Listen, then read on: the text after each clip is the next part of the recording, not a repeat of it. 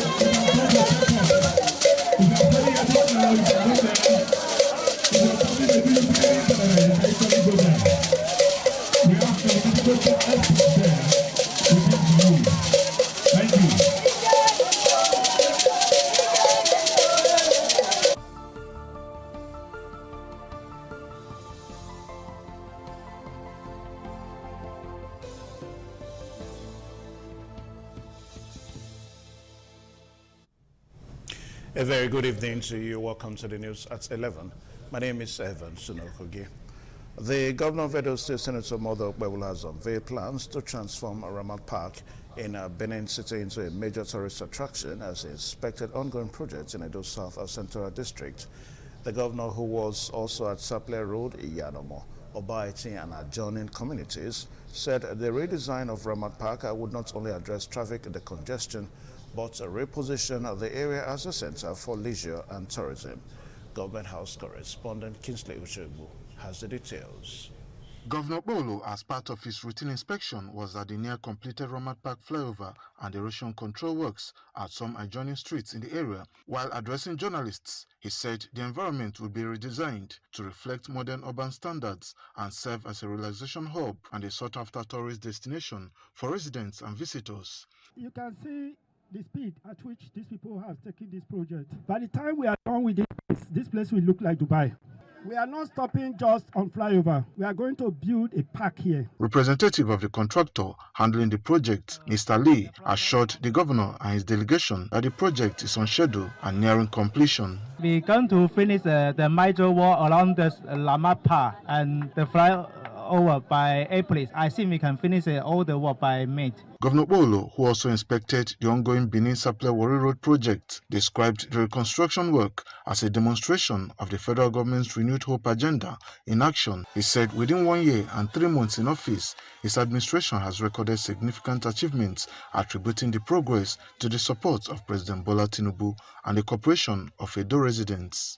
Look at what we have achieved within a short time. We could have not done this if we are not getting the blessing of Mr. President. This road, before now, you can't pass this road. You see the area where we came from. It took us hours just within half a kilometer. But today, a lot is happening. Tell me who will not vote for Mr. President as far as they are seeing what is happening in Edo. Governor Okpebholo rounded off the inspection at the ongoing Catholic Charismatic Renewal Road in Ubuyoko, with a strong commitment that road infrastructure remains his administration's top priority, while the transformation of Ramat Park into a tourist attraction will stand out as one of his administration's signature projects. From Benin, Kingsley Uchegbu, ITV News. Discipline remains the bedrock of any successful organization. Without it, there can be no effective command structure or potential efficiency. This was the position of the Corps Marshal of the Federal Road Safety Corps, Sheikh Mohammed, at a sensitization program on the reinforcement and strengthening of control in field commands held for personnel of the Edo Sector Command on Tuesday. Jola Adeoju brings the details. Hall 1 of the John Odige Oyegun Public Service Academy played host to the Corps Marshal, who was represented by the Deputy Corps Marshal in charge of Administration and Human Resources, Pauline Olaye. Also in attendance was the Zonal Commander, Assistant Corps Marshal Joseph Toby, alongside the marshals and officers of the Edo Sector Command. In his welcome address, the Sector Commander, RS 5.1, Edo Sector Command, Corps Commander Cyril Matthew, described the gathering as a strategic initiative aimed at reinforcing the core values that define officers of the Corps. As custodians of safety on our highways, the expectations placed upon us are high. The lives of countless road users depend on our vigilance. Let us therefore recommit ourselves to professionalism, lawful engagement with the public. Speaking at the event, the Corps Marshal, represented by Deputy Corps Marshal Pauline Olaye, explained that the program was an urgent intervention prompted by recent operational reports which revealed concerning trends that cannot be ignored. Over the past months, we have observed a disturbing decline in discipline. We state clearly and without ambiguity that such behaviors are unacceptable. They violate our regulations, contradict our core values. We must remind ourselves we were established to save lives and serve the public with integrity. The program featured an interactive section during which challenges faced by officers in the course of duty were extensively discussed. Some officers who spoke said their commitment to duty had been renewed and strengthened following the sensitization program. I'm going back to go and tell staff in my command what we have gained, and we expect that from this program there will be a total turnaround in our operational activities. It has really impacted on us. We are going to take it further to make amends on those ways that need to be corrected. I want to make a special appeal to road users. Ensure that you keep to the rules and regulations as it concerns the road. From Benin, Jola Adeoju, ITV News. The construction of pipeline by Coca-Cola factory at Aduwa, Ekpoba, local government area, Edo State extending through Upper Mission Extension to Ekpoba River to discharge industrial waste from the factory has raised a concern from the locals, bringing to bear critical questions about the nature of the waste being released and its potential impact on the river ecosystem and the livelihoods of those who depend on it. Pius Nsoro has more. Some community leaders voiced their concerns about the lack of public consultation and environmental impact assessment before the pipeline project commenced. They are demanding immediate action to protect their water source and preserve their livelihoods. Went there to actually confront them, to ask them about the waste, about the health hazard that they are bringing to Ekpoba River. I just want to know the content of the waste, one, then two, you guys say you have the environmental impact assessment thing. Now this water, so now we they use till they bath, till they cook. While Coca-Cola claims to have installed effluent water plants in all its Nigerian facilities since 2002, ensuring wastewater is treated before discharge, concerns by the locals remain about whether the waste being channeled to Ekpoba River meets regulatory standards. Professor Julius Iyasele, an expert biochemist, warns that improperly treated wastewater often carries toxic elements that may accumulate in the ecosystem, affecting water quality and rendering it unsuitable for drinking, irrigation, or consumption by aquatic organisms. With the disposal of that effluent into Ekpoba River, it will increase the chemical and biological oxygen demand. What that means is that all aquatic organisms require oxygen for life are compromised. Dr. Michael Obare Akarame, a lecturer in the Department of Environmental Management and Toxicology, University of Benin, said industrial wastewater can contain harmful pollutants that could degrade water quality. He emphasized the need for sincerity on the part of the company in ensuring that the right thing is done. The community, the company of concern and government must sit together, and there should be a level of openness, especially from the aspect of the company. For government, it is time for them now to do more. There should be more monitoring of effluent from industries. Edo State Commissioner for Environment and Sustainability, Honorable Nosa Adams, said his ministry will ensure strict monitoring and enforcement measures to enable compliance with national environmental standards and regulations enforcement agency guidelines. We have asked the monitoring team of the ministry to follow it up seriously and be sure that they conform with the environmental standard and regulation. Ours is to ensure that the waste are treated with effluent plants, and the proper remediation program is set out for the method or the best method to discharge the waste. It is a known fact that Ikoba River is already battling pollution from abattoirs, markets, car washes, and other sources. And Benin City currently is grappling with growing environmental concerns. Directing chemical water to the river will further worsen the situation. From Benin, Pius Nsogo, ITV News. In the meantime, the Edo State Ministry of Environment and Sustainability has ordered Coca-Cola Company to halt the project until a proper assessment is carried out. Away from that now to some political matters, where we have the story that the Jerry Tenebe-led executive of the Edo State chapter of the All Progressives Congress has been re-elected for a second term of 4 years at the party state Congress held at the Sir Victor Wifo Creative Hub Airport Road in Benin City. The Congress, attended by Governor Monday Okpebholo and party delegates from the 18 local government areas of the state, was witnessed by members of the APC National Congress Committee and officials of INEC. Government House correspondent Kingsley Uchegbu has the story. Members of the APC across the 192 wards in Edo State unanimously affirmed the re-election of the 36-member state executive led by Jarrett Tenebe. Other elected principal officers include the Deputy Chairman, Honorable Sylvester Aibobo, Secretary, Engineer Lawrence Oka, and 33 others. The new executive, elected in line with Section 20, subsection 1 of the party's constitution, was presented before delegates by the Chairman of the party's National Congress Committee, Honorable Kabir Ajana. The support of the executive to be led by Emperor Jarrett Tenebe. Say aye. I advise you to remain humble in your victory and ensure that you carry everybody along in your day-to-day activity. In his acceptance speech, the re-elected Edo APC chairman, Jarrett Tenebe, pledged to keep the party united and focused as it prepares for future elections. The executive also unanimously endorsed President Bola Tinubu, Governor Monday Okpebholo, and the former APC national chairman, who is also the senator representing Edo North, Senator Adams Oshomole, for a second term in office. As we embark on this new beginning, I emphasize the urgent need for unity, cohesion, and inclusivity within our party and across the state. Senator Adams Oshomole, in his remarks, commended the party's successful consensus arrangement and praised Governor Okpebholo for his efforts in fostering peace and cohesion across the 18 local government areas. I believe you have paid your dues, and therefore the unanimity with which you are re-elected today is something that flows from what you have accomplished.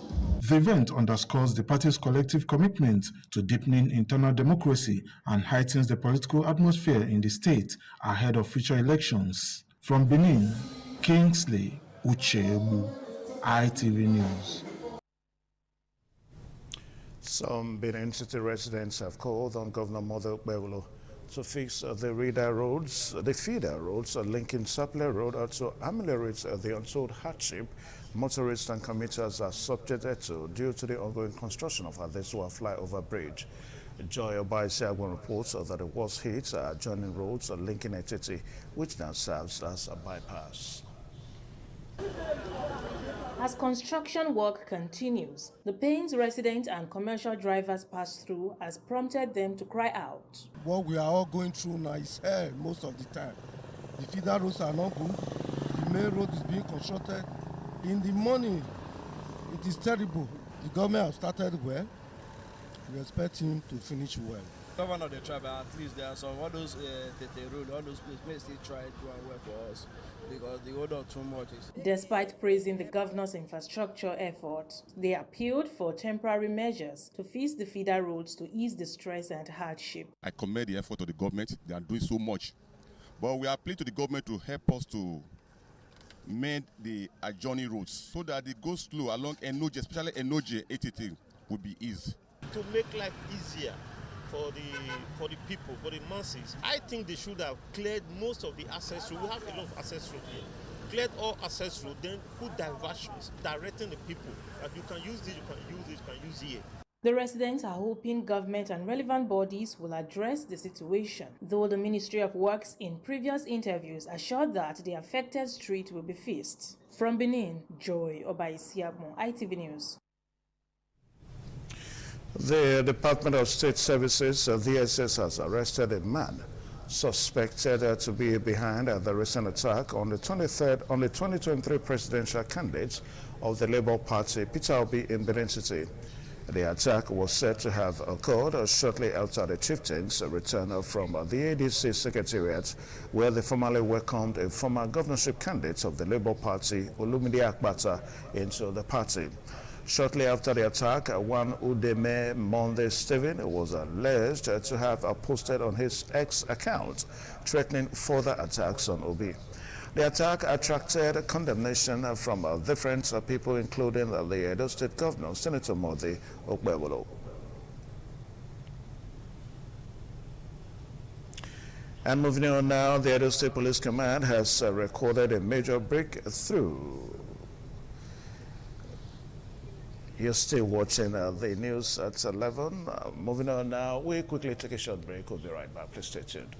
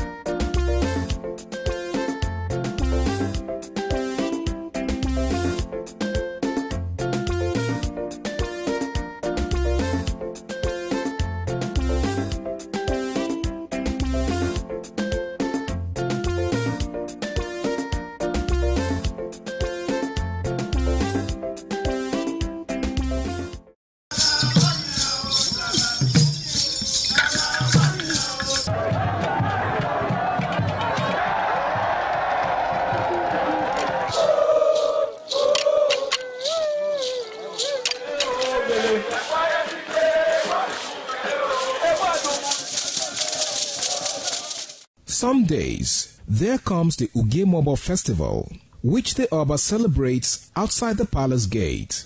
A pavilion is built of red cloth where rites are performed to drive away all evil spirits still unsatisfied by the year's sacrifices.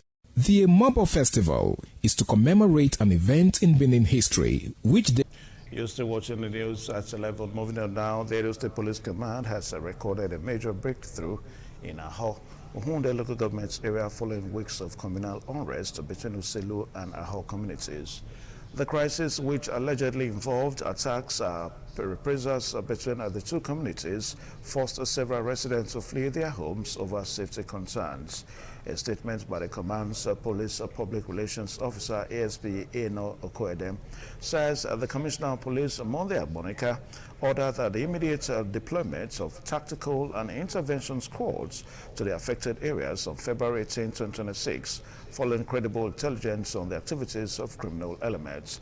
The combined security teams carried out an intelligence-led operation combing identified flashpoints and hideouts within the community under the supervision of Divisional Police Officer. Police says the operation led to the arrest of 4 suspects and a recovery of 2 AK-47 rifles and 2 magazines loaded with 33 rounds of live ammunition. Preliminary investigations are ongoing and the suspects are expected to be charged to court upon conclusion of investigations. The Commissioner of Police also assured the residents of adequate security architecture to guarantee their safety and warned that the command will not tolerate any form of violence or criminality in the state. And still on the news now, analysts on the Breakfast show this morning on ITV examine crucial political and global issues. The report by Ehizu Hunamuri is presented by Thomas Sadu. From the Benin Network Center, political analysts Chris Ojekere and Ahmed Momodu, who joined virtually, discussed democracy and political rivalry, highlighting what they describe as signs of democratic regression in Nigeria, making reference to the recent attack on former Labour Party presidential candidate in the 2023 elections, Peter Obi, and members of the African Democratic Congress. As a focal point, they advocated the need for tolerance, rule of law, and credible institutions. For the sake of those who want to assault democracy, they should allow free and fair election in 2027. Because the will of the people united. We need to tone down the rhetoric. The elite, the political elite, that includes myself and my leader on the other side, we need to continuously tone down this rhetoric. All of this violence doesn't help anybody. It doesn't improve the quality of life of the people who want the political elite to move us forward. And I'm happy that, as you pointed out, the DSS has arrested some individuals. There's one Udeme who they said is making useful statements. From Lagos Network Center, Public Affairs Commentator Chris Ososa reacted to the change of date for the 2027 presidential election by the Independent National Electoral Commission, INEC, assessing its likely impact on the forthcoming general elections. If you're not careful with how you calculate the shifting of the date, you could run up, and when you run into some illegality, you make a total mess of the election period. You have to delay the election much further and then go back to the National Assembly to rework the law that guides the election. Meanwhile, from Abuja Network Center, Yashau Aliyu analyzed the ongoing war involving Iran, examining its broader global economic implications. If you take what is going on, definitely it was skyrocketed, and that is inflation. Thomas Sado, ITV News. And for the ever-exciting world of sports, let's join Osemudiame Osaigi.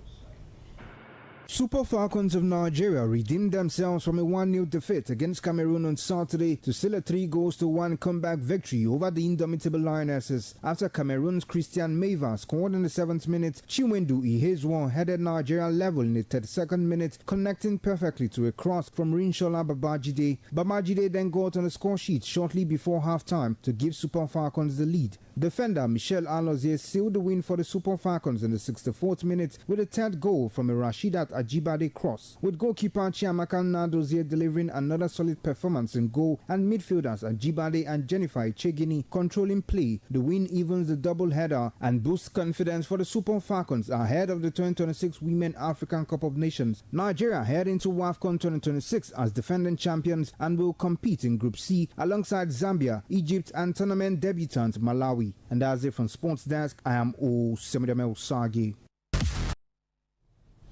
And from that now, we want to say a very big thank you for watching the news at 11 tonight on Independent Television. My name is Evan Sunokoge. Good night and God bless you.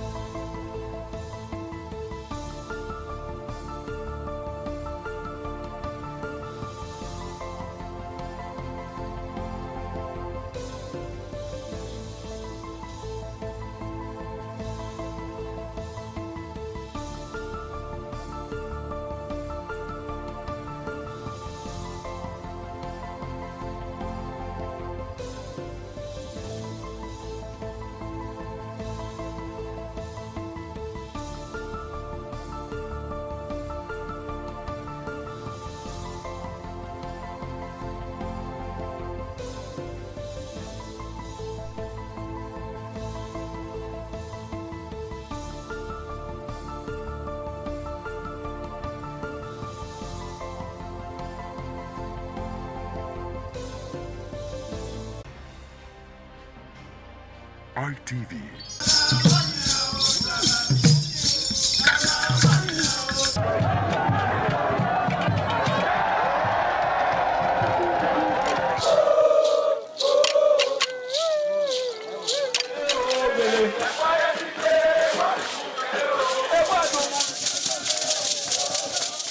Some days, there comes the Uge Mobo Festival, which the Oba celebrates outside the palace gate.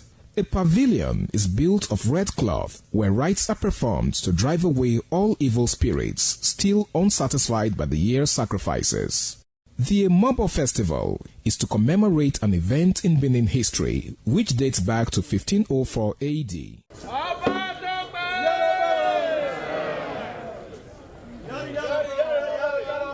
Yari yari, Oba Tope!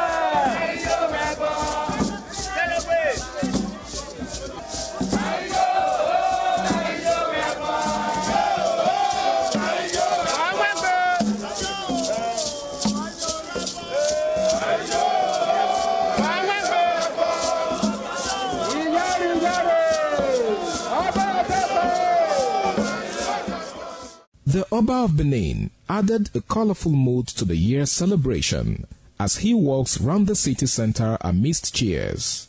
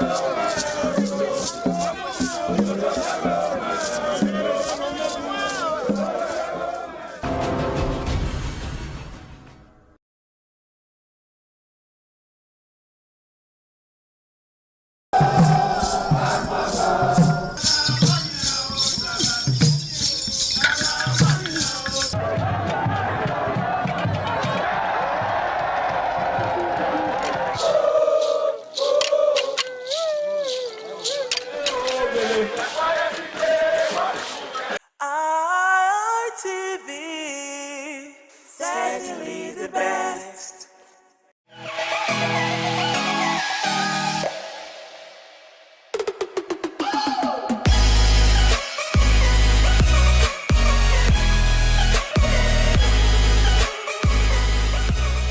All right, it's another lovely episode of your favorite rendezvous for men on television, and I'm talking about the Guys Hangout Show on Independent Television, reaching you live from the city of Benin.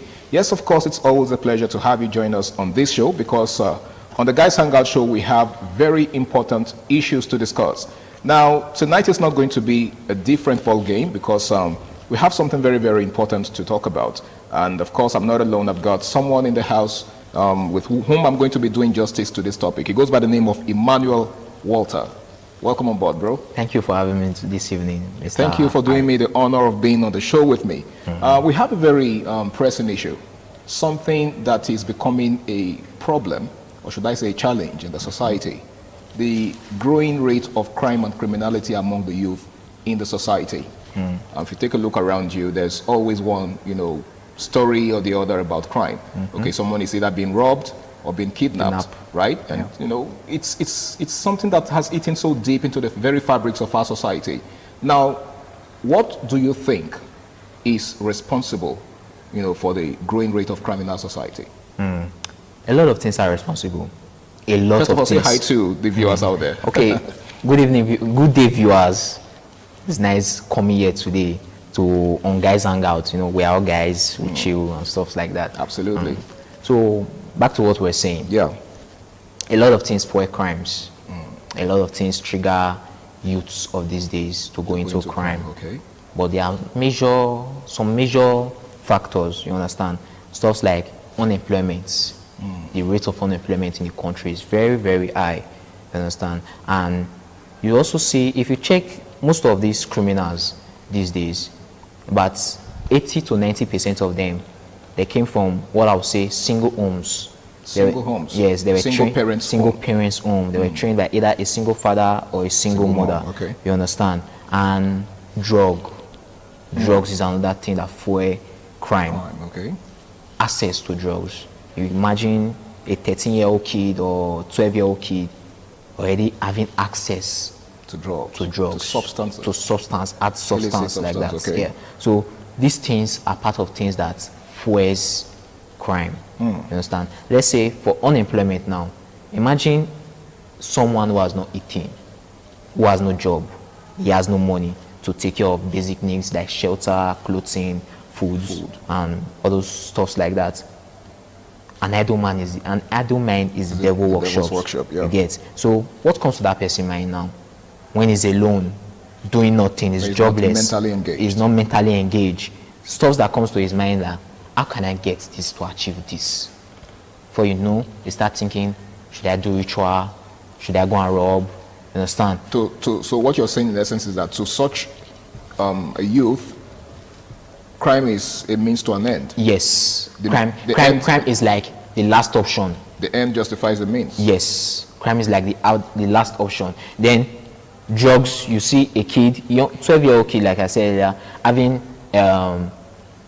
access to this illicit substance and start taking it. The next thing, you see your friends, you can't fund that thing now because you're already addicted to it. You're already addicted to it and you need to fund, you need to keep taking it for you to keep moving. The next thing you are thinking is how to steal from your mother or how to steal from your father or how to just look for enemies just to get just to be able to afford those just things. To be able to afford could that be the reason? Could that be because some of these substances don't come cheap?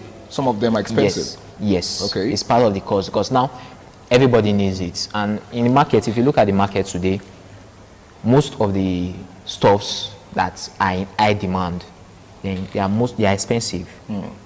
They are expensive because the seller will tell you that you have no choice. You need it. You need that thing. You have no choice but to pay the amount. If they ever tell you 10,000 naira, you guys to pay the 10,000 naira. Wow. Because you yourself, you know that you need that thing. You know what that thing, the value it has for you. So that's the reason most of all these drugs, they come really, really expensive. And now, coming expensive now, youths that don't have jobs, you get, that takes this substance. Yeah. They tell you this thing now is 10,000 naira. You have no job.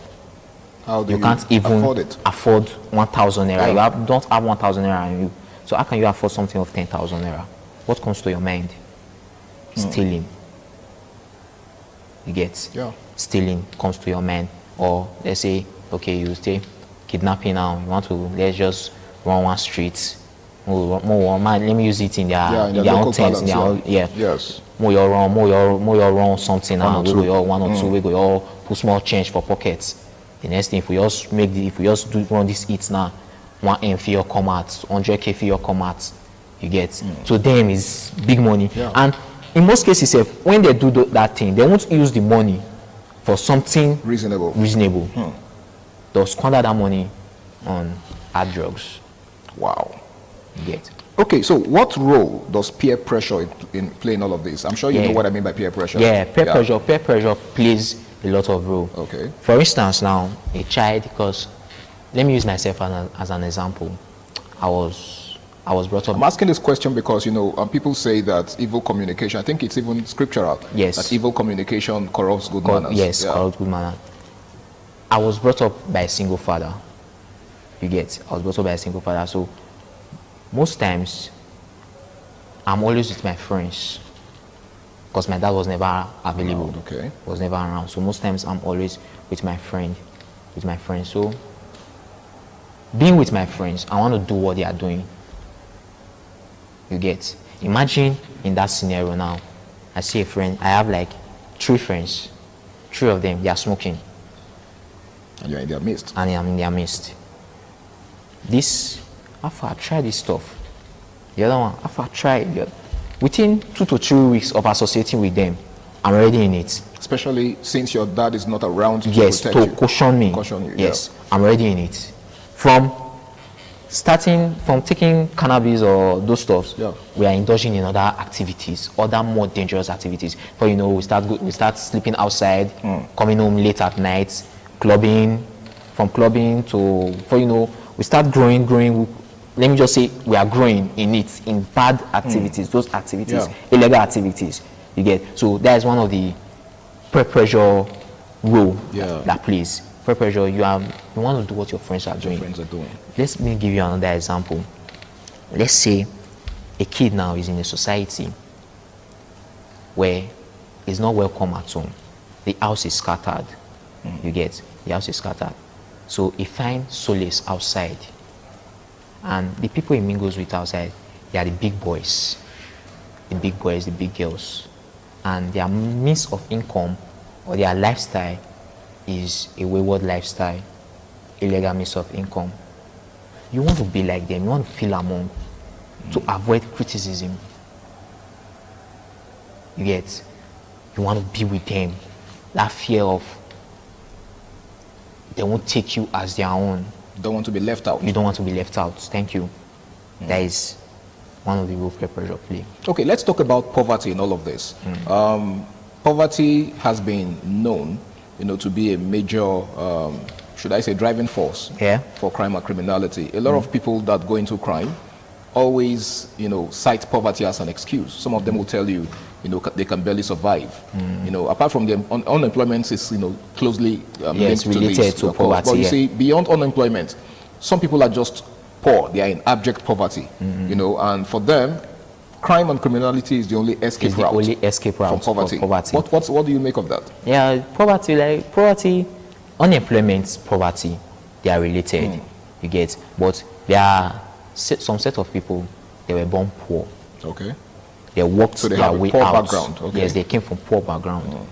They worked their way out of poverty through legal means. Legal means. Legal means. So you're saying, in essence, is that you don't have to, take to crime or criminality to break out of poverty. Break out of poverty, you don't have to. So those people that tell you because they are poor, they are just looking for an excuse. Looking for an excuse, or they are lazy people. Let me say they are lazy people. You get? They don't want to work hard. They don't want to go through the legal source. They want a quick, okay, now, let's say social media. Someone who is poor, you and your classmates, that went to the same school, was in the same class, good buddies, close friends, tight friends. Yeah. You get, after school now, you're on social media, you're scrolling through Facebook, and next thing you see, that's your classmates, that was your very close buddy back then in school. He's doing well, he's doing fine suddenly, and you're like, ow. You get? And then you are probably not doing so well yourself. You are not doing so well yourself. Two things. How you want to link up with that your friend. You get? Or how you want to make your own self comfortable to be like that your friend. Okay. So that when next you guys see, you can measure up. You can measure up. So you don't begin to feel less of the person in his presence. Yes. You get? So now, when you are thinking those stuff, you are thinking what to do. In most cases, you are able to link up with that your friend. You start begging your friend, Omo, I want to use the local man language. Okay. Omo, I broke, I don't get money, life hard, I never parents, I never chop since money. You get? And that your friend like, afar bro, chill, okay, let me put you through, see what I'm doing. Let's say the friend is into illegal means, and it shows you, and you are desperate. Desperation is another thing. Desperation. Yes. Now, before you throw more light on the desperation part, I would like us to go on this very important break. It's still the Guys Hangout Show on Independent Television. Please stay tuned.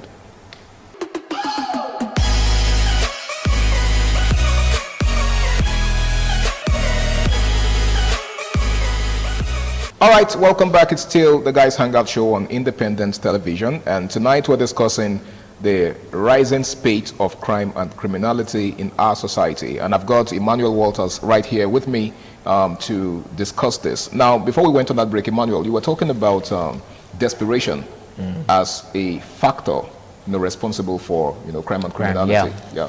Like I was saying earlier, desperation is another thing that drives the mind of a youth. Okay, so you're saying when a young person is desperate to succeed? Yes. It can go any means. It can go any length. Any length. Just to make money. You want to drive that latest car, you want to wear that latest designer, you want to eat that fine girl in your streets. You get? Those things, you are desperate to do those things. That motive, you must do it by all means, desire. You get? Now, you see your friend that it tells you that this is what I do to do it. You are desperate.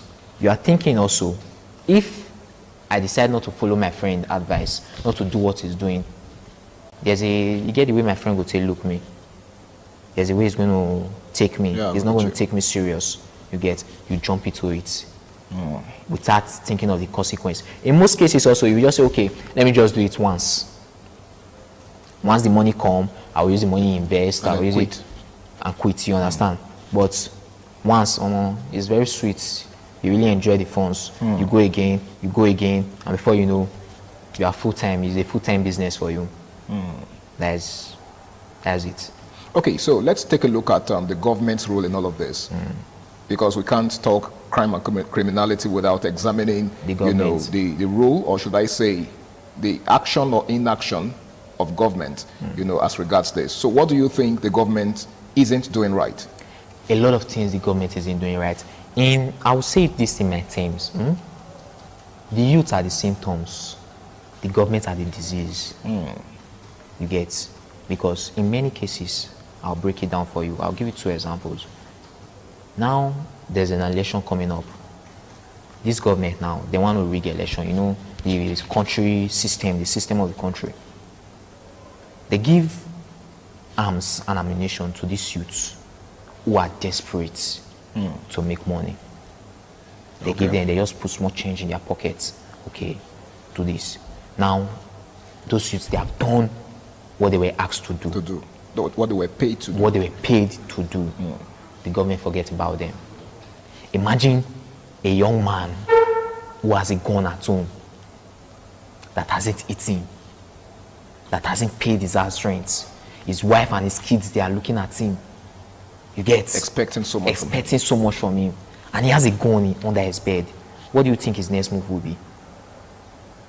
To go out in the night with that gun to rob. Another scenario again now. Okay, we were able to catch some criminals. What are we going to do with those criminals now? You dump them, you put them in prison. Let's say you caught an 18-year-old kid. You put him in prison. The prison cell that you kept him in, there's another adding criminal in that cell. What do you think is going to happen? You are just breeding more criminals. You get? You are breeding more criminals. That kid now coming out. Let's say you give him 1 year imprisonment. After 1 year, is in a cell with about 3 or 4 adding criminals. After 1 year, it comes out. What do you think is going to happen? It's going to be way more worse than how it went in. More deadly than how it went in.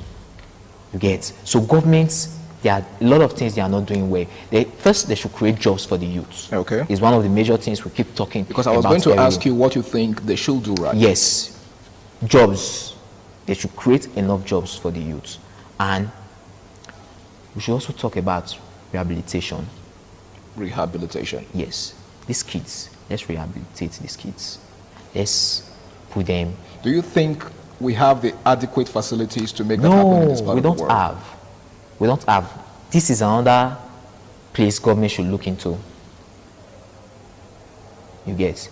I think in some Western countries, most Western countries, we have prison for girls, prison for women. Yeah, and then there are penitentiaries as well, especially in the US. Yeah, prison for kids. Yeah.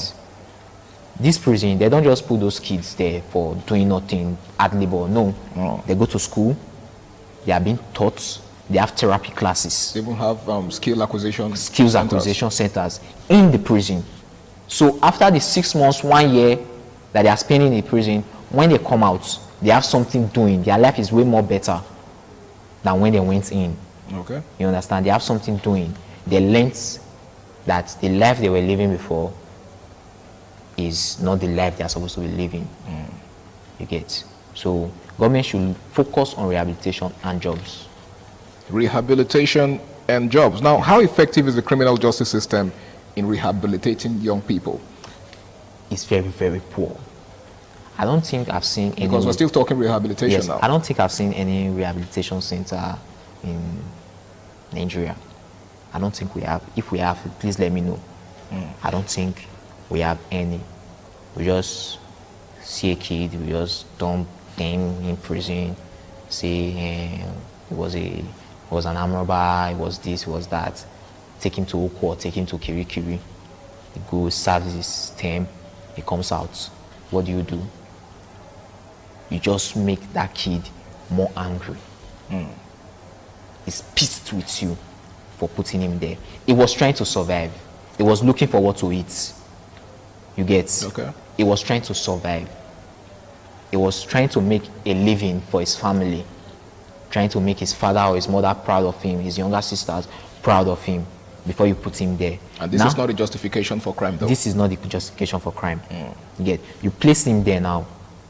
He's thinking, if he comes out, how is he going? How is the family going to accept him? Okay.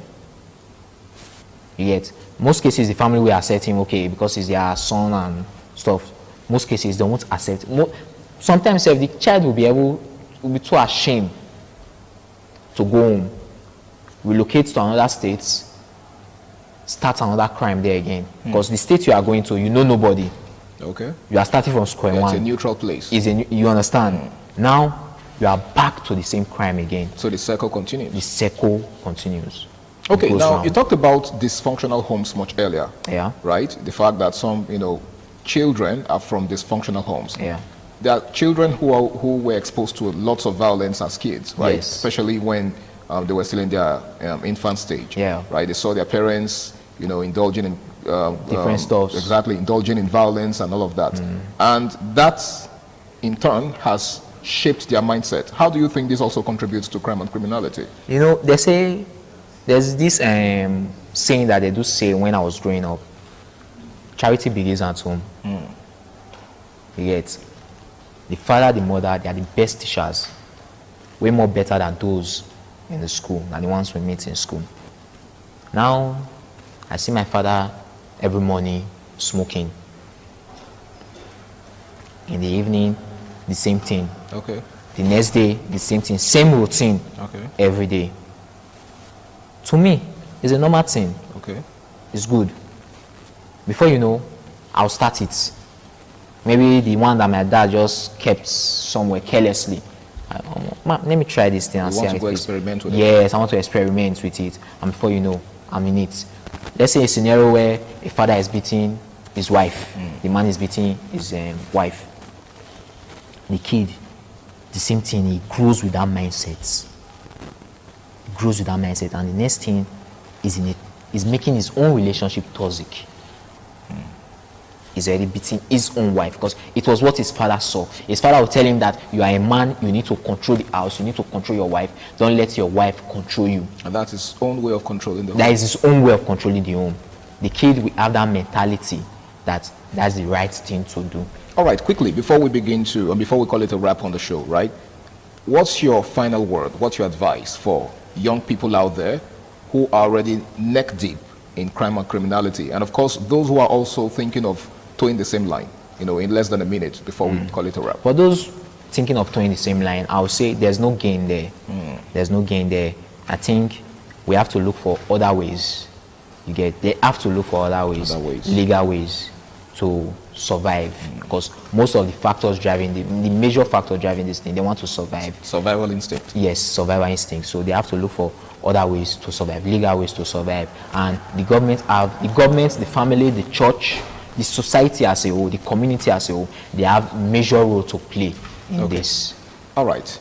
I actually do wish we had more time on this show, but you've done justice to this topic, and I must say a very big thank you to you, Emmanuel Walters, my pleasure, for being on the show with me. It's been the Guys Hangout Show on Independent Television, and we'll be taking a look at the growing rate of crime and criminality amongst the youths in the society. Well, crime is a menace that needs to be stamped out of our society.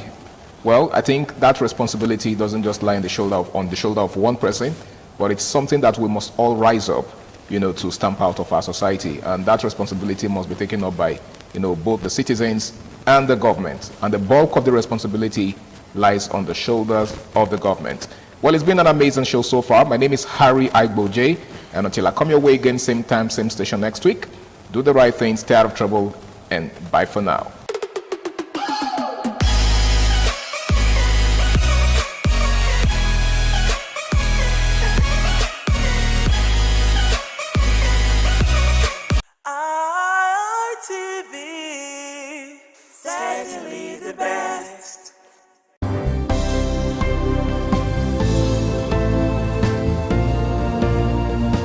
Thank you very much for joining us on the program, Healthy Living. What is the kidney? The kidney is an excretory organ in the body, which is for metabolism. Tuberculosis affects many organs in the body, but the common ones it usually affects is the lungs. Epilepsy is a neurological problem.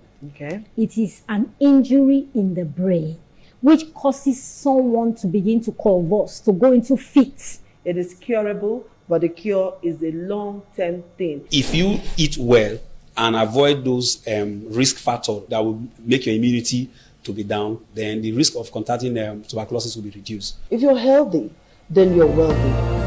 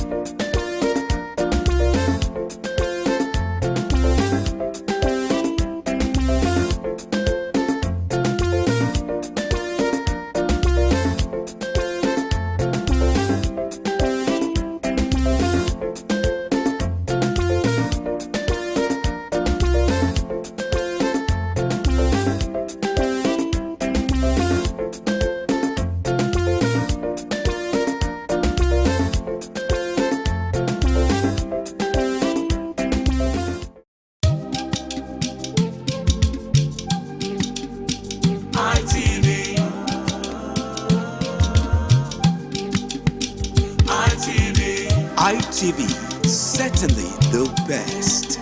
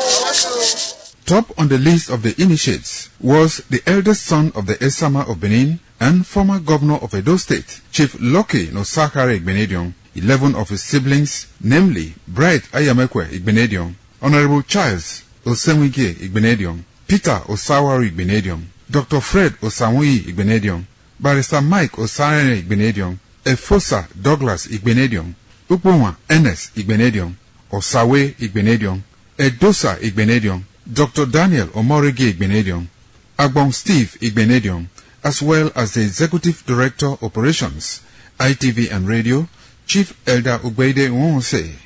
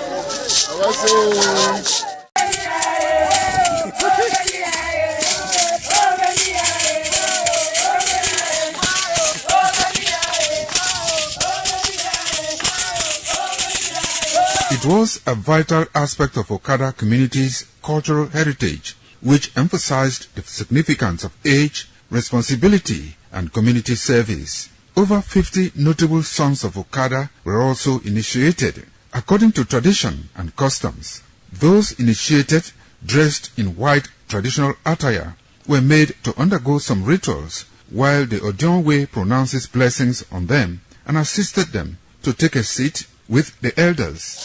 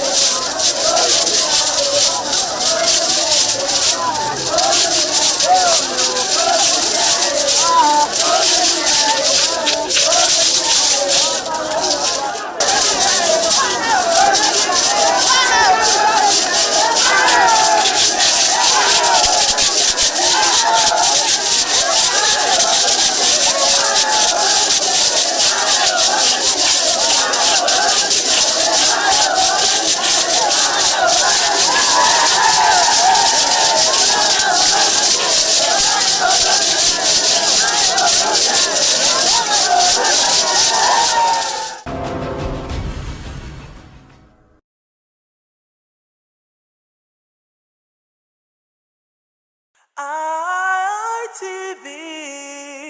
certainly the best.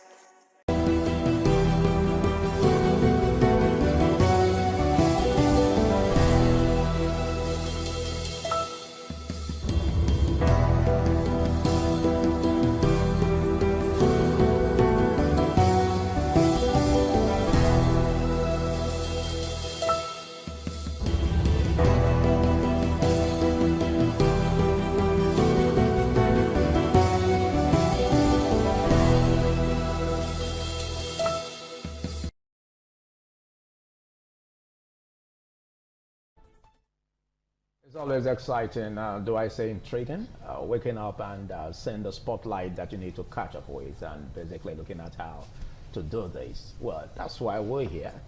I want to say a big morning to you and great to have you join us on this morning on ITV. My name is Philip Omogyupo. Well, you should expect that we've got great personalities, you know, to look into issues of today, looking at the discussions and all of that. But I'm not alone on this. From the Benin Network Center, I've got at my immediate left, they say ladies first. Of course. I have Anoluwapo Stevens. Good morning. Good morning, Philip. Good to see you, as always. You look radiant. Thank you so much. You look good too. I love your outfit. Oh, thank you so much. Well, close to Anna, we've got Lawrence Osifo. You got a big bite this morning. Yeah, don't mind my voice anyway. All of us are trying to grapple with this whole Qatar and cough kind of. Really? A happy new month to you guys. I think this is the first time we're seeing for the month on Sect. On Sunday, we were here together. Monday, some of us were here, some of us were here. So happy new month, guys. Thank you very much. That reminds me, the month of marching forward. Yeah, for us that were born in the month of March. Oh, it's your birthday. I can see that. This is my birth month on the 6th, actually. I can see that. In 3 days' time. Wow. So, happy birthday in advance. Thank you. How old would you be? How old would I be? It's a personal issue. I wasn't expecting you to respond by the way, but hey. And apart from that, I hope you know it's not just to say that your birthday is forthcoming. Yeah. You have to prepare ground. There are implications. There are implications.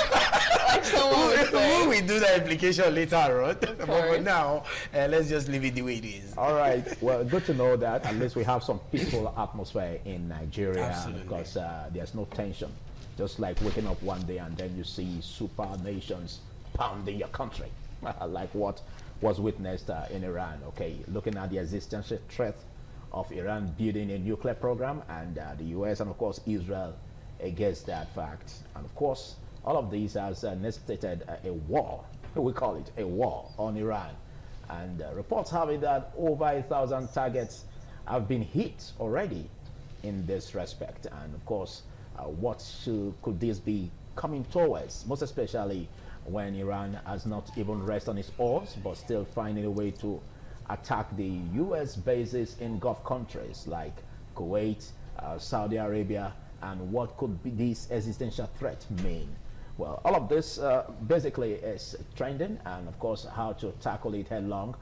The U.S. and Israel having a big fight on Iran.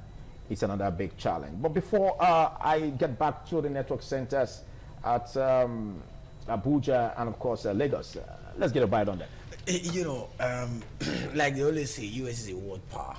No matter what you try to do, you cannot fight that country. Take it or leave it. That's why we now have another country like Israel in collaboration with the US. So whatever you are building, whatever nuclear might you're building, once these two guys mean you, they meant you. And we know the person of Donald Trump. He's not a joker.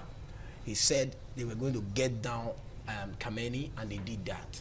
So it was even really surprising that yesterday we now saw some of our guys, or rather some of our people in Lagos, the Shiite, whatever in Lagos, they were all, protesting against the killing of Khamenei. I was like, what is this? How do you guys do all of this? Like, you just wake up in the morning and you say, you're protesting against things that you're not supposed to protest against when we have our own pressing issues. So why protest? So like I said, the US and Israel, then when you now add country like what is it called to it, Putin's country, Russia, I mean, you're good to go. So I'm pretty sure what they are really doing, some persons will not agree with what they are doing, that they want to control the world, but they are world powers. You can't take that away from them. So who gave Iran the right to now start piling up nuclear weapon. What do they want to use the nuclear weapon to do? That's the first question we'll ask ourselves. Well, the big question again, who gave Iran the right? Exactly. Well, they're going to be coming on that, and that's why they are exactly, going against Israel and, of course, the U.S. Who's going to win in all of this fight? Well, we always do. I know. Well, the big man in the middle, maybe, but it seems Donald Trump. Who is the big man in the middle? I don't know if you ask me, but it seems Donald J. Trump is not backing down anytime soon because latest feelers we are getting is him saying the whatever that is going on is still going to persist for a couple of days. Yeah. Some persons say 5 days. We do not know how long this would actually, skyrocket, but a lot of persons are fearing as regards escalating all of the wars going on right now. There are those who are saying, are we expecting or should we be expecting World War III moving forward? That's a big one. That was on my mind. And interestingly, the last time this thing happened was in 2003, and coming down to 2026, one of the main objectives of this war or whatever is going on right now, as you would put it, between America, Iran, and of course Israel, Donald J. Trump did state that he is trying to change the regime right there in Iran. Take you back to the fact that the supreme leader who got killed, and I also did hear that his wife and some other, notable personalities around him got killed over the weekend, has been in power, was in power for over 3 decades.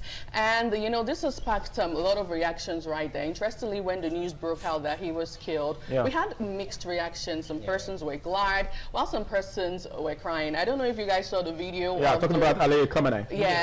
I don't know if you saw the video of the news presenter who was reeling out the news and then he was crying. There are some persons who would say he was just pretending, and there are those who would say that, that's like the state of what is going on. But I really want to talk about how this affects us here in Nigeria. Because, feelers have it that we might also be impacted if this actually elongates for the certain period of time.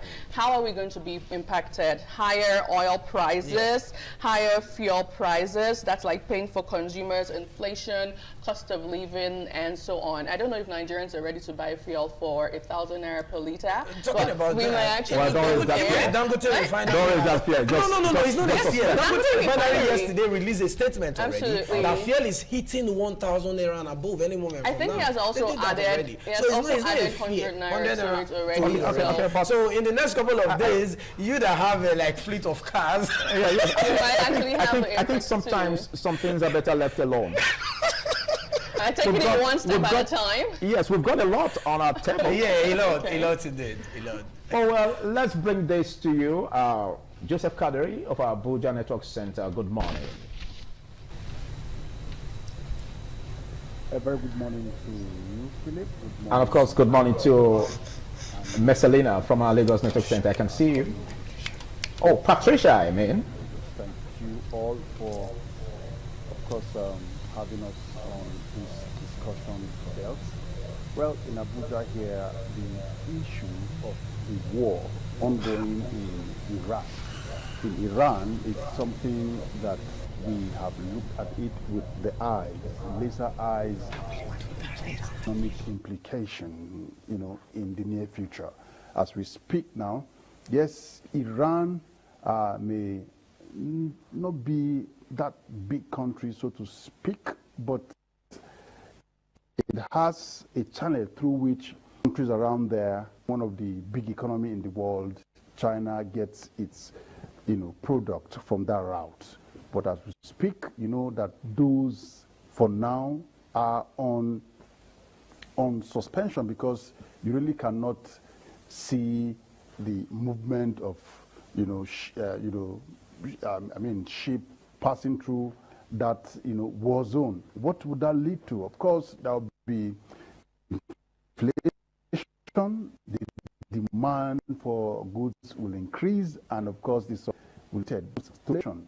And then when you look at the China economy, most of its supply comes through from that Iran route. But as we speak, it's not going to be possible, and which means that about 80–90% of the firm in China, manufacturing industry in China, will not get supply for their raw materials, and at the same time, they cannot, export finished goods.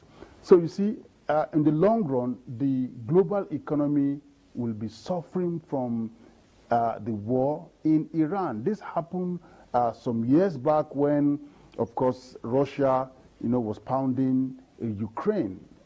In no distant time, we saw the increase in the prices of loaves of bread. And why was that? Because Ukraine is the hub for the production of wheat. And because it is not in good shape, not in good condition, the atmosphere is not friendly for, the cultivation of land, for the plantation of wheat. What did we see? Across the globe, there was increase in the prices of wheat, and that reflected in the finished product, which is the bread. And so the same thing we may be seeing with what is going on now in Iran. Of course, there are predictions that price of crude oil is shooting up to $80 per barrel and even beyond. And when that happens, the finished product, which is the refined product, the PMS, the diesel, the AGO, of course, kerosene and jet A1, all products of crude. Thank you. And that was. Thank you, Joseph Kaduri. Well, I just have to cut in quickly, but big thanks for giving us that very massive, development from China. And of course, you look at the need to find a way to tackle the effects of this war. We call it a war, and just like Anu said, this could be a build-up to, we don't pray for that anyways. This could be a build-up to the Third World War. Well, let's get to you, Patricia. Good morning. You look ravish. Oh, did I say ravishing? Good morning, Patricia.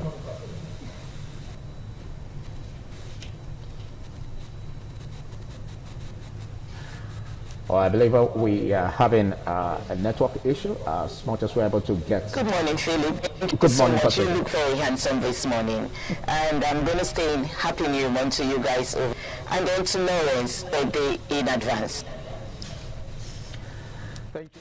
Do you want to make a comment on what has been said so far as regards the Israel and U.S. war on Iran? Thank you for having me this morning. So I said I was going to say Happy New Month over the Atlantic in a conversation.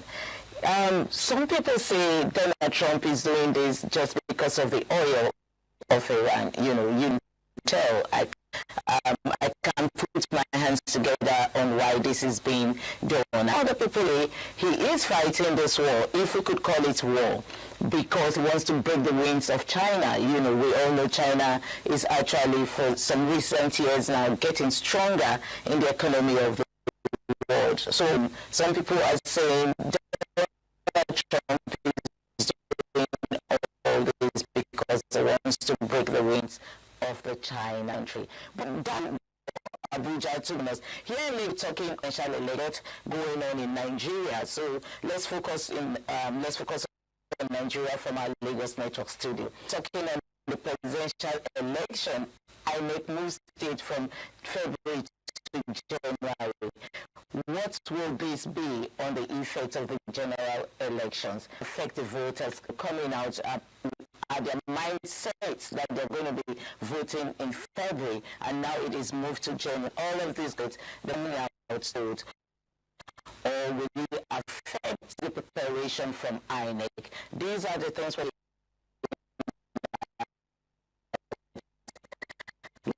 later today, and we have some take analysts to Okay, thank you, Patricia. We sincerely apologize for the distortions due to poor connectivity from the Lagos Network Center. Well, we're also going to be looking at democracy and political rivalry here from the Network Center, where we take our time to, x-ray and examine possibly, if we say there is democratic regression in Nigeria. And just as Abraham, said, in terms of Abraham Lincoln said, as regards a simple definition of democracy, where you say is a government of the people, by the people, and for the people. But when we begin to see, political rivalry, instead of contributing, bringing about a healthy competition to improve on democracy, rather is doing the otherwise, then it becomes an issue. Something really happened in Edo State last week, and of course the ADC, where there were gun attacks, on the members, and of course even why the meeting was shifted to the former governor of Edo State in the person of Odige Oyegun, Chief Odige Oyegun. Again, they came to the house, the residence, and also did some dastardly acts, and all of this is also creeping into how healthy the 2027 election is going to be. Well, before we take a break on that, let's have your say on this, Arno, in a minute. Right, so I'm just going to say that anytime I hear glitches or network issue, I just fall back to INEC and the whole razzmatazz that went on with the electronic transmission of results in real time. Interestingly, over the weekend, we had the INEC boss come out to talk about so many things as regards the 2027 general election. And one of the things he made mention is the fact that Nigerians should not have their hopes all too high, because we shouldn't expect a perfect election come 2027. So perhaps, maybe that's why we're seeing all of the shenanigans that has been playing out, since the build up to the 2027 general election. That's why we're seeing it all around us. But it speaks a lot about political intimidation.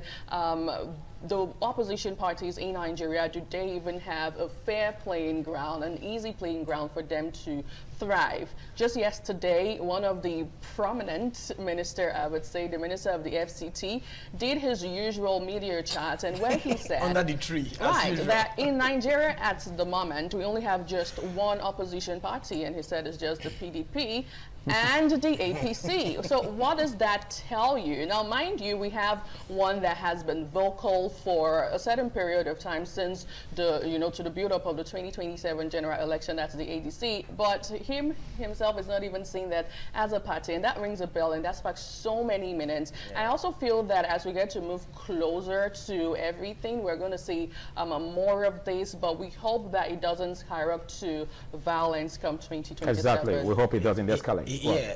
Let's get your few words, Lawrence. Talking about that, what transpired in our great state some days ago. First up, thumbs up to the DSS, because as at yesterday, they said they've arrested the persons involved in that situation last week. So thumbs up to the DSS. I always say, if our security agencies are ready to work in this country, definitely they will work, unless they don't just want to work. I have some guys there that works there, so we chat, we talk about things. The guys have been apprehended, but another thing is, hope you did not apprehend the wrong person. And apart from that, how do you prosecute it? Exactly. It's not just to apprehend. Thank you. That's I want to see the finishing of the process. So for me, I think it's high time we grew beyond this politics of rivalry. If a party that have a manifesto, or you have what you want to do for the people, you shouldn't be fighting and carrying guns and killing. Because at the end of the day, if you finish killing the people, who do you govern? Well, but to a point, a political rivalry could be seen as healthy. No, it's not healthy.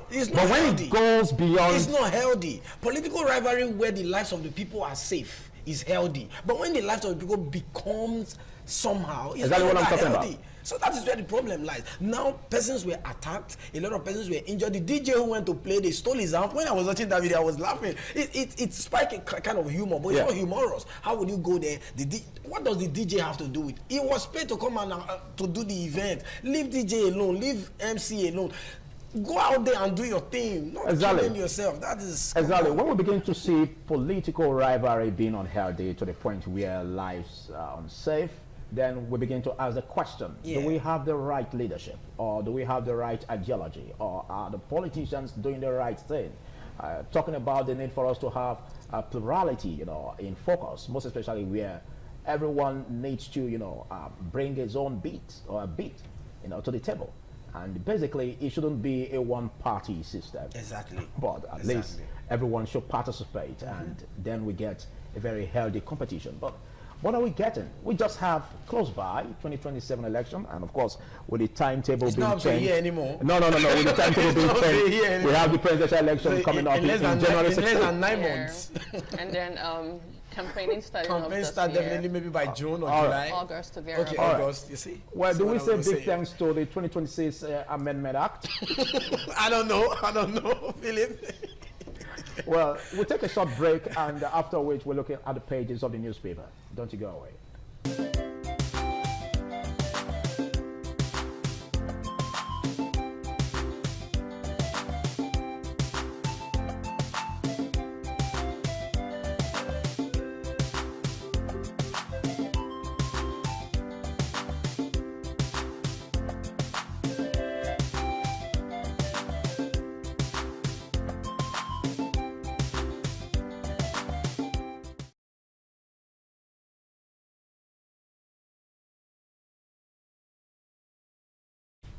Of course, I guess you're already salivating about what stories we're bringing on the pages of the newspaper today. And let's see what paper will be hitting the screen first so that we can analyze what we've got. We've got the Nigerian Tribune, and of course, Nigerian importers may pay more as Middle East crisis affects shipping. That's on the major headline there. Exactly what we were talking about a few minutes ago. So this is one of the issues that comes up with situations like this. And we also have the National Police Council approves Disu's appointment as substantive IGP. You know, he's been on an acting capacity, but the National Police Council have approved his appointment as the IGP. We also have Dangote target steel power port as new industry push. Dangote target steel power ports in new industry push. Above the man's head, count stop Ondo APC, court rather, stop Ondo APC State Congress over disappointed word LG, Congress that was conducted. So you grab a copy of the Nigerian Tribune and see through what they have on the pages of the Tribune. Anu, we'll have something from you. Away from the Nigerian Tribune, let's move over to another major national daily this morning, if we could have that on. The Nation newspaper, leading with executive order on remittances, Edu panel swings into action, and then there's a sub-rider there. Well, other interesting headlines this morning on the Nation newspaper. It says Wike accuses Atiku Amechi Obi of playing to the gallery. Now, interesting headline coming from the stuff that actually did happen in Abuja, the media chat that happened in Abuja yesterday with the Minister of the FCT and other interested journalists. Well, pick up a copy of the Nation newspaper and stay abreast. Let's quickly go to the Guardian newspaper and let's see what we have on the Guardian newspaper. It talks about drug shortage. Funding cuts put 100 million Nigerians into the gains at risk on the Guardian newspaper. And let's go over to the headlines on the top of the front page. NNPCL loses power to collect 30% PSCs as EO9 takes off. And of course, you get it on page 4. And of course, we have this to say services disrupted as UCH unions begin 5-day strike over power rationing. That's basically it. The challenges we are having epileptic power supply and rationing is taking effect. Well, it's quite a huge cry. We have this that says El-Rufai's family replies ICPC on wiretapping secret documents. You get that on page 6. And let's go over to the Middle East war sends crude higher, fears fresh inflation risk in Nigeria. I said that earlier. No, economically, this is what you will see. According to the principle of economics, this is what definitely happens. Because, one, it's going to be a gain and a loss, actually. What's the gain? The prices of crude will go higher in the international market. Don't forget. Our benchmark for 2026 was $75 per barrel. As of yesterday, it has risen to about $86 per barrel. So the federal government will make more money. But we, you and I, will be affected in terms of the price of the end product, which is PMS. That's the business chief. So in terms of PMS and GDP and all that. All right, well, let's go on with the next on the cover page. It says, Nigeria's net reserves rise by 772% in 2 years to $34.8 billion. And of course, we have chaos lingers as cashless toll enforcement leaves airport road users stranded. Well, Fintiri formally joins APC, declares self-party leader. Always the problem, Stories won't end. Never end. On any stories. And you want to make a comment on that, Of course, but let's not also forget, some time ago, even the president did state that governors in the APC parties are the leaders of the party in that state. And I remember this actually happened when we had the saga between the Rivers State governor and the minister of the FCT, him calling himself the 001, and some person were now asking if Nyesom Wike was now the 002 of Rivers State. So apparently, Adamu Fintiri is not, tailing in the wrong direction. It's actually in the right direction with him coming out to state that out clearly. Now let's move over to another. Well, that's much we can take on today's newspapers. Big thanks for making our time to be part of this. As we look into the discussion from the Mini Network Center, where we're going to be looking at democracy and political rivalry, examining political or democratic regression in Nigeria. We will be having political analysts, across our parties to discuss this Tuesday.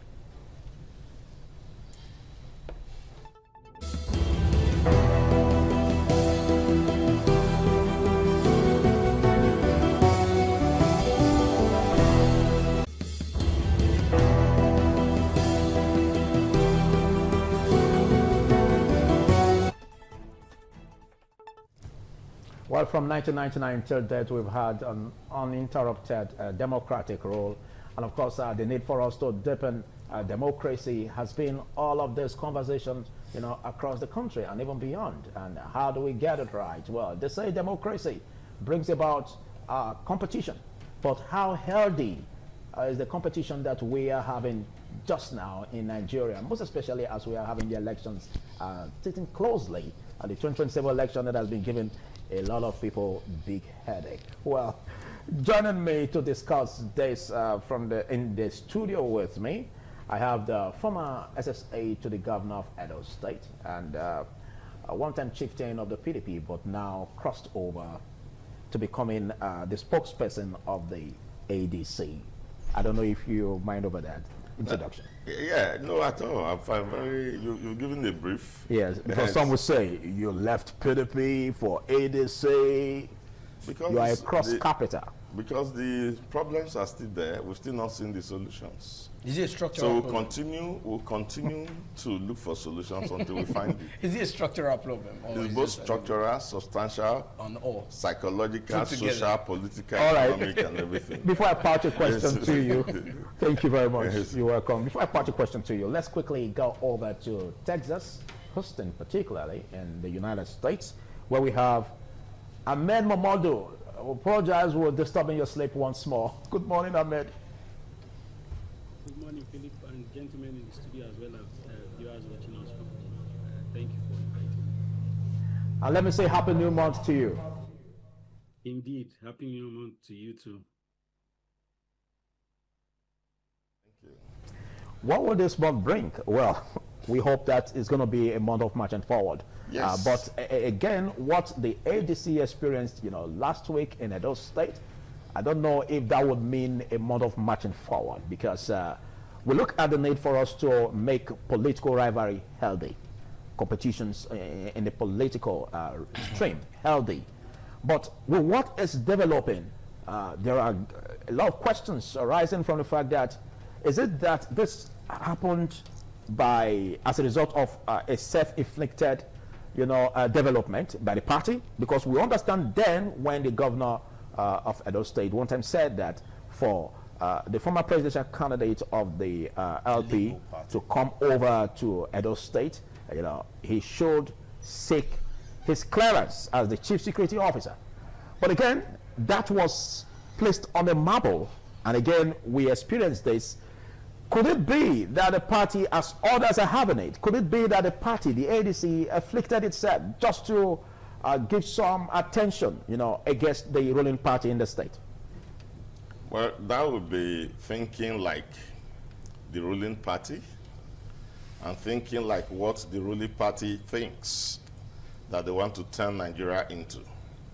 Unfortunately for the ruling party, we now have a party that is serious-minded, a party of people who understand what democracy is and who understand the development trajectory in the world and what builds nations.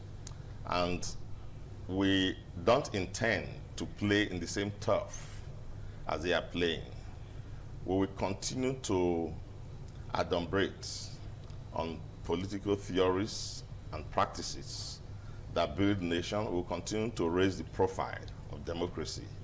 We'll continue to show by example, force of personal example, that we are dealing with a set of charlatans and nitwits and no-gooders who think that by skewing narratives and creating subterfuge around the irresponsible behavior that they have, that is the way to progress. That's not the way this country will progress. The reason why ADC was bettered is because ADC saw that democracy was being taken to the cliff edge. Now, the next step would have been catastrophic. Men of goodwill, people who by their own personal achievements could travel out of this country and live the rest of their life outside.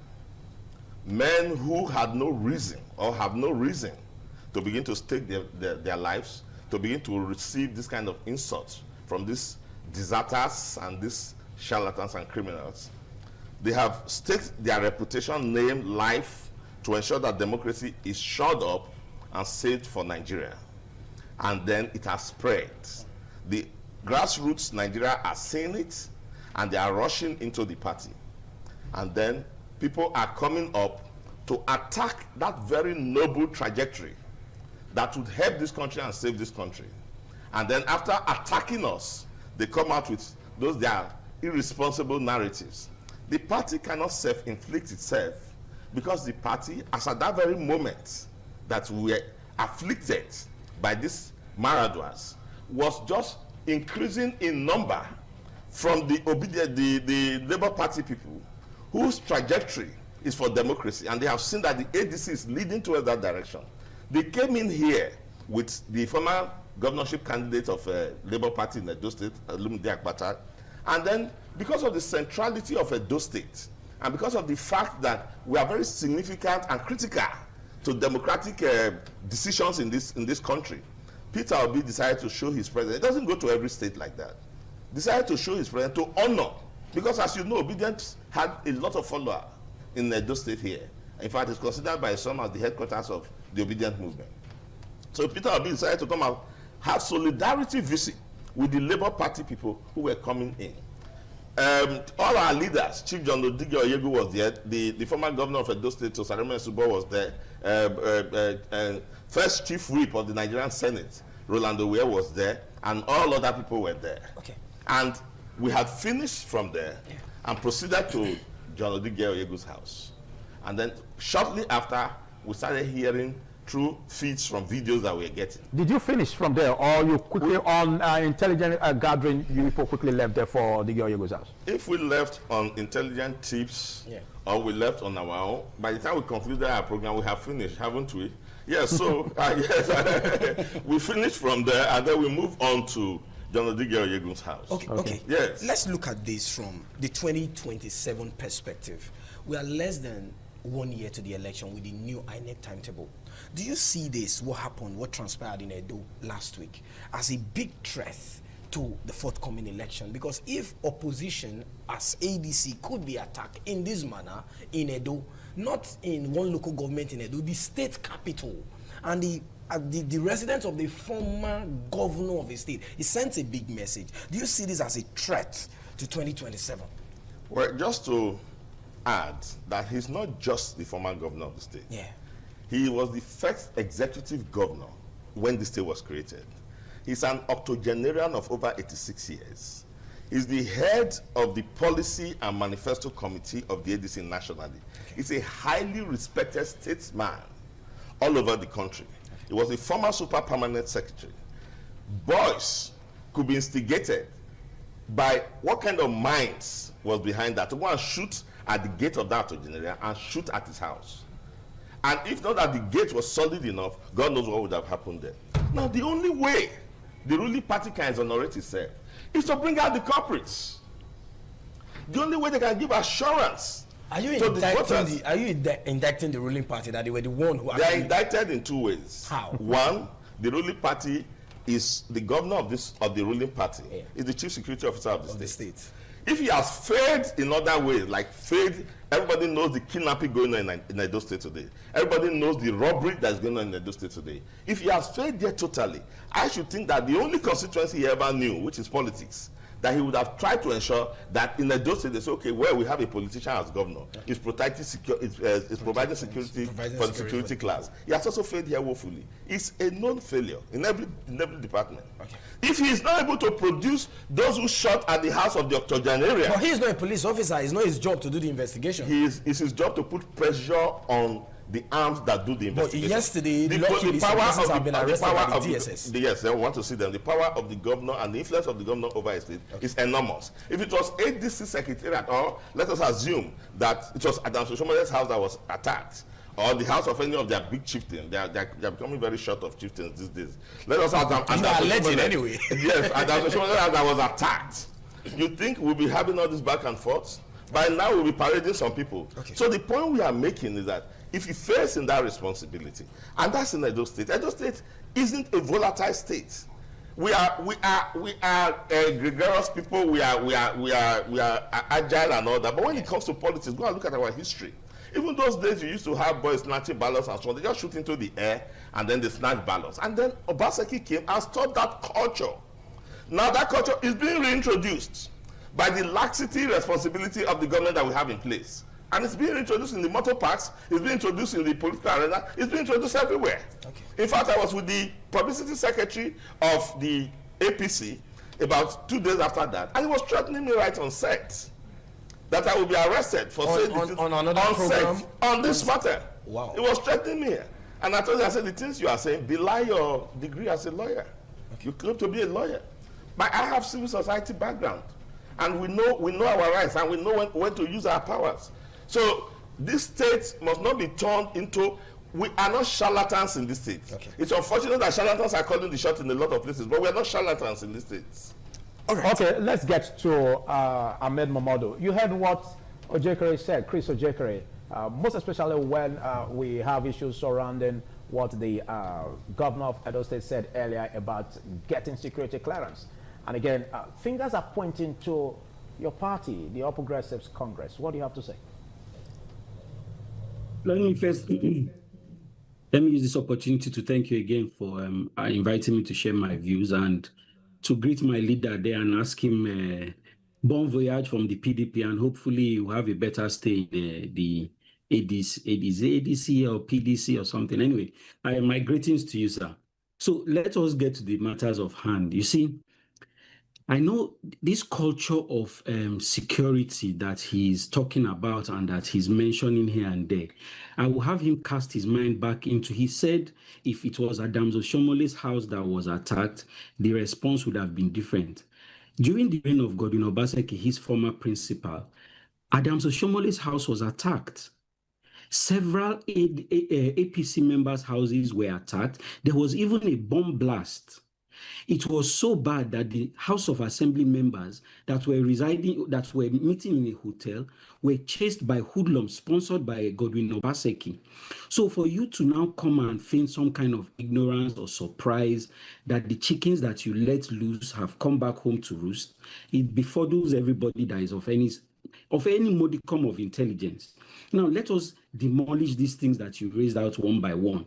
You said the governor threatened Peter Obi. No, he did not threaten Peter Obi. He advised Peter Obi that it is in your best interest to advise us when you are coming to Edo State so that we can provide adequate security for you. I don't think there's anything wrong with that.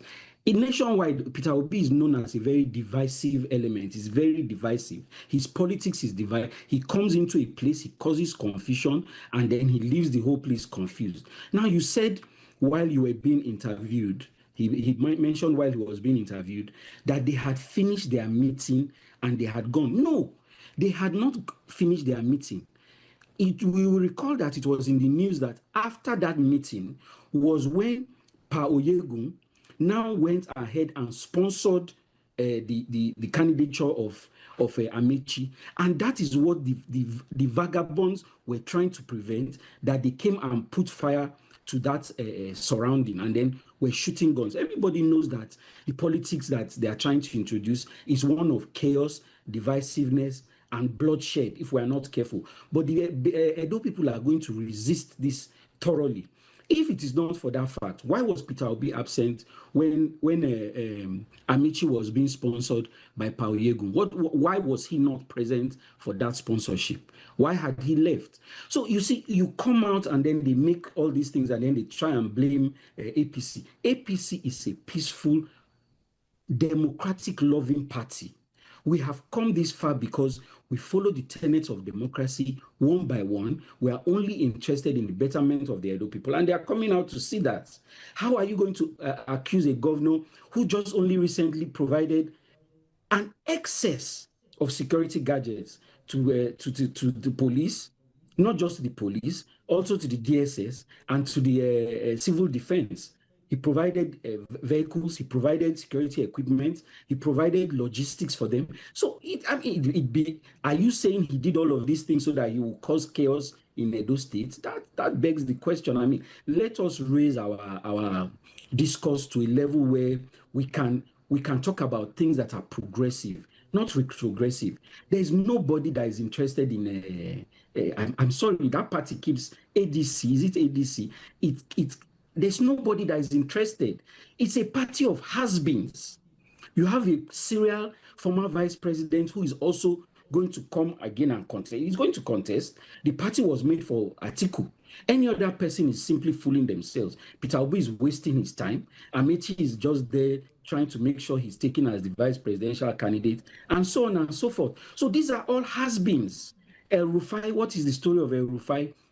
He came out he was unprompted. He went and implicated himself. How do you come out and say... Yes, Mr. Momodu, yes, sir. Sorry, let me cut you short there, because from the narrative you're trying to give now, you're making it look as if the opposition party cannot do their thing the way they so wish to do it. But my question to you right now is, like I asked him, is this not a threat to 2027? Because if this already started now, how will August, September, October, when the real campaign starts? Because if the people are not safe in a state, like you said, okay, Peter Obi will need security clearance like the governor said before he comes to the state, but Peter Obi is a Nigerian who has the freedom of movement according to section 42 or section 41 of the constitution. So I don't really think he needs any security clearance before he goes to any state. It's just like as I am now. I'm a Nigerian. I can wake up tomorrow morning and go to Lagos. I don't need security clearance from the governor of Lagos State before I come into Lagos. So looking at it from that perspective, do you feel basically that what happened, even if it was masterminded by whomsoever they were, the DSS will tell us the rest, because they've arrested one or two persons as at yesterday. Looking at the trajectory for the forthcoming election, do you think this is healthy for the 2027 general election? Thank you for a very brilliant question. Let me clearly state that I know I speak on behalf of myself and the party I represent. In any capacity, we do not want any violence. The blood of we don't even want the blood. We don't want anybody from Edo State to have a boil on his hand as a result of politics. That's why the elite need to tone down the rhetoric. And to address your question, please allow me to make this clarification. Even though we want to say that we are all equal in the eyes of the law, the circumstances of the service we have offered to the country makes us all different. Peter Obi is a former presidential candidate, a former governor. Now, it behoves the host governor of any state to accord him the proper courtesy and privilege that those positions have entitled him to. So he's not an ordinary Nigerian. And he was not requested to get security clearance. He was requested to inform his host governor. Look, let's put it in a different way. If Peter Obi comes into Edo State without the knowledge of the governor and something happens to him, just as my leader over there just said, the first person they are going to hold responsible is the governor of the state. So why are we walking backwards? The man is simply telling you, let us not let it come to the point where you come to me when there is a problem. Let me know when you are coming, and we will extend all the courtesies due to you as a former presidential aspirant, as a former governor, a colleague governor, and a brother governor. It's as simple as ABC. So going to your question, we need to tone down the rhetoric. The elite, the political elite, that includes myself and my leader on the other side, we need to continuously tone down this rhetoric. All of this violence doesn't help anybody. It doesn't improve improve the quality of life of the people who want the political elite to move us forward. And I'm happy that, as you pointed out, the DSS has arrested some individuals. There's one Udeme who they said is making useful statements. Let us give it some time and wait and hear what these investigations are going to unearth. And it's possible that some of the outcome will surprise all of us. Mamadou, well, we will be taking a short break, after which we will be coming back to Christopher Ojekere, where we'll be giving us steps that political actors should take in order to reduce this buzzballs of violence that could bring about a big challenge ahead of 2027. Do stay.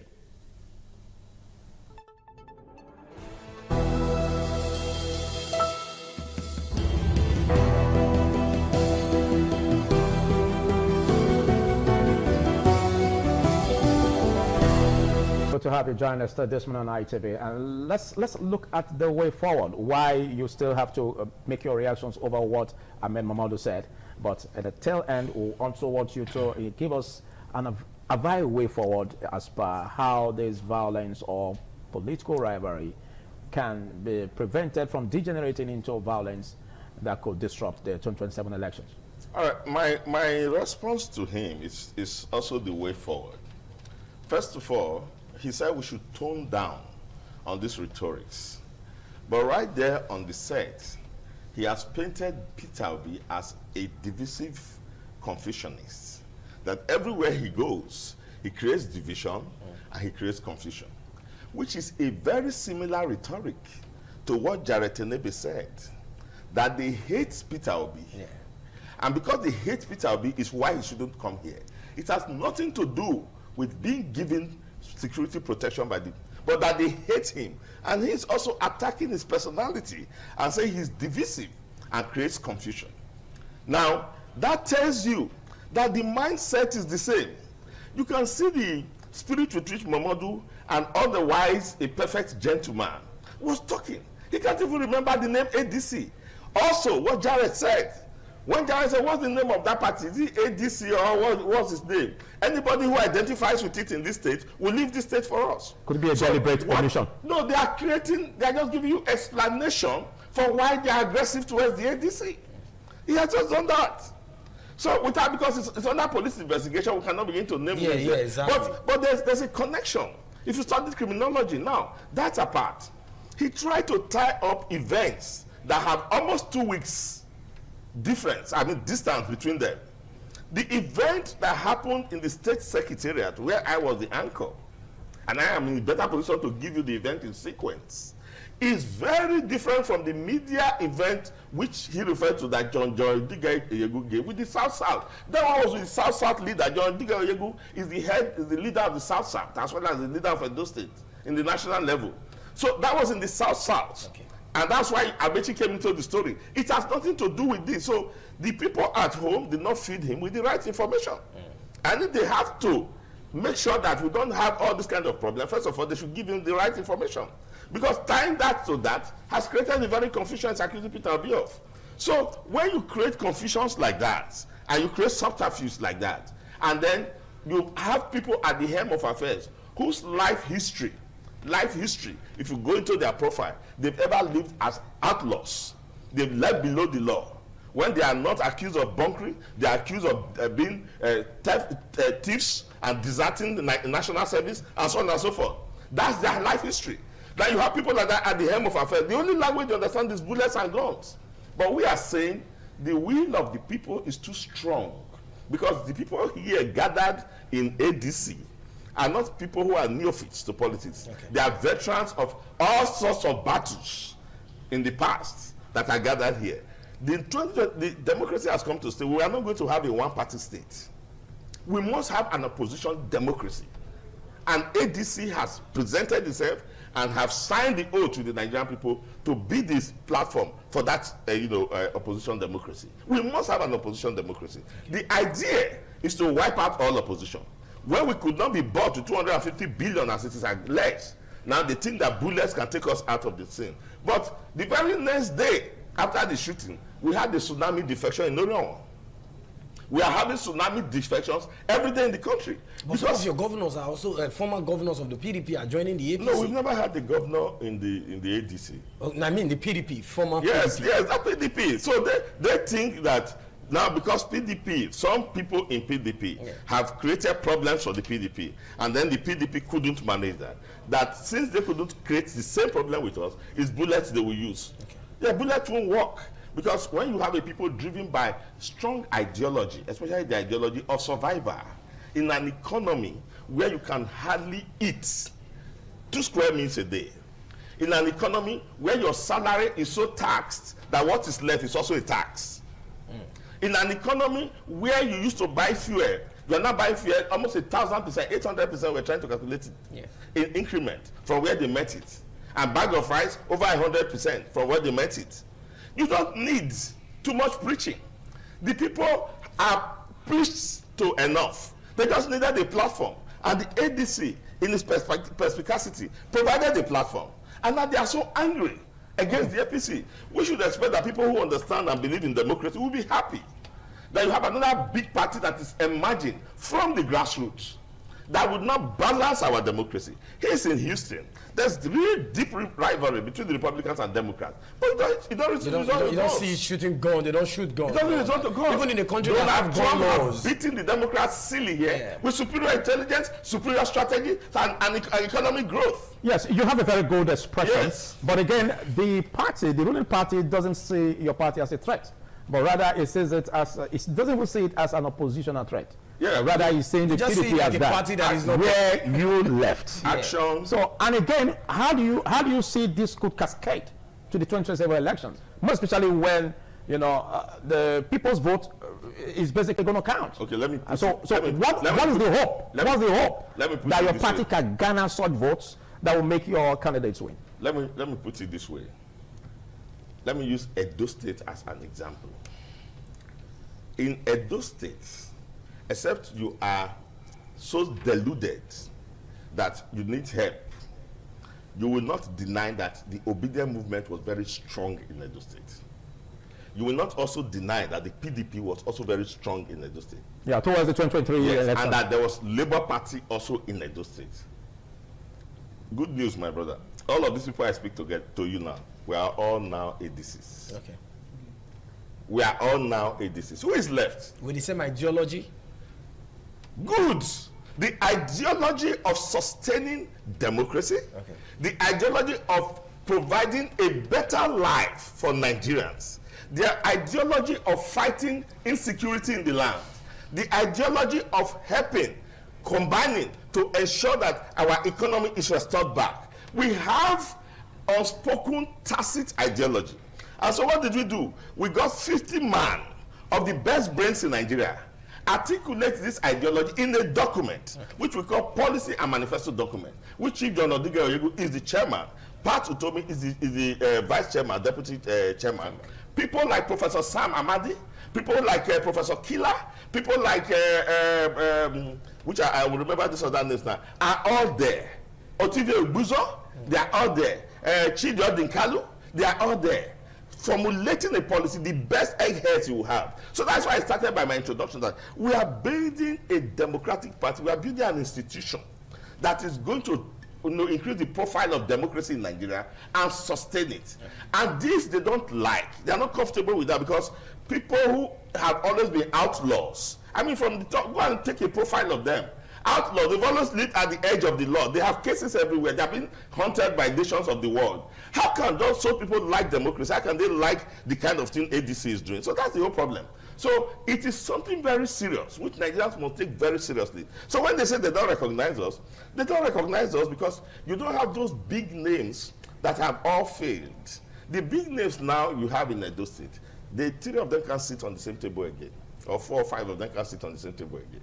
But we, the grassroots, are gathering every day. We are talking about democracy. We are determined, for the sake of those who want to assault democracy, they should allow free and fair election in 2027. Because the will of the people united. I am happy with Adam Soshomole. He has always preached that in his life. He said the people should stop complaining and start organizing. That is what the ADC is doing. And that's why we are bottom up. All right. Yeah, so we have been organizing with the grassroots. APC is grassroots driven. The party is egalitarian. So that kind of you party, mean the ADC actually? The ADC. Okay. The ADC is grassroots driven. Okay. The party is egalitarian. It's a platform. If you want to contest election today, you have a place. You are going to see the candidates you are going to throw up. Upwardly mobile, young, intelligent people who understand the issues. So they don't want systems. They don't want organization. They don't want political party. They don't want institution. What have we done gathering in our edifice? The best secretariat in Edo State, political party secretariat in Edo State. But it was alleged as a one-bedroom flat, actually, by some of the APC members. It's actually a 3-story building. It was alleged. With more number of rooms than I can remember. All right, okay. And a large hall where we gather. All right. Let's go back to you, Ahmed. You heard all he said, but this is not just about reactionary expressions anyways, but I asked him a question, and I believe it's going to pan out to him, after you've given your thoughts. So what do you have to say about what he said? And basically, you ended up with the aspect of how to reduce this challenge, because we don't want to have a political rivalry that would degenerate into violence ahead 2027. So how should political actors direct this to a point where we can at least breathe some fresh air ahead 2027? Permit me a quick digression before I address the point that you've raised. You see that my leader is even confused as to his party by himself. He doesn't know whether he's in APC or PDP, but let's just put that one aside for the minute. You see, the issue that he raised that the events that I narrated were at different times. I am aware that there are different times, but what I was addressing to clarify is that because they did not want what happened, that is the sponsorship of Amaechi at that gathering, was why internal dissidents attacked that meeting. That is what the point I was trying to make. And the divisiveness came out in that action. That is the point I was trying to make. Now, also, just to clarify, just so that we are all on the same page, you see, because the people outside, we owe it as a duty to keep educating our people and telling them the truth. There has been an uninterrupted reign of governance from 2008, when Comrade Adams Oshiomhole became governor. And that was handed over to Godwin Obaseki, who stole the mandate and took it over to PDP.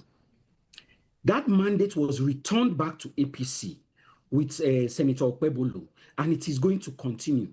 So as far back as 2008 till date, the only period that any other party has been in Edo State in governance was when Obaseki stole our mandate and went over to PDP. Let us be clear on that fact. Now, he also pointed out that he was talking about Edo State politics. I agree that Edo State politics is unique. It is unique in the sense that the interest in national politics is completely different from local politics. Local politics, our people understand that development always comes when the APC is in power and when the APC is allowed to do what they are doing. As you are witnessing now, if you look at the montage behind you, I was so impressed by the beauty of the greenery behind you. That place was bare and desolate when Obaseki took our mandate to PDP for that period of time. But now it is coming back to life. Look at the montage. You can see the beauty of the buildings behind you, the activity and everything is coming back to life.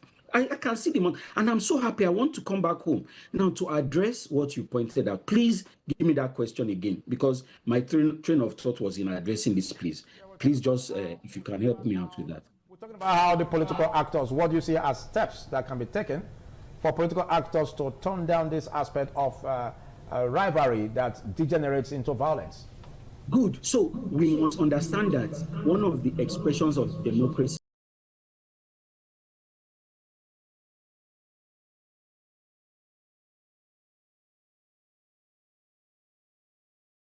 be giving room. And this is one of the reasons I always like to come on ITV. I meet my leaders across the board who show as much respect to me as I to them.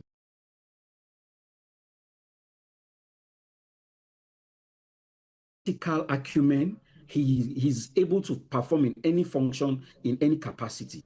We need this kind of robust engagement where we come out and we address each other as mutual, we respectfully address each other.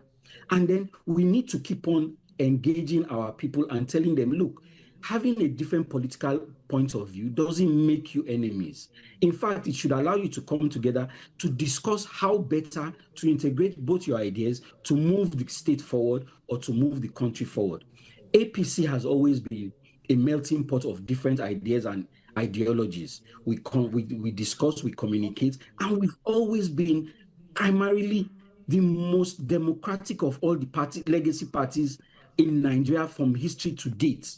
I can stand and say that anyway. If you look at the history of APC, you will note that we've always been democratic. We want engagement. We look forward to having robust engagement. We do not want a one-party state. Nobody enjoys a one-party state. Right, we want All right, Mr. Momodu, let me give this to you before we begin to wrap up. You know, you just mentioned not quite long that Obaseki stole the mandate of the APC to the PDP, but we can also say some of the governors now that are defecting from the PDP to the APC, they also stole the mandate of the PDP and they are giving it to the APC. So let's not banter about that. But that's not my question. I just want to address that because you cannot say he stole the mandate.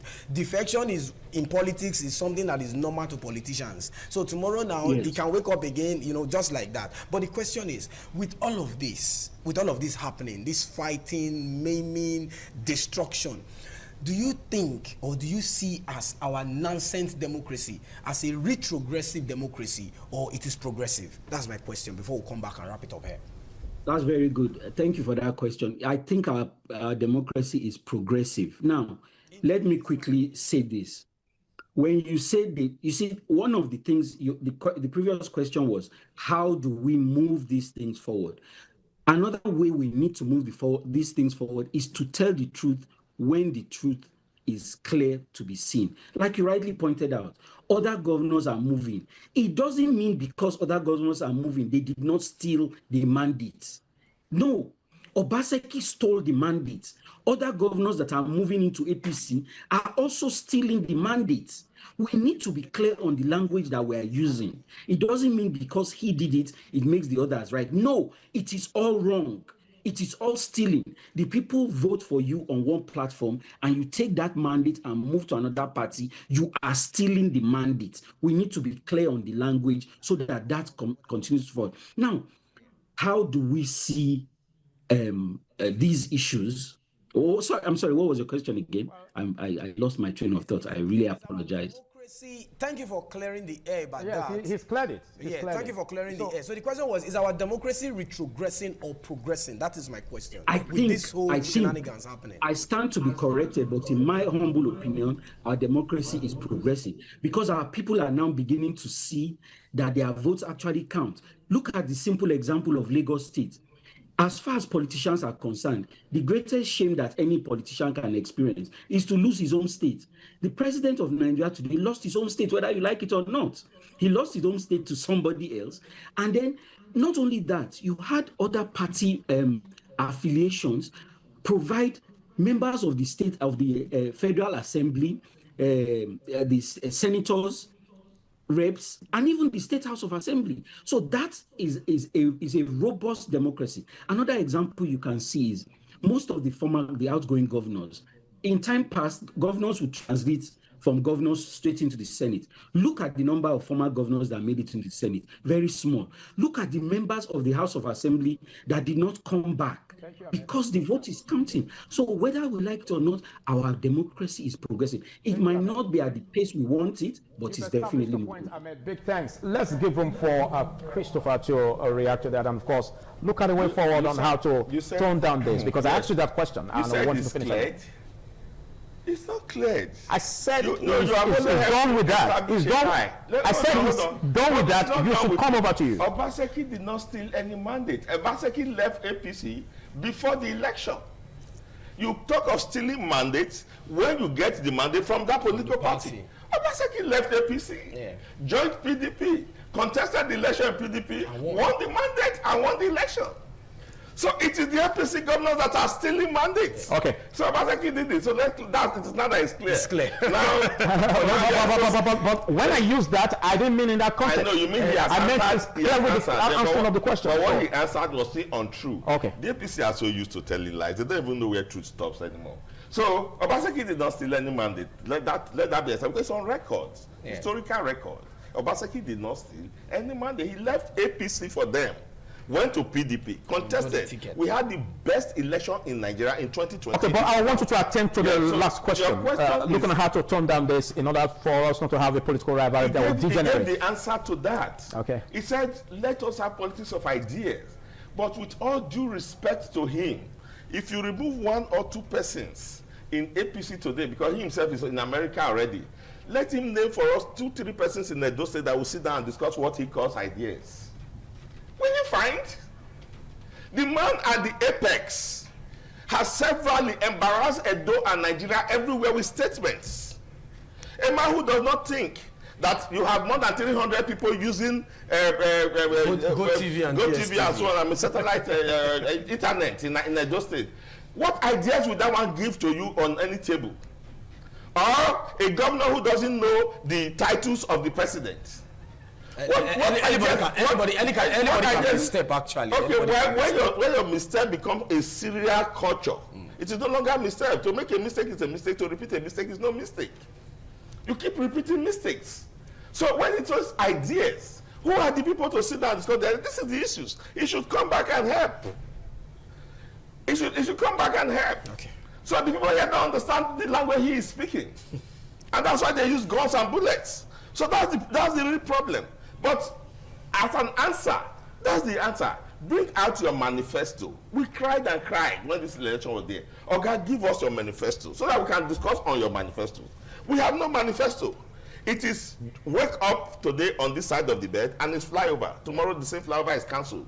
Wake up on this side of the bed, go and buy machinery that you will distribute to local government area. 3 years, 2 years down the line, I will take you around. None of those things will leave that spot where it is packed in that local government. But they moved it according to... Now he spoke about buying vehicles for security.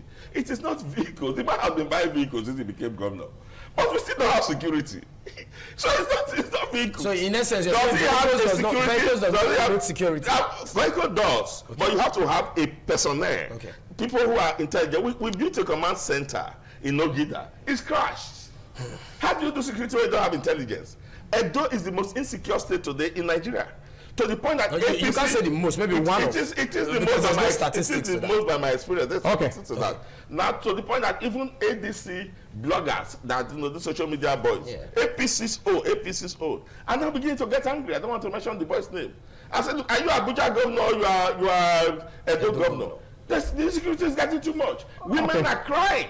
Insecurity is getting, they are entering people's home and kidnapping them, and you are buying vehicles. I want your brief comment. I think vehicles is the one that does the job. Okay. Do you have personnel? Do you have a plan?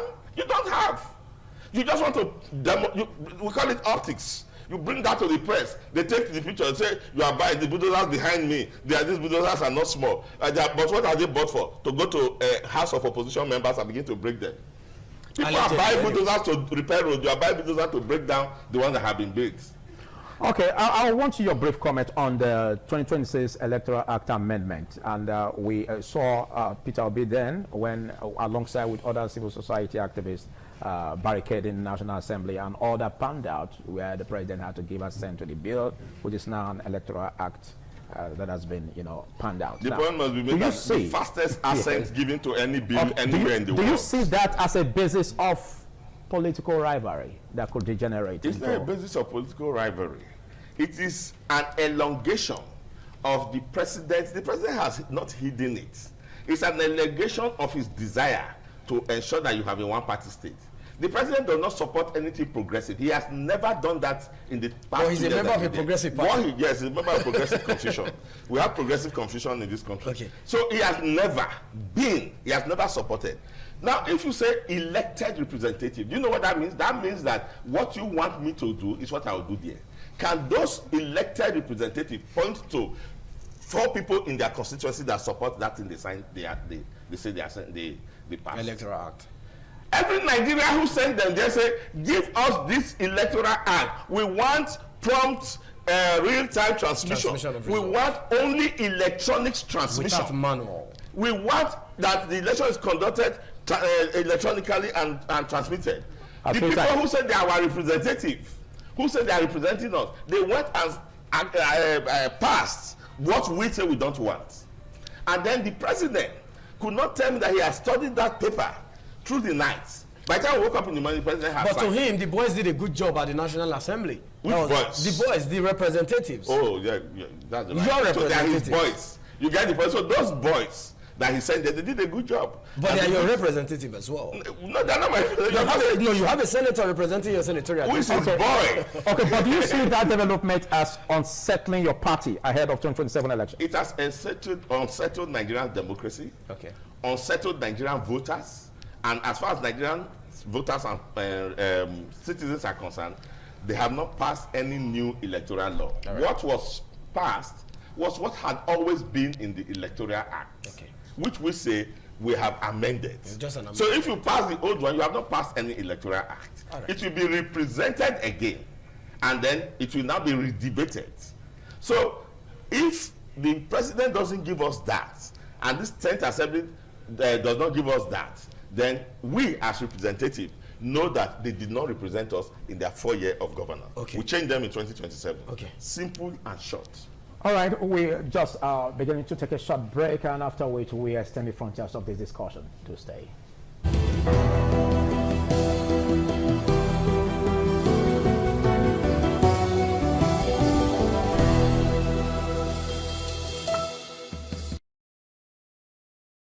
All right, thank you very much. It's the TMI on the ITV network, and in our Benin Network Center, we're still having the conversation of strengthening democracy amid one or two rivalries happening amongst political parties. Our guest is still seated, the person of Chris Ojekere, the spokesperson of the ADC and also a chieftain of that political party and a political analyst. And we also have Ahmed Momodu, who is joining us virtually from the United States, political analyst and also a chieftain of the APC. Ahmed, let me come to you because this is an interesting conversation we're having right now, and I'm pretty sure the both of you are trying to balance from both ends. But moving forward, moving ahead, because this existential threat to lives cannot continue.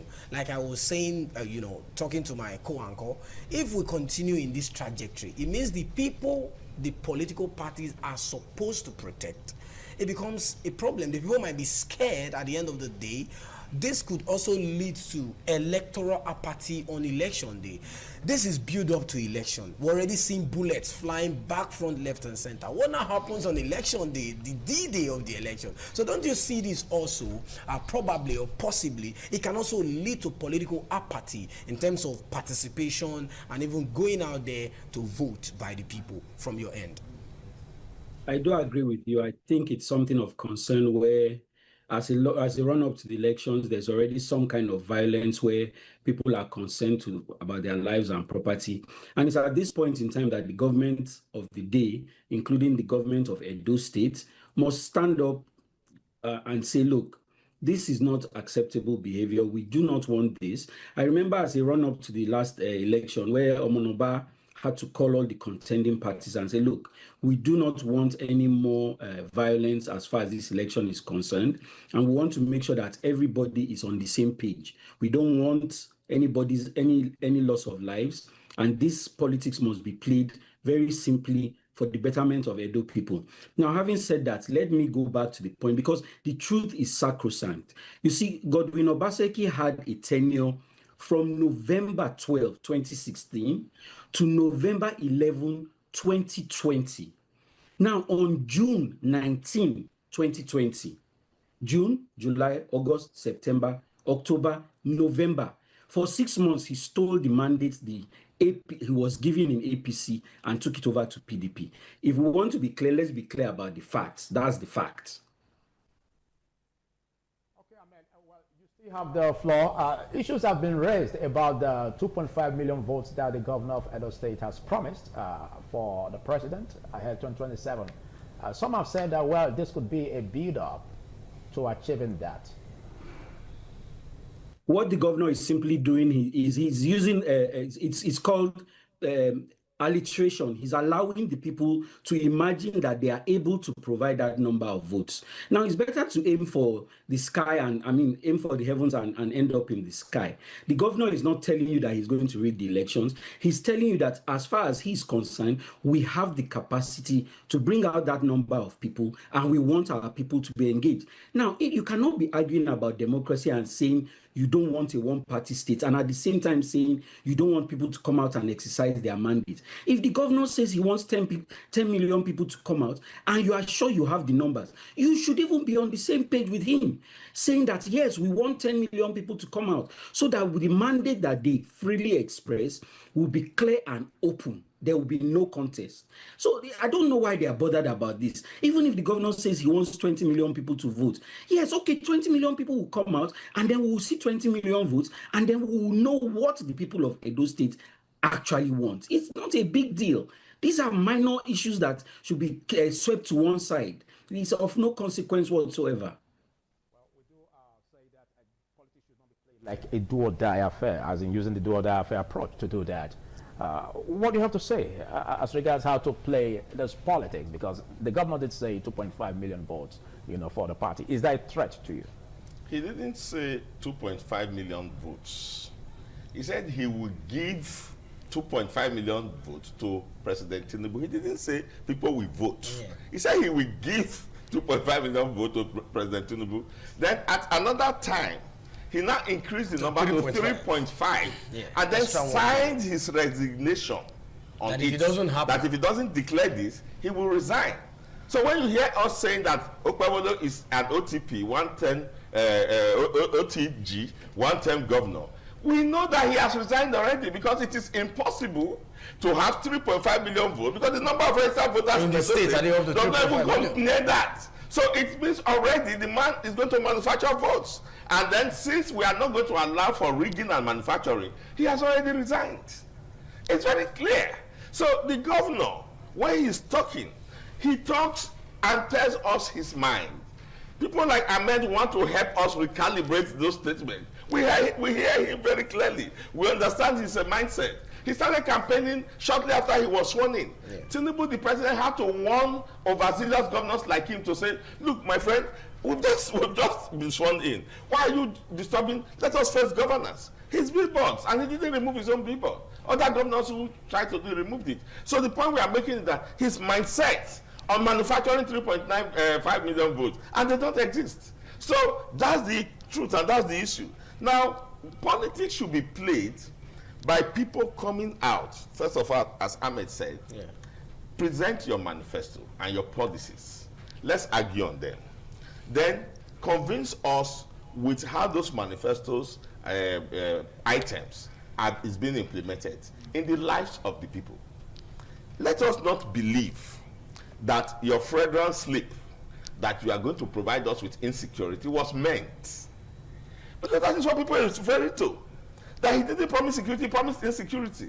And that is why we are having people kidnapped in Okodwa, University of Ekpoma students being kidnapped, Aisha being kidnapped in Edo North, Ayeni Joy being kidnapped in Edo North, and 2 boys being kidnapped in Oluku here, and so on and so forth. And no one has been, arrested over these kidnaps. Villagers are crying in the Ovia area. Women are crying. So, did you mean it that you are going to give us insecurity? If you didn't mean it, the only way you would have convinced us is that we see your whole out fight against insecurity. It's not by decorating your government house with vehicles. In any case, audio vehicles. We don't see them on the streets. They told us 600. If you have 600 Hiluxes in this Benin, people will be seeing them everywhere. We see 4 or 5. We hear 600. We don't see them on the streets. But the entire 600 cannot be in Benin City. We have the local government. We don't see them on the streets of the local government either. So that's why we have a problem with the numbers. And then he said he has just bought new ones again. We don't see them. So these are all audio vehicles. Now, the few ones that are there, what are they doing? So that's number one. Number two, you play politics of development. Those days when I used to speak for Baseki, you can stay on set, and then I'll be speaking audio. I will point to Edo City Mall for you, 60 massive retail stores. I will point to Osiomo, which they went destroyed, and now they are thinking of how to go back there. Just yesterday or the first day, people were protesting. They said he was part of the protest. The governor said war shot and came out and said he was part of the protest. He is the one that destroyed Oshomo and went back to BDC. Now BDC has shown him pepper. I will point to ethanol factory that was going to take about 52% of the market share of ethanol if our production reached full scale. You needed 400 metric tons of cassava to process our plant that we had there. We couldn't even produce that kind of cassava in Edo State. People were being encouraged to produce cassava everywhere, and they were becoming millionaires. I will point to the tech school that Obaseki built at Ohoromi. I will point to the massive educational hub in Iyaro. I will point to MOA, which will be giving us 88 million naira, $88 million every year, all things computed, if it was allowed to operate. I'll be pointing to physical infrastructure. I'll be pointing to models. I'll be pointing to structure. I will point you to the civil service and how the civil service has gone completely digital. Okay. They were no longer pushing files. They are pushing files again right there. So if you were, that's how we argued for Obaseki. Now show us what are your manifestos. What are we pointing to? Okay. Everybody in APC, they have one direction. Once you say the government is not performing, they all point to Ikobahi. The flyover. The flyover. That's what everybody is pointing to. And I say, what kind of thing? Is flyover the only policy of this man? But it's new to the state. It's new to the state. We have no problem against it. But let him first of all tell us how much it costs. Yeah. Who bid for it? Who is building it? How much does it cost? That one is not new to the state. But let's establish this point. Yes. You are not against the project, are you? I am for the project. Okay. If the project is not, but you are for the accountability the more. If it's not still in Edo State line, okay. Because a project is of no use. If you give me a project with value A and you have taken my ABC to give me that project, you are not giving me any project. Okay. Because the debt you are going to leave behind is going to be a problem for me in future. For the future. So let us know what is the cost of that flyover, who bid for it, and who is building it. We don't have that information. Let's get back to the contractual term to be in the public domain. It has to be. That is what we call procurement process. Okay. Everything your state tax is used for should be in public domain. Okay. That's the procurement. Let's get back to you, Ahmed. Now, we want to see this prosecution. We already have reports that the culprits are being investigated, or one of them being caught, or more. But we've had situations where political thuggery has been a big challenge in our political direction, in how to make sure that we tackle it headlong. Now, we see situations where these politicians, make use of these political thugs, and at the end of the day, after they have been arrested, through backdoor, they are released. And we don't see prosecutions that will pin on parties and give the law the long arm to make sure that they are dealt with. Now, how do we make this happen? By framing our constitution, or how do we tackle it headlong so that we can have all of these prosecutions seeing the light of the day as regards political thuggery being used by politicians? So I don't think the issue is the laws themselves. I think it's the application of the laws and the faithful implementation of the law. Because what has happened is that we've come to allow and accept that political thuggery is an allowable, we've normalized it. But I don't think that that's something we should accept or allow to become prevalent in the society. We need to point out, just like the governor has been doing, he said, look, as far as I'm concerned, if you are a member of any a confraternity or anything such like, you will be arrested and your property will be brought down. We need this kind of bold steps. We need this kind of... Thank you very much, Ahmed. I'm afraid there's much we can take on that. Big thanks for taking our time to be part of this. And of course, big thanks to you, Chris, so for JK, for being part of it. We now join Joseph Kadiri of our Abuja Network Center for a continuation of the conversation from that axis.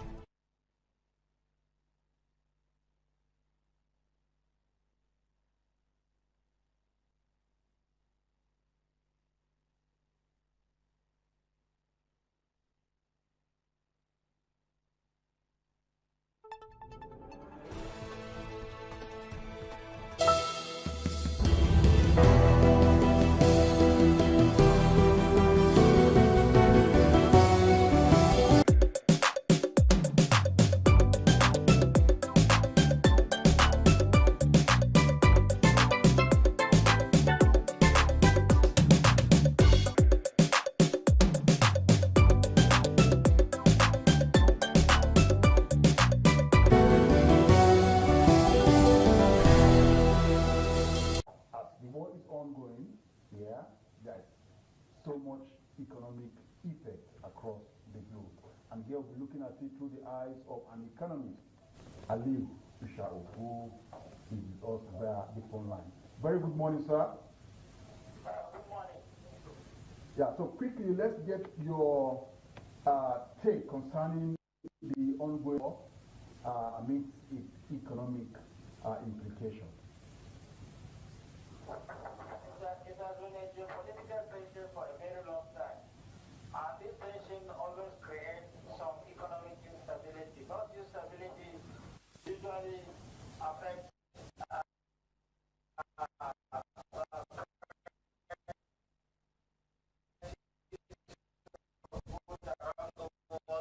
not only prices, also affect human jobs.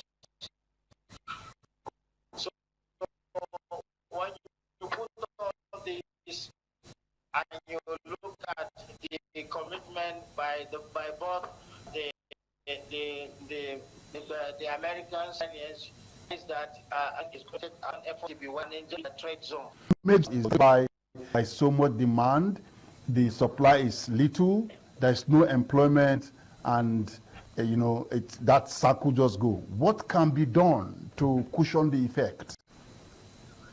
You know, disruption in economies is always caused by human factors. War is one. And if you take what is going on, definitely it was skyrocketed, and that is inflation. The other aspect is human jobs is going to be lost, and if you put the two combinations, that is what is called stagflation. And when you have a stagflated economy, then definitely the desired growth cannot be achieved. And the best thing for now is that both the parties and the United Nations has to intervene, because the escalation of this crisis will not give any nation an eye to its own development. And that is why always we call that when you have a crisis situation that involves big economies, and then definitely the international trade is going to be disrupted, the world economic efficiency is also going to be disrupted, and at the same time also there is going to be much economic loss. Economic loss, especially by time, by resources, by investment. So far, just in 24 hours, $779 billion has been wasted by taking aircraft, by bombing, just from the American angle. You cannot quantify the loss that we have already recorded by the Aramco, which has been destroyed, and a lot lately within the Middle East. So all these things are things which obviously affect human jobs, affect development, and affect the efficiency of world trade, and especially not world trade, it's going to affect nearly all economies, because the prices of primary product, that is the crude oil, has already risen from 60s to about 90, to about 76, and it is expected that in the next coming days, if the escalation continues, then the prices will hit 1,000, and it will hit $100. So when it hits $100, you can quantify the multiplier effect of changing price by barely 30% of the price tag as before the war. So we are really going to be facing some kind of recession if this continues. No, it's not recession. You know, recession is a combination of many economic factors. But what we are going to, disruption of businesses. Remember that at the time of war, when prices are going high, oil producing states, they are also gaining. And they are making gains, is adding to their GDP, especially countries that are not within the sub-region. But probably a recession may not likely to occur, because the trade zones which is affecting mostly the Middle East are the ones to pay heavy price for this disruption, because businesses cannot go, aviation sector is going to be low, and a lot of productivity will also be low. If you compare the production lines as at Friday and production lines today. So, but as we speak now, what do you think the monetary body can do? That's the CBN. What do you think they can do to ensure that, what is happening? Of course, many economy will suffer, but there are some kind of buffer that we can have. What do you think the monetary body can do? The monetary body cannot do anything for now for two reasons. One, because it's a supply factor disruption. Once you have supply factor disruption, it is showing that nations that are looking for supplies to push their production line cannot have.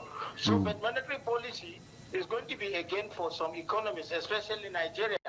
There is going to be an increase in petrodollars coming because the prices has already changed, and if we sustain the production line producing above 1.6 million barrels per day, you quantify it at the price that is existing today. So the monetary policy of nations are only to look into how they can prevent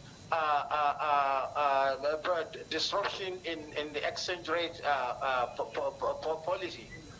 Okay, you know that when it happened, it is still ongoing, talking about Russia and Ukraine, the prices of bread went up because Ukraine is one economy that produces wheat, and when that supply reduced, it affected the cost of bread. Now, for Iran, and China gets most of its supply from that route, many economies in this world, including Nigeria, rely for so many products. They are so numerous to mention. So as we speak, do you think something can be done to strike a peace deal in that axis so as to allow the supply go to China, because also allow China to export? But obviously prices of goods, like I told you, is going to be going high. Because once trade routes are disrupted, supply chain, there is nothing you can do to prevent prices from being escalated. If it's escalating, the prices is coming back to consumers. And if it is coming back to consumers, it will lay off a lot of individuals out of their job.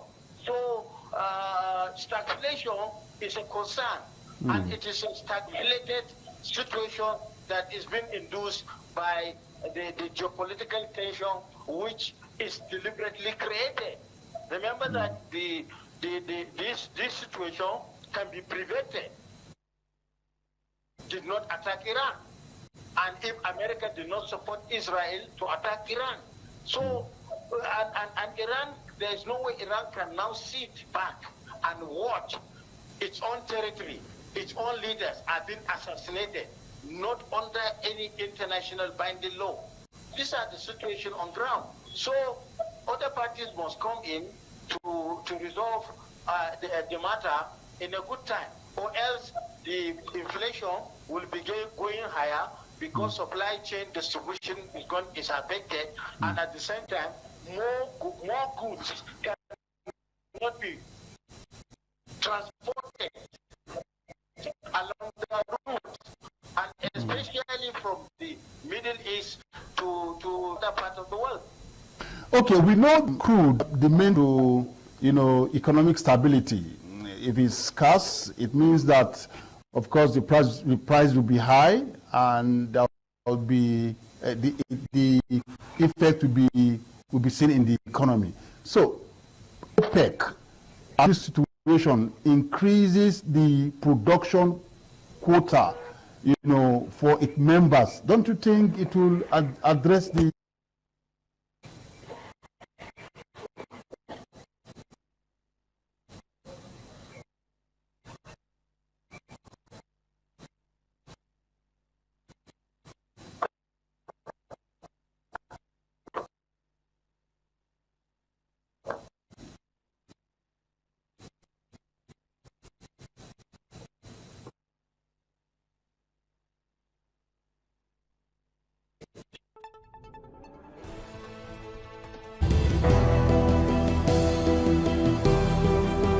is a member, and Saudi Arabia is affected. the supply route of distributing this.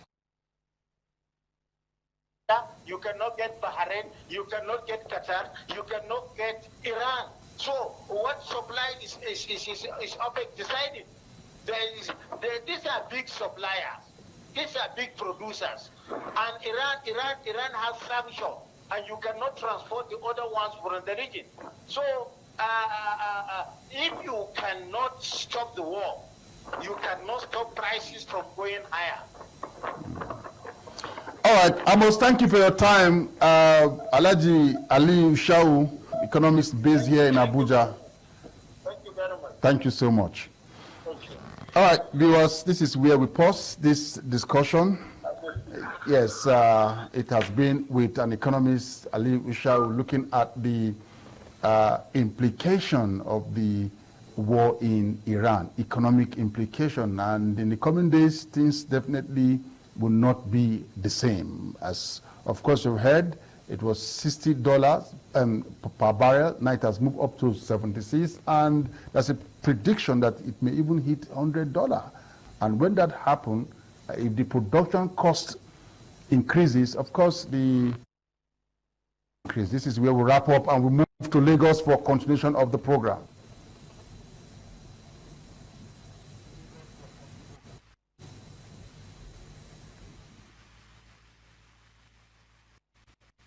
And thank you for joining us on the continuation of TMI here from our Lagos network. I am Premuge. It's in Lagos, and we'll be discussing elections. I mean, the elections are fast coming, so everybody is talking about the elections. But we're going to be focusing today on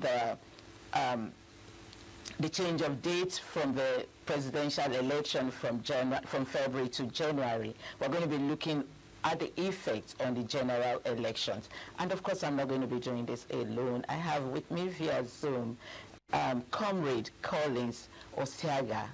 He is the former senior special advisor to the former governor of Edo State, Adams Oshomole.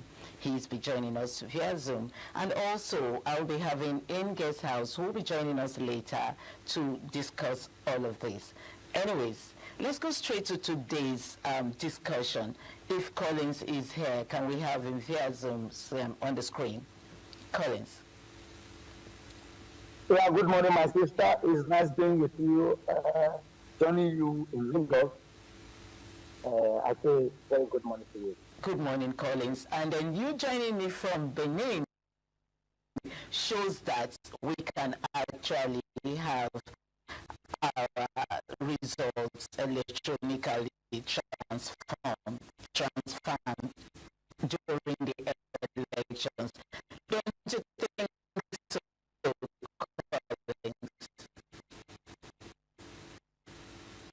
Very well. In case it also, I can also go and become. Anything what went to the presidential election February. What's that? Yeah, I think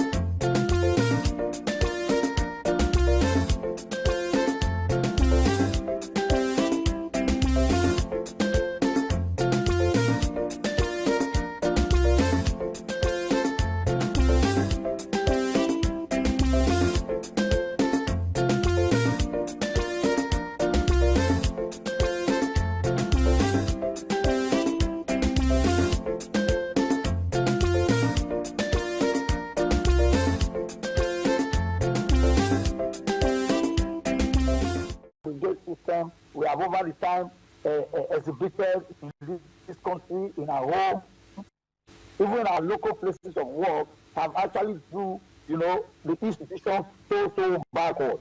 Things we can do and part of, we prefer to do it when it's just 2 minutes. And you can see even on my journey, you on interview. I have since tried to appeal because at least 30 minutes before coming here. And I'm happy you guys granted it. I'm safe and I'm healthy with you right now. Thank you. So I think that's what INEC is also trying to do. Any people can come in, make a decision before that time. We just hope INEC gets it right this time. Yes, we might not get 100% perfect elections, but let's get close to 85 or 90. I mean, we've been on this for several years now, since the democracy started. So we expect close to perfect elections in 2027, if you ask me.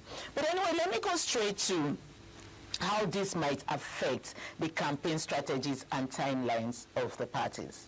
Do you think this will affect it?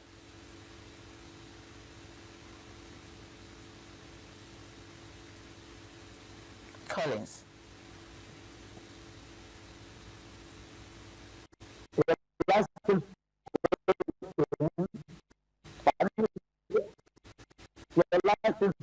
didn't hear the last part. Yes, so in this, do you think if strategies and time?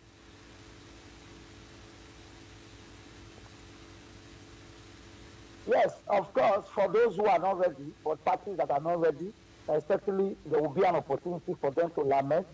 And for those that are off and doing, you know, political parties are also like they are institutions that are supposed to be built, oiled, and maintained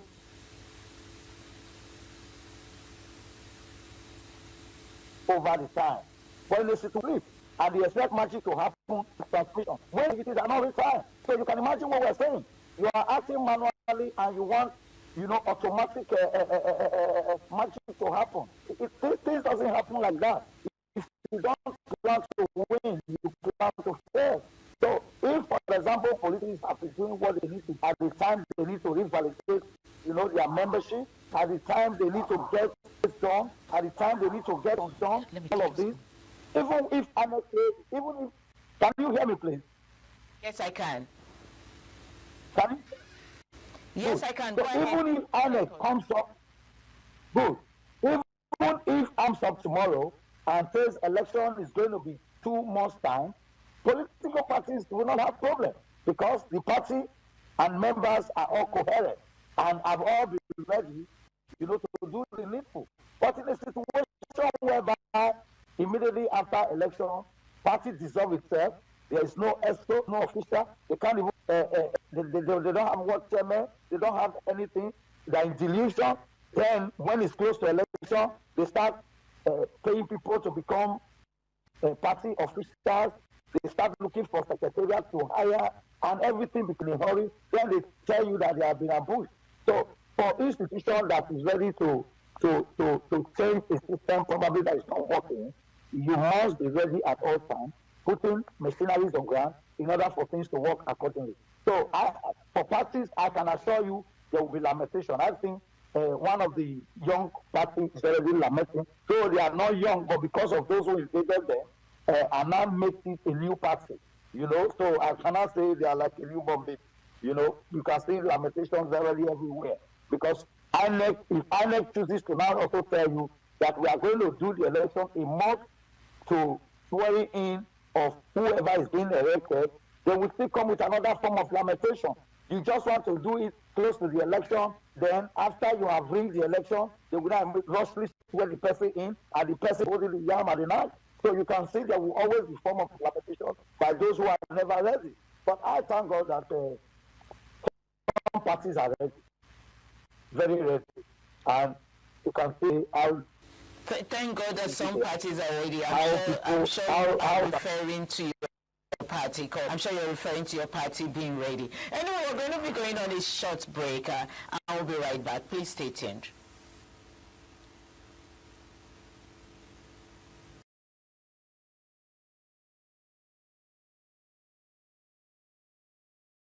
Joined me. Lagos, of course, did him bad this morning. The traffic.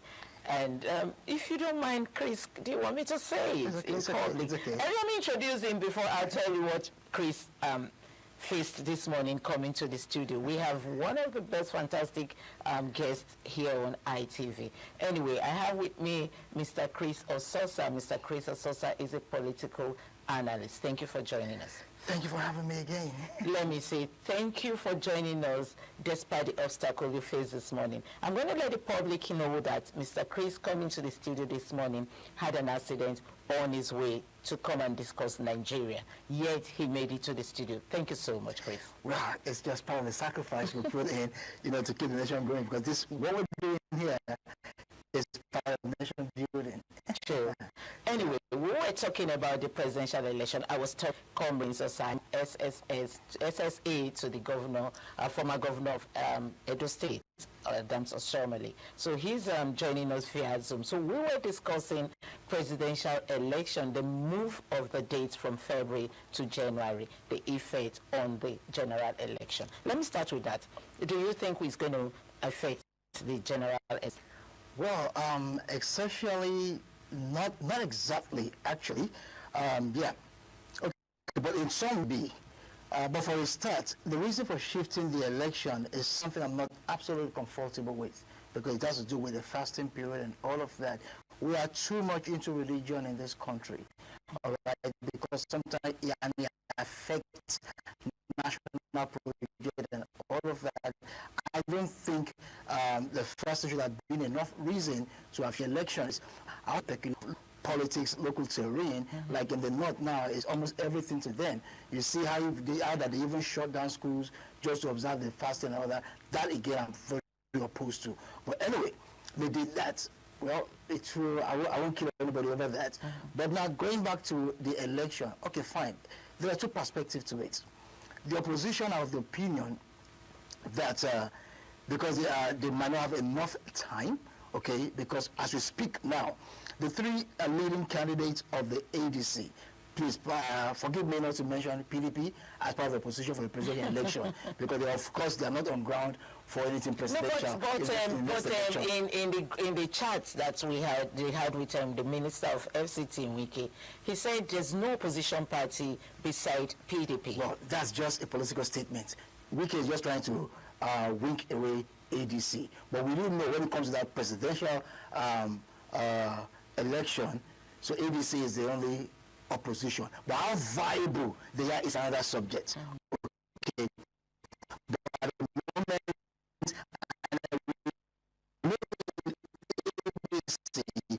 we have Atiku, we have Obi, and we have. Now they are still trying to work out that time, right, of which and how to close round. It's going to take them away. That okay after the program, and guys, so that January date might be too soon for them. Now on the ruling party, APC, the president.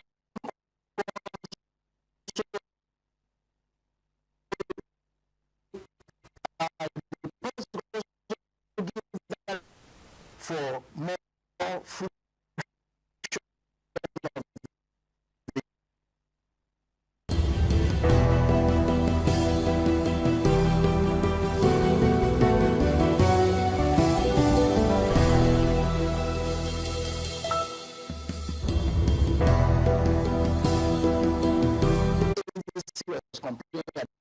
That shift was made to favor the ruling party. That's not true.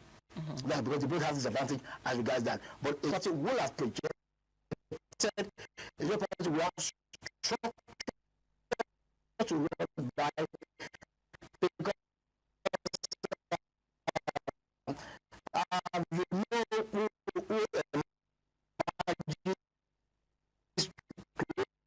rank and then put your structure on the road. So sincerely speaking, it's not going to be an excuse to alter who wins the election. It's not going to be an excuse to say, okay, I didn't win it because you shifted the election to January. It's terrible. But you know, everything from LP to ADC.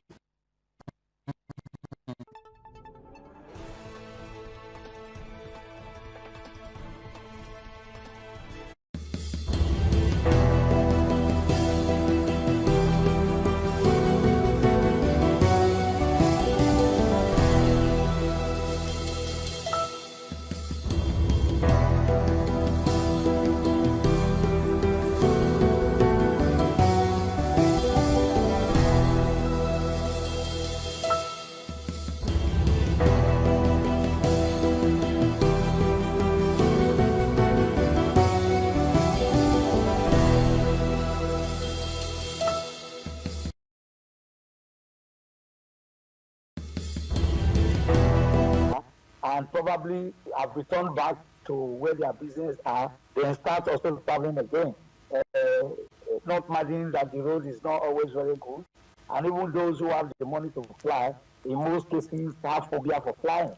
But just because they need to fly, they would fly, but it's not what you offer all the time. So I think at that point, it may have said some people, the point to which where they register is not where they run their business, where they stay, as residents. That on one hand. In other cases too, it may not too, because some other persons too actually register at the area where they also do their business. Because during the period of registration, some will also feel, I can't be traveling to closer to my shop, let me just do that to my office, let me just do. But anyhow, if you are passionate about voting and you are patriotic, or you have a candidate that you are passionate about, and you really want that person to win, you certainly do everything to cost you, to go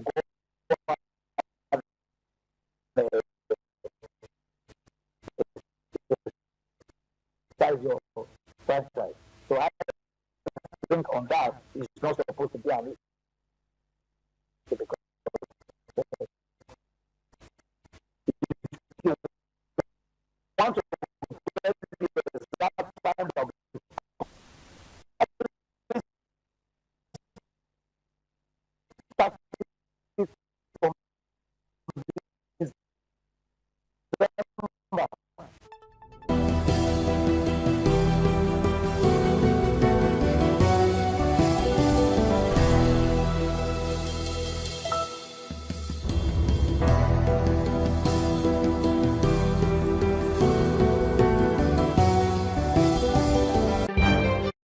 INEC too tries to play safe, because if they moved it a bit forward to avoid the first thing to say, probably after the first thing, anything could warrant another reason to shift the election. It is not sure period, because remember the time for the election on legal frame now, that the election must hold, counting towards the handover of May 29. All right, so there's that date. So now what they did was to adjust the date before, the limit of the day before, and there's also a peg to the days in between.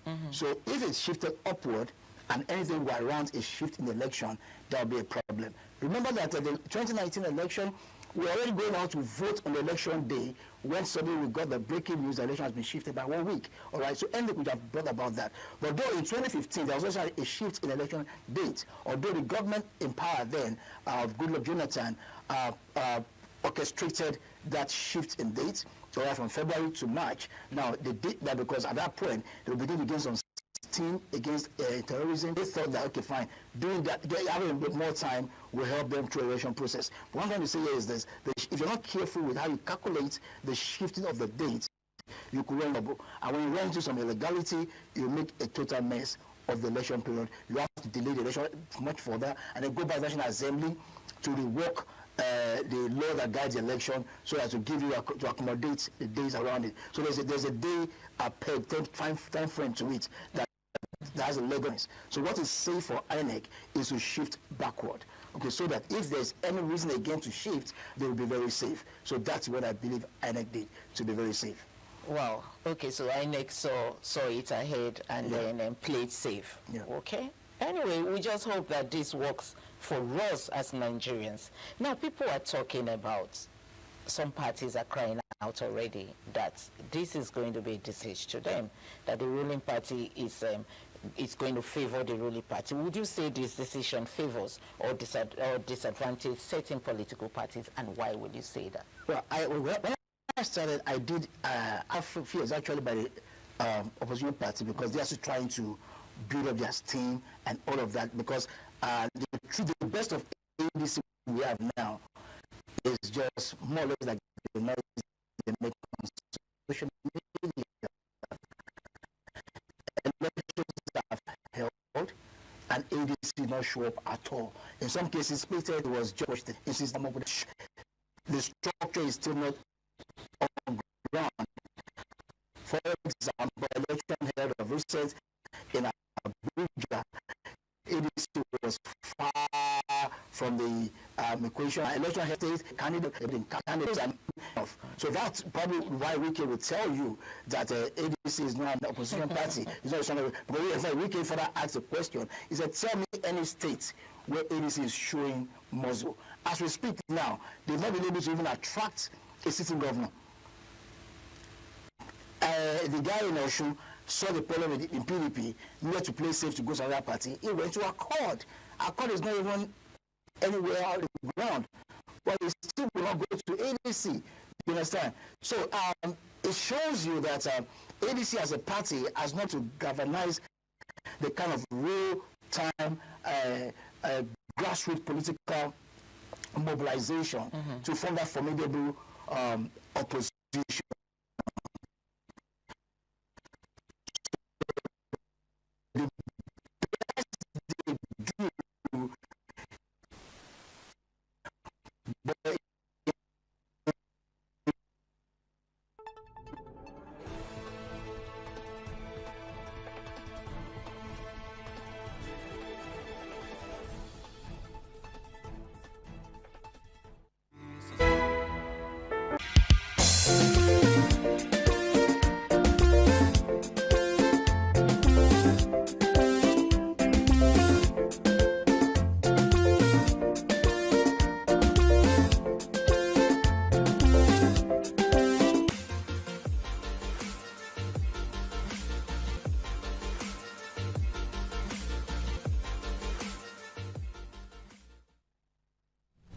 Good morning. This is TMI Socials. I am Anwoluwapo Stevens. But better still call me a social media butterfly. And I'll tell you what, today we begin in Akwa Ibom State, where the governor, Umo Eno, has responded sharply to claims that he ignores calls from the public, describing such allegations as both misleading and disrespectful. He made the remarks during the monthly convenience service at the banquet hall of the government house in Uyo on March 1st, 2026, while addressing concerns related to the ongoing oil wells issues in the state. Now, speaking passionately, the governor said, "Who are you that I should even pick your phone?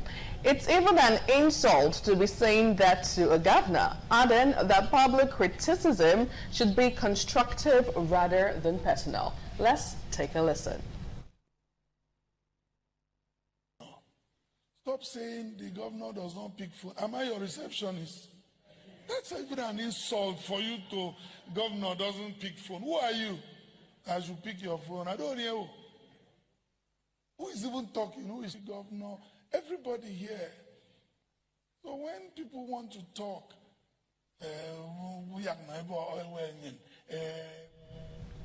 who are you? That's the big question. And how did Nigerians react to this online? Let's have tweets and reactions. Now, this user wrote, "He's forgotten he is the public servant #1 in the state." Tell me about it. Well, another user reacting to this one, this user wrote, "Pastor, when God called you, you picked.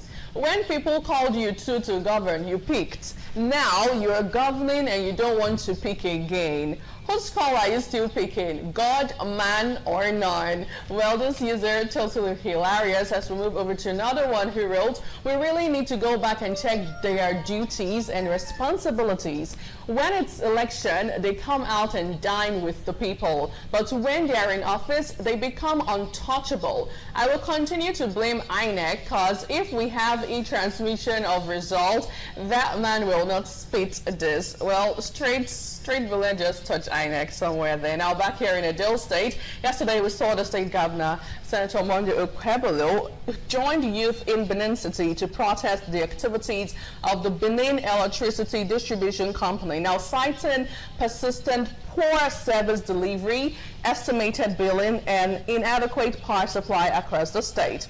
The governor described the grievances of the protesters as genuine, noting that unreliable electricity has continued to impose severe hardship on residents and businesses. Let's have a feel. sympathized with his people and assured that the issues are being addressed with a stakeholders meeting scheduled for Tuesday. I want to let you know we will break the monopoly. That monopoly does not belong to one man. So how do we do it? We bring in different stakeholders, bring in different companies so that we can have light. We can have alternative. And we say let us wait for tomorrow's outcome. Moving over to tweet and reaction, let's see how you took this online. We'll start off with this one who wrote on X. Well, this user wrote, okay, so finally someone is talking about competition and not just complaints. Breaking a monopoly in electricity isn't just about ideology. It's about efficiency, reliability, and giving consumers choices. More investors and stakeholders mean better infrastructure, pressure to perform, and fewer excuses for blackouts. And it went on and on. Another user reacting to the story. This one wrote, more action and less talk. Absolutely. Well, still on this beat, finally, this user has something different to say. You people are always bringing stakeholders and investors, but nothing. Well, hopefully we get to see a change this time around. Away from that, we move over to the FCT Minister, Nyesom Wike. Now, yesterday he had a media chat right there in Abuja, and then he said that the African Democratic Congress, ADC, will not fly in next year's elections, taking an exception to its regression to dubious populist tactics. He advised its leaders to desist from deceiving the poor and gullible by patronizing roadside corn hawkers. Now, Wike also cheated the People's Democratic Party for not learning from its 2023 mistakes, which spelled doom for the platform during the presidential election. Well, let's take a look. I saw people. I saw Amechi going to campaign. What Amechi did was to buy corn. A corn he had never chewed as a minister on the road. A corn he had never chewed as a governor. You like to deceive the poor. Oh, you know, but you never ask yourself, when I was this position, was I doing that? A lot of people do today. He's doing birthday party, he goes to IDP camp. When he was governor, did he not have a birthday party? Mention one IDP camp that he did it. You know, we wouldn't like to people who will come to play to the gallery. And then you begin to see Nigerians are tired of. No, I said here. No, hold on. I said no, listen to what. Why not you listen? That is why I don't agree with your station. Listen to me. Another interesting trending headline on social media at this point is him saying over the media chat yesterday that if he contests for presidency or for the post of the president come 2027, Nigerians are going to support him and vote for him. But how did you react to this online? Let's have this tweet from this user who wrote on X. Dramatic politicians in Nigeria and their funny doings. Ogaga on X has that to say. Another user reacting. Let's see what this one wrote. But come on. In Nigerian politics, the con meme is gold. It is the new dancing or eating Gary jab. Now, everyone gets arrested eventually. Wike himself was called out for his own street vibes back in the day. So the irony is thick. Now, finally, this user on X says, Peter Obi, when he was governor, there was no IDP in Anambra State. He oversaw the activities of Anambra State. It is unwise to leave his governed area, Anambra, and move to another state where there is IDP to celebrate birthday. Now, his activities is no longer on Anambra, but on Nigeria. Now, away from that, in a now viral video, communities in Mansua, Digara, Gawana, and surrounding areas of Awakari, LG local government area right there in Bauchi State are under heavy attacks from armed bandits, now forcing hundreds of families to flee.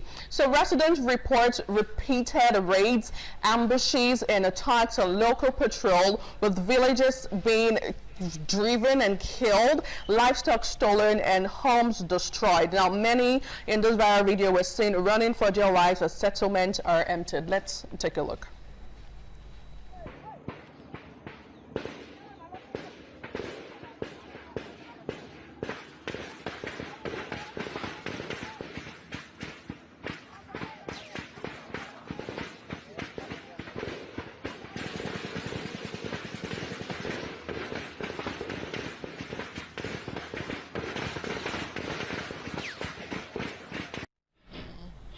Well, reacting to this story, netizens online had this to say. We'll start off with this user who wrote, all of this is happening in the north and there is no protest, but the northerners are protesting for the war in Iran.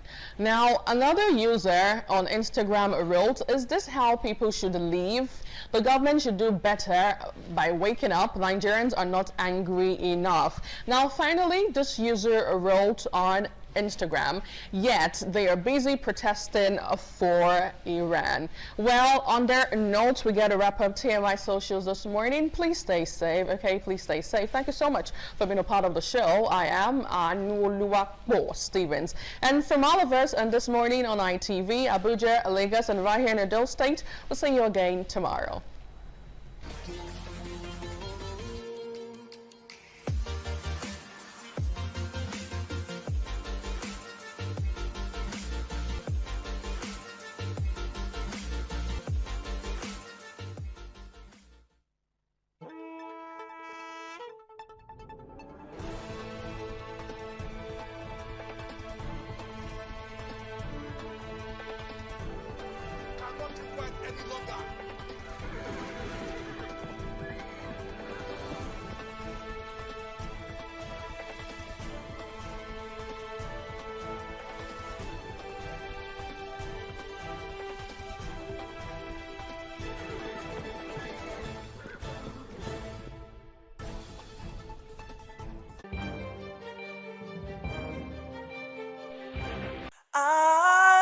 ITV, certainly the best.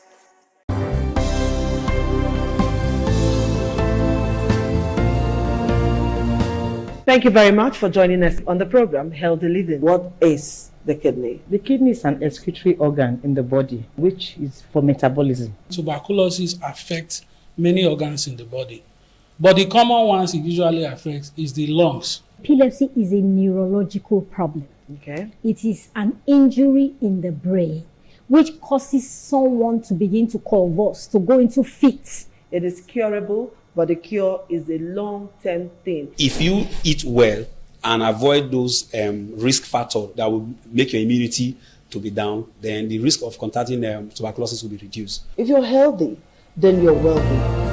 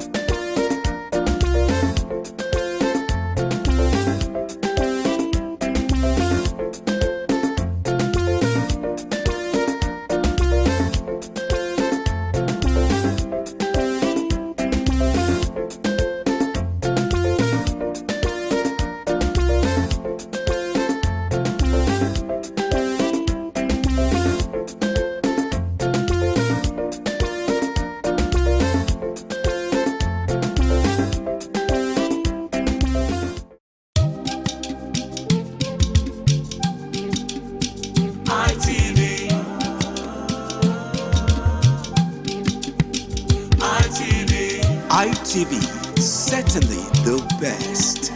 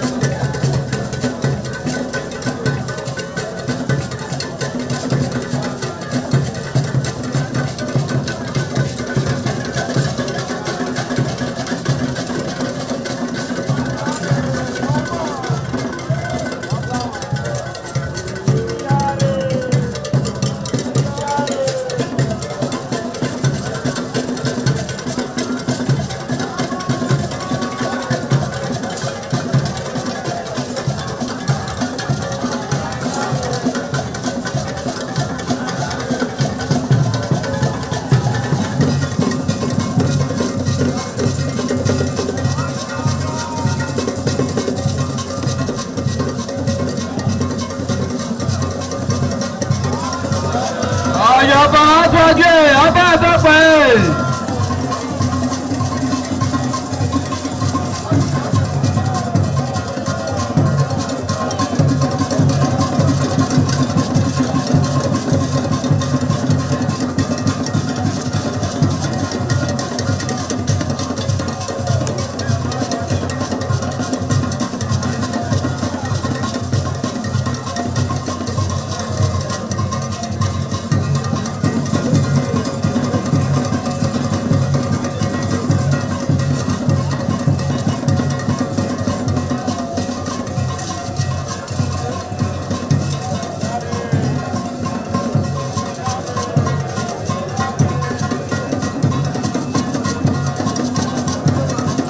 Ojúde aṣáájú ẹ̀ ọba àtọ́pẹ́.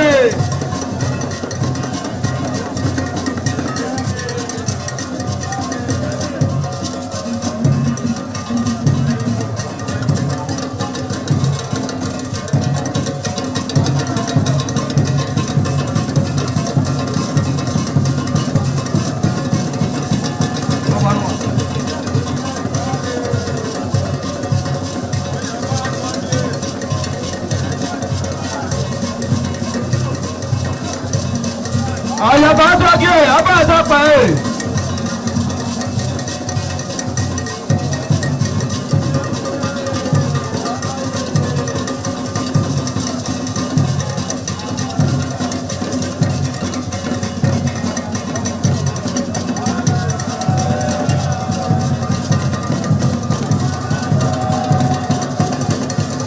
Àlàyé àtọ́jú ẹ̀ ọba àtọ́pẹ́.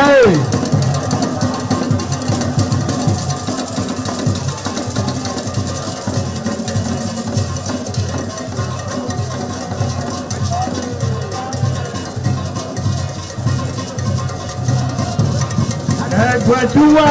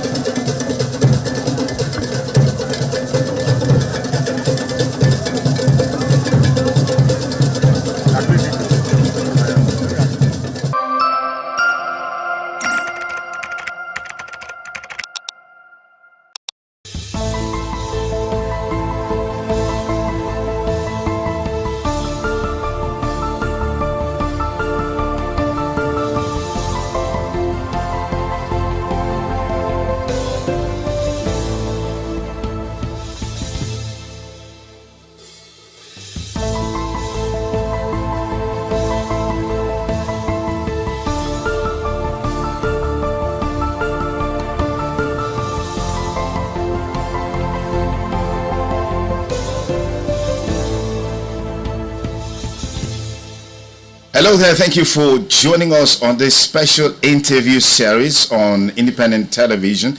And I'm Sonny Duke Okosun. Our guest today on the program is the Ambassador of the European Union to Nigeria and ECOWAS. As a matter of fact, the Ambassador of the European Delegation to Nigeria and ECOWAS, His Excellency Ambassador Gauthier Mignon. Thank you for obliging us your time. Thank you very much for your kind invitation, sir. Okay, how would you describe your presence in Benin so far? Is this your first time in Benin City? Actually, it's my second time, but I came in a private visit the first time because I hadn't presented my credentials yet to Mr. President, so I could not engage officially by the time. Okay. So this time it's the first official visit. And I came really with an intention to see how, to review the cooperation we are having with Edo State and to try to see how we can scale it up.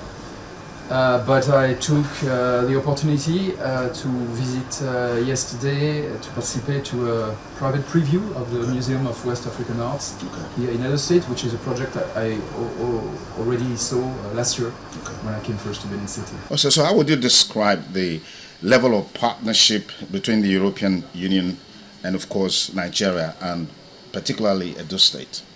Well, with Nigeria, the European Union, together with its member states and its development banks, what we call Team Europe, I think is the first partner, is Nigeria's first partner in many areas, in trade and investment in particular, and also in cooperation in many areas. And we have 730 million euros in grants for bilateral cooperation with Nigeria between 2041 and 2027, plus also sizable amounts of loans, subsidized loans. And with Edo State, we've had good cooperation in several areas. I'm thinking in particular of support to migration governance and support to stranded migrants returning to Nigeria, and many of them are from Edo State. And in the last few years, we supported more than 23,000 people to come back and reintegrate into their communities nationally, and many of them in Edo State, just to name an example. So we think we can do more in other areas. We're also working in digital economy, in renewable energy, and also in projects for communities. But I always come with states so important like Edo State with an idea of how to try to improve and strengthen what we are doing already. All right. What is the policy thrust of the European Union in terms of opportunities for young people as it relates to education? Well, for us, education is key, and young people are a cross-cutting priority in a country like Nigeria. So in all our projects, we integrate a dimension for young people and also for women. And in particular, as far as young people are concerned, we are funding a big national project called Nigeria Jubilee Fellowship Program. It's about helping young graduates to integrate into labor markets by funding a 12-month scholarship for having internships in medium and small size enterprises or public service to get a first professional experience. And this is something that we are now scaling up with the federal government. And we are also offering possibilities of studies in Europe, particularly through the Erasmus program. We have more than 100 Nigerians going every year to Europe to study a master in the framework of the Erasmus program. All right. What is the policy thrust of the European Union in terms of opportunities for young people as it relates to education? Well, for us, education is key, and young people are a cross-cutting priority in a country like Nigeria. So in all our projects, we integrate a dimension for young people and also for women. And in particular, as far as young people are concerned, we are funding a big national project called Nigeria Jubilee Fellowship Program. It's about helping young graduates to integrate into labor markets by funding a 12-month scholarship for having internships in medium and small size enterprises or public service to get a first professional experience. And this is something that we are now scaling up with the federal government. And we are also offering possibilities of studies in Europe, in particular through the Erasmus program. We have more than 100 Nigerians going every year to Europe to study a master in the framework of the Erasmus program in particular. Fantastic. If you just join us, we have with us the ambassador of the European Commission delegation to Nigeria and Africa, who is in Edo State currently on a private visit, engaging him on a wide range of issues, looking at the partnership between the Commission and Nigeria, and particularly Edo State. Ambassador Migno, let me quickly take you on a trending issue in Nigeria right now, which has to do with violence, extremism, and the talk around genocide against Christians is gaining momentum across the world, particularly in the US and several other places. What's the Commission's perspectives on this issue, and what is the intention in terms of helping Nigeria to deal with banditry, Boko Haram, and all other, extremism that we're seeing playing up in the country right now? I think it's important not to exaggerate or oversimplify situations which are very complex in Nigeria in terms of violence and insecurity. Of course, it's a big concern for everybody, including for us. We are very much committed with freedom of religion and belief in particular, and of course, any attack against communities or individuals because of their religion must be condemned, are unacceptable. But at the same time, we stand in solidarity with Nigeria, with the victims of the attacks, of course, and with the overwhelming majority of Nigerians who are willing to coexist peacefully beyond ethnic or religious differences. And so we stand in solidarity with Nigeria to fight the many drivers of violence and insecurity, and religion is only one of them. And we've been supporting Nigeria for many years through many projects of peace building, of de-radicalization, demobilization of former members of non-state armed groups, for instance. And we are ready to do more. The European Union some 12 years ago received the Nobel Prize for Peace. And so we always feel the necessity to be up to this great distinction that we received, to work on peace building, to work also and strengthen a relationship on security and defense with Nigeria, but in a spirit of partnership and of respect for Nigeria's sovereignty. Fantastic. You're here specifically because of the Museum of West African Arts, MOA, which of course was launched just a few days ago. But what's your take on the current issues surrounding the Museum of West African Arts, particularly against the background of some of the things that happened there, during the inauguration of the center? You were there. I was there. It was not an inauguration of the museum, actually. Okay. It was just a private preview, because the organizer, I think, very wisely decided, as there were some criticisms, to postpone the formal inauguration of the museum. They announced this already a few days ago. And so yesterday was just a private preview for partners, friends, diplomats like myself and other European ambassadors. The EU has no direct involvement in this project. We are not funding this project. We might do it in the future because we want to partner more with museums and cultural institutions in West Africa and Nigeria, but we have no direct involvement so far. So I came here really to see the advancement of this very wonderful project I discovered last year when I came first, which is a great opportunity for Edo State, for Nigeria, and for West Africa. It's a West African museum. It's not about only Benin or Edo State or Nigeria even, it's West African. And I must say that the experience that we had yesterday was quite unpleasant and deplorable, because this private event on a private property was disrupted by so-called protesters who came in, allowed by the police, because there was security all around, but they left them in. And they disrupted the whole event. So it's exactly how you scale off. You scale off investors and development partners coming in good faith, to partner with your community. And Germany, for instance, has invested 8.5 million euros in this project. If now they see that this project cannot operate normally, the conclusions will be quite clear, not only for Germany but for all European stakeholders. Fantastic. Let's look at a general issue that relates to the involvement of the Western world in Africa in terms of development, in terms of partnership, in terms of insecurity.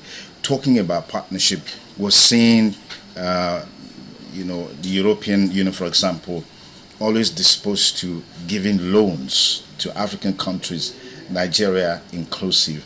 The perspective of these loans being a trap for developing countries, underdeveloped countries. What are your thoughts? What's the Commission perspectives on this? Well, this is a trap where we felt collectively, the lenders and our African partners 30 years ago, and we had at the time to pardon part of this debt, to do a whole work to get out of this situation. So now, through, in particular, our new cooperation strategy, which is called the Global Gateway Strategy, we are very attentive not to fall again into this trap. So we limit the level of indebtedness of partner countries. We give subsidized loans. We don't want to fall again into this trap. And what we are seeing with concern is that African countries, some of them, are falling again into this situation with other lenders, not the European Union, because we've learned from our first experience. So this is why now we work very much with financial instruments, blending loans with grants, for instance, subsidized loans which create revenues for the country, so making sure that they can be reimbursed. So it's really a point we are very attentive to. On a global scale, we've seen the disappearance of peace, so to speak, at the global level. I mean, the Hamas-Israeli crisis there's a ceasefire, there's some sort of agreement, but we're still seeing some measure of violence. We saw recently the RSF activities in Sudan, particularly in Al-Fasher. That crisis is still going on. And these activities or events that are unfolding globally that undermines peace globally, what's your perspective of the fact that it's like the world is hamstrung in terms of dealing with these issues, nipping them at the bud before it blossoms, it flourishes, snowballs into huge crisis like you're seeing now in Sudan? Hunger is there in Hamas. There's starvation, there's poverty, and all of these issues happening. Why is it so difficult for the world leaders to have a consensus in terms of how they can collectively respond to these issues? Because we have collective rules in the United Nations Charter, international law. And what we have seen over the last 10 years or so is that very important players have not respected these rules. Take the case of Russia in particular. Yeah, Russia and Ukraine. The Russian invasion to Ukraine, which started in fact in 2014, then it became full scale in 2022. Then we, each from a permanent member of the Security Council, a country which is supposed to be a guarantor of these rules, then it shows that everybody can do anything and violates international law without punishment. And so this is why it's so important, and that is why the European Union insisted so much that all countries in the world had to condemn the Russian invasion to Ukraine. And most countries, including Nigeria, have done that. But others, including large democracies, have not done so. When you say large democracy, are you talking about the US? The US has done so, but others have not. Okay. And then, other crises also popped up. And then when the law starts to be broken here and there, it just becomes contagious.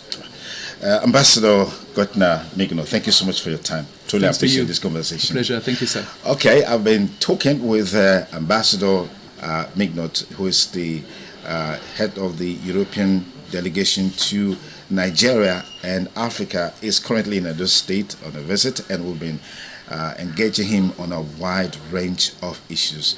Thank you for staying with us, and have a beautiful day ahead. Bye for now.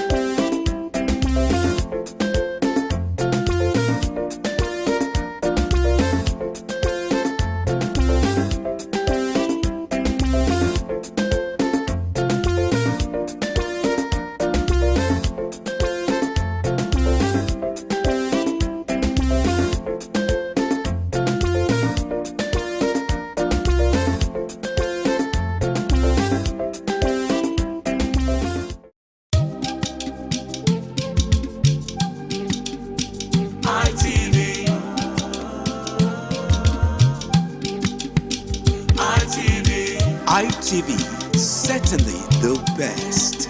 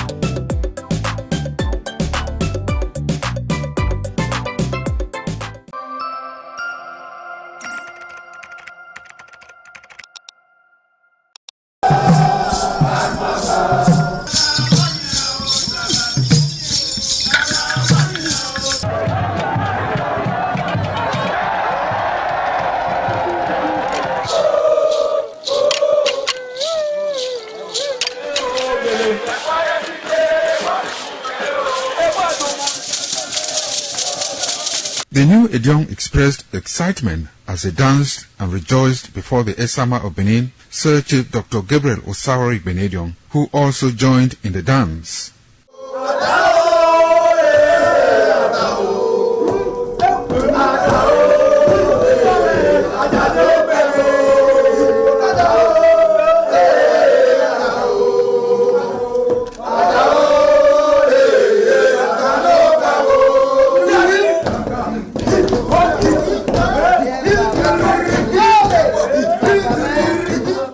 As visiting and paying of homage to various homes of senior elders continued, the initiates spent 7 days performing diverse kinds of rites as required by tradition. They were furnished with rules and regulations regarding their new office as Edion. That I grew up in this community to the point that they have now also chosen me as an elder in this community. It's a thing of great joy. All thanks to the Esama of Benin, my people, my family, everybody, all Okada community for this great honor. I am very, very grateful. Well, this is my brother. I'll call him my uncle because he grew up with my father. I'm so proud of him because we are doing the same rituals as the Edions of the Okada. It is our duty for us to make this place a greater place, for outsiders to come and see the goodness of God in Okada. And I'm proud of every one of us here. So shall it be to each and every one of us in Jesus' name. Waya waweso Odion ma Okada zima Esama zima Odion Ebuna zima Odion Obala zima Odion Marawe Maari Esama Odion na Limado Pon Esama Limado Gbeken Esama Emana Odion Wawe na Esama Magbekene Osaba Obuyo Bitone Aba Nogie Tony Maga Not Yami Magame Manido Gbekene Denena Ima Yafe Ima Ato Ima Agmo Arokpa Ewu Dori Ima Adi Awogene All the Tiagbo Yano Emi Magame We need just to know me on far. In Esama, in our father's house, in respect of our initiation to elders Edion level. As tradition demands, we are here today to come and also pay our homage to him, to also for him to also pray for us for long life and prosperity. The climax after 7 days was paying of homage again to the Odion way, where he gave the initiates the full rights to function and to henceforth participate in meetings with Edion. It will go down in the history and minds of Okada community, Ovia people, Edo State, and Nigeria in general.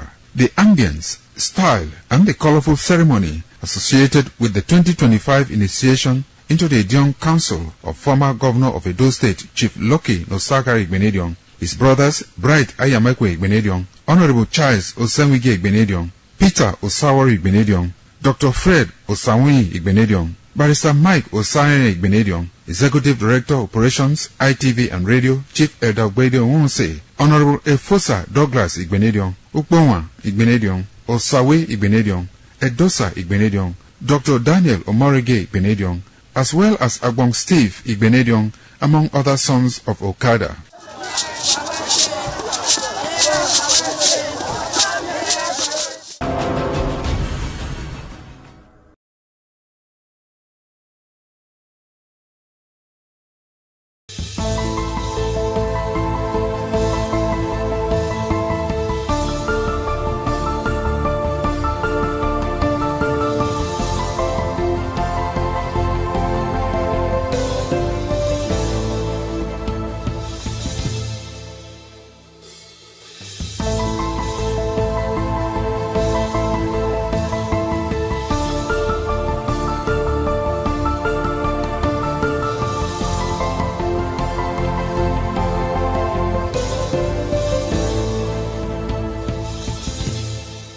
Hello there, thank you for joining us on this special interview series on independent television.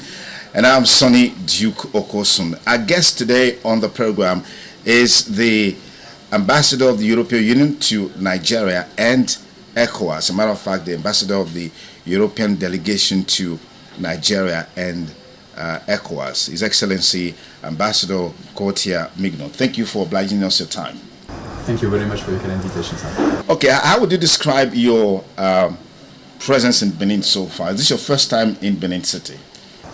Actually, it's my second time, but I came in a private visit the first time because I hadn't presented my credentials yet to Mr. President, so I could not engage officially by the time. So this time it's the first official visit. And I came really with an intention to see how, to review the cooperation we are having with Edo State and to try to see how we can scale it up. But I took the opportunity to visit yesterday to participate to a private preview of the Museum of West African Arts here in Edo State, which is a project that I already saw last year when I came first to Benin City. So how would you describe the level of partnership between the European Union and, of course, Nigeria, and particularly Edo State? Well, with Nigeria, the European Union, together with its member states and its development banks, what we call Team Europe, I think the first partner, is Nigeria's first partner in many areas, in trade and investment in particular, and also in cooperation in many areas. And we have 730 million euros in grants for bilateral cooperation with Nigeria between 2041 and 2027, plus also sizable amounts of loans, subsidized loans. And with Edo State, we've had good cooperation in several areas. I'm thinking in particular of support to migration governance and support to stranded migrants returning to Nigeria, and many of them are from Edo State. And in the last few years, we supported more than 23,000 people to come back and reintegrate into their communities nationally, and many of them in Edo State, just to name an example. So we think we can do more in other areas. We're also working in digital economy, in renewable energy, and also in projects for communities. But I always come with states so important like Edo State with an idea of how to try to improve and strengthen what we are doing already. All right. What is the policy thrust of the European Union in terms of opportunities for young people as it relates to education? Well, for us, education is key, and young people are a cross-cutting priority in a country like Nigeria. So in all our projects, we integrate a dimension for young people and also for women. And in particular, as far as young people are concerned, we are funding a big national project called Nigeria Jubilee Fellowship Program. It's about helping young graduates to integrate into labor markets by funding a 12-month scholarship for having internships in medium and small size enterprises or public service to get a first professional experience. And this is something that we are now scaling up with the federal government. And we are also offering possibilities of studies in Europe, particularly through the Erasmus program, We have more than 100 Nigerians going every year to Europe to study a master in the framework of the Erasmus program. All right. What is the policy thrust of the European Union in terms of opportunities for young people as it relates to education? Well, for us, education is key, and young people are a cross-cutting priority in a country like Nigeria. So in all our projects, we integrate a dimension for young people and also for women. And in particular, as far as young people are concerned, we are funding a big national project called Nigeria Jubilee Fellowship Program. It's about helping young graduates to integrate into labor markets by funding a 12-month scholarship for having internships in medium and small size enterprises or public service to get a first professional experience. And this is something that we are now scaling up with the federal government. We are also offering possibilities of studies in Europe, in particular through the Erasmus program. We have more than 100 Nigerians going every year to Europe to study a master in the framework of the Erasmus program in particular. Fantastic.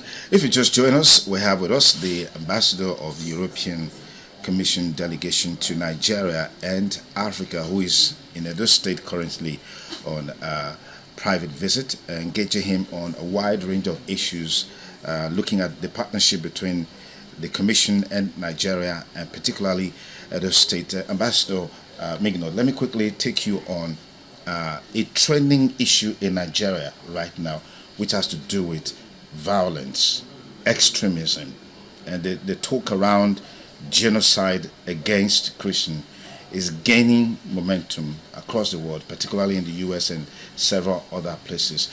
What's the Commission's perspectives on this issue, and what is the intention in terms of helping Nigeria to deal with banditry, Boko Haram, and all other, extremism that we're seeing playing up in the country right now? I think it's important not to exaggerate or oversimplify situations which are very complex in Nigeria in terms of violence and insecurity. Of course, it's a big concern for everybody, including for us. We are very much committed with freedom of religion and belief in particular, and of course, any attack against communities or individuals because of their religion must be condemned, unacceptable. But at the same time, we stand in solidarity with Nigeria, with the victims of the attacks, of course, and with the overwhelming majority of Nigerians who are willing to coexist peacefully beyond ethnic or religious differences. And so we stand in solidarity with Nigeria to fight the many drivers of violence and insecurity, and religion is only one of them. And we've been supporting Nigeria for many years through many projects of peace building, of de-radicalization, demobilization of former members of non-state armed groups, for instance. And we are ready to do more. The European Union some 12 years ago received the Nobel Prize for Peace. And so we always feel the necessity to be up to this great distinction that we received, to work on peace building, to work also and strengthen our relationship on security and defense with Nigeria, but in a spirit of partnership and of respect for Nigeria's sovereignty. Fantastic. You're here specifically because of the Museum of West African Arts, MOA, which of course was launched just a few days ago. But what's your take on the current issues surrounding the Museum of West African Arts, particularly against the background of some of the things that happened there, during the inauguration of the center? You were there. I was there. It was not an inauguration of the museum, actually. Okay. It was just a private preview, because the organizer, I think, very wisely decided, as there were some criticisms, to postpone the formal inauguration of the museum. They announced this already a few days ago. And so yesterday was just a private preview for partners, friends, diplomats like myself and other European ambassadors. The EU has no direct involvement in this project. We are not funding this project. We might do it in the future because we want to partner more with museums and cultural institutions in West Africa and Nigeria, but we have no direct involvement so far. So I came here really to see the advancement of this very wonderful project I discovered last year when I came first, which is a great opportunity for Edo State, for Nigeria, and for West Africa. It's a West African museum. It's not about only Benin or Edo State or Nigeria even. It's West African.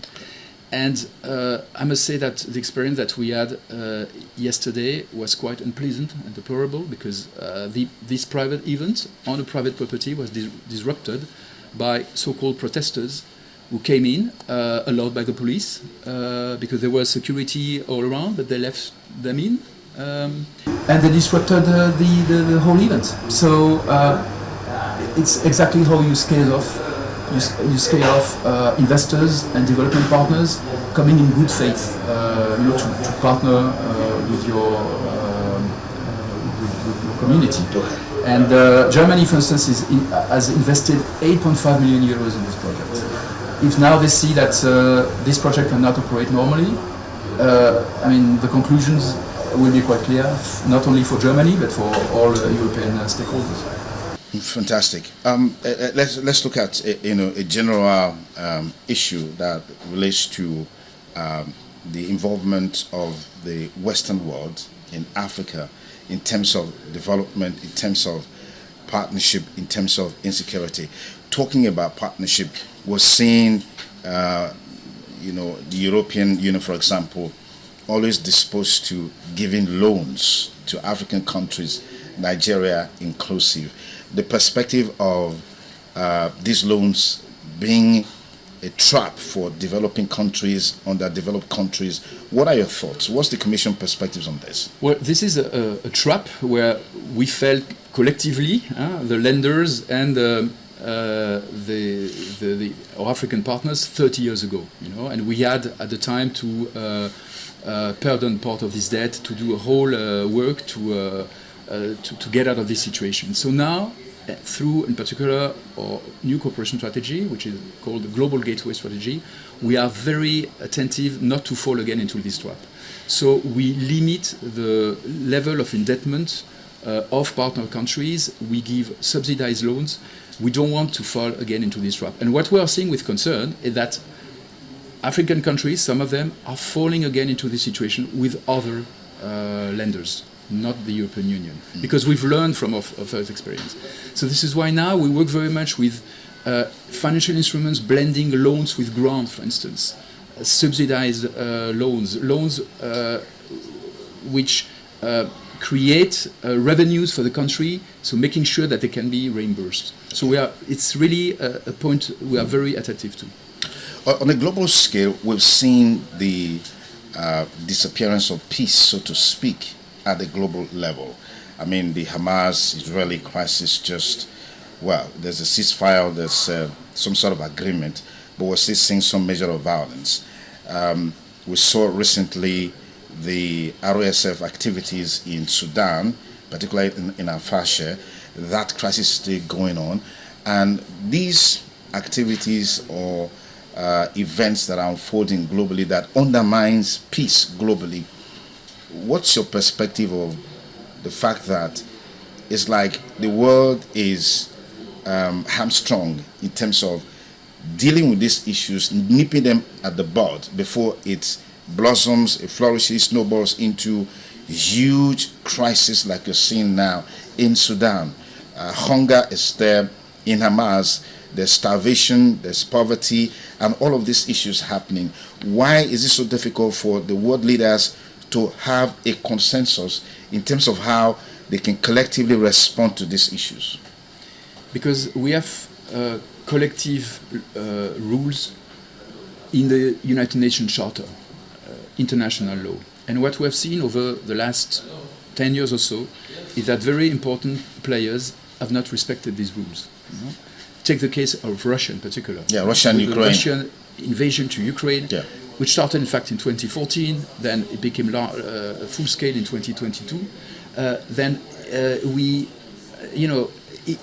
from a permanent member of the Security Council, a country which is supposed to be a guarantor of these rules, then it shows that everybody can do anything and violates international law without punishment. And so this is why it's so important, and that is why the European Union insisted so much that all countries in the world had to condemn the Russian invasion to Ukraine.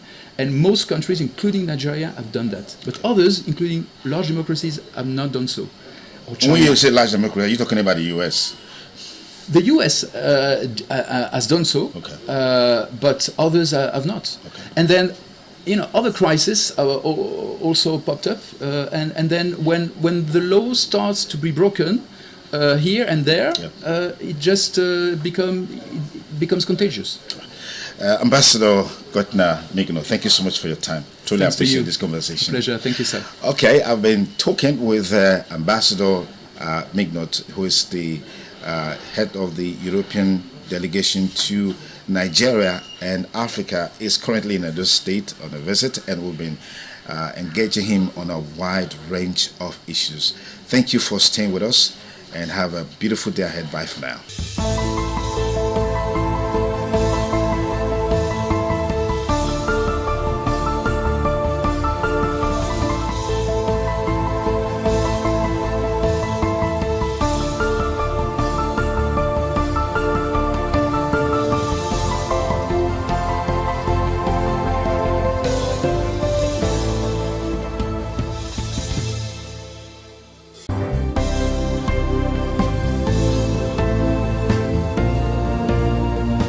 Thank you very much for joining us on the program, Healthy Living. What is the kidney? The kidney is an excretory organ in the body, which is for metabolism. Tuberculosis affects many organs in the body, but the common ones it usually affects is the lungs. Epilepsy is a neurological problem. Okay. It is an injury in the brain which causes someone to begin to convulse, to go into fits. It is curable, but the cure is a long-term thing. If you eat well and avoid those risk factors that will make your immunity to be down, then the risk of contracting tuberculosis will be reduced. If you're healthy, then you're wealthy.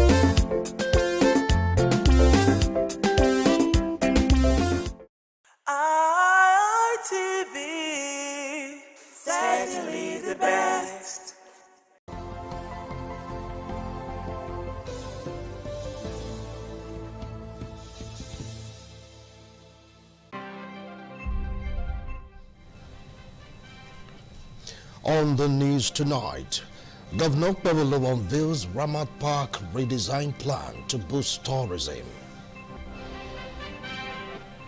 FRSC Corps Marshal Shehu Mohammed sensitizes Edo officers. President Tinubu nominates Tax Committee Chairman Oyedele as Minister of State for Finance. FG says no going back on ban of sachet alcohol, warns against production sales. Incumbent Lagos State APC chairman re-elected in Congress.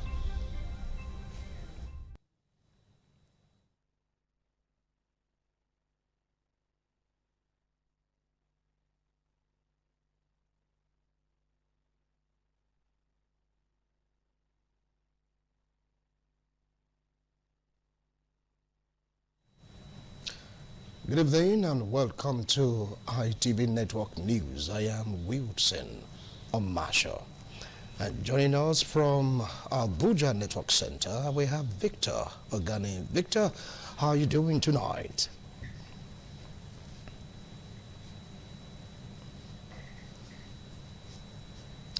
All right, and from our Lagos Network Center, we have Marcelina Nkwo. Mercy, it's a pleasure seeing you tonight.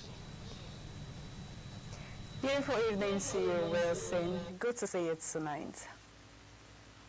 And starting off from our Benin Network Center, Governor Monday Okpebholo has unveiled plans to transform Ramat Park in Benin City into a major tourist attraction as he inspected ongoing projects in Edo South Senatorial District. The governor, who was also at Saple Road, Iyanomo, Obaiti and adjoining communities, said the redesign of Ramat Park would not only address traffic decongestion, but reposition the area as a center for leisure and tourism. Government House correspondent Kingsley Uchebu reports.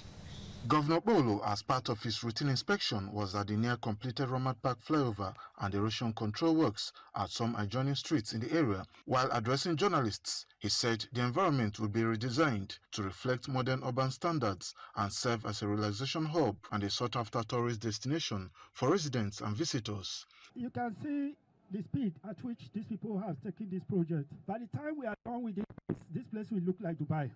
We are not stopping just on flyover. We are going to build a park here. Representative of the contractor handling the project, Mr. Lee, assured the governor and his delegation that the project is on schedule and nearing completion. We're going to finish the major wall along the Ramat Park and the flyover by April. I think we can finish all the work by May. Governor Bolo, who also inspected the ongoing Benin Saple Warri Road project, described the reconstruction work as a demonstration of the federal government's renewed hope agenda in action. He said within 1 year and 3 months in office, his administration has recorded significant achievements, attributing the progress to the support of President Bola Tinubu and the cooperation of Edo residents. Look at what we have achieved within a short time. We could have not done this if we are not getting the blessing of Mr. President. This road, before now, you can't pass this road. You see the area where we came from. It took us hours just within half a kilometer.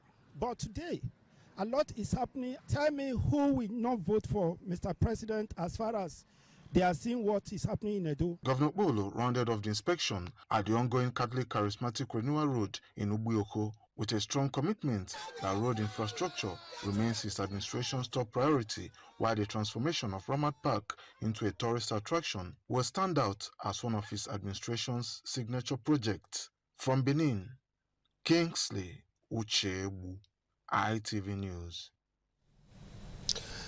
Discipline remains the bedrock of any successful organization.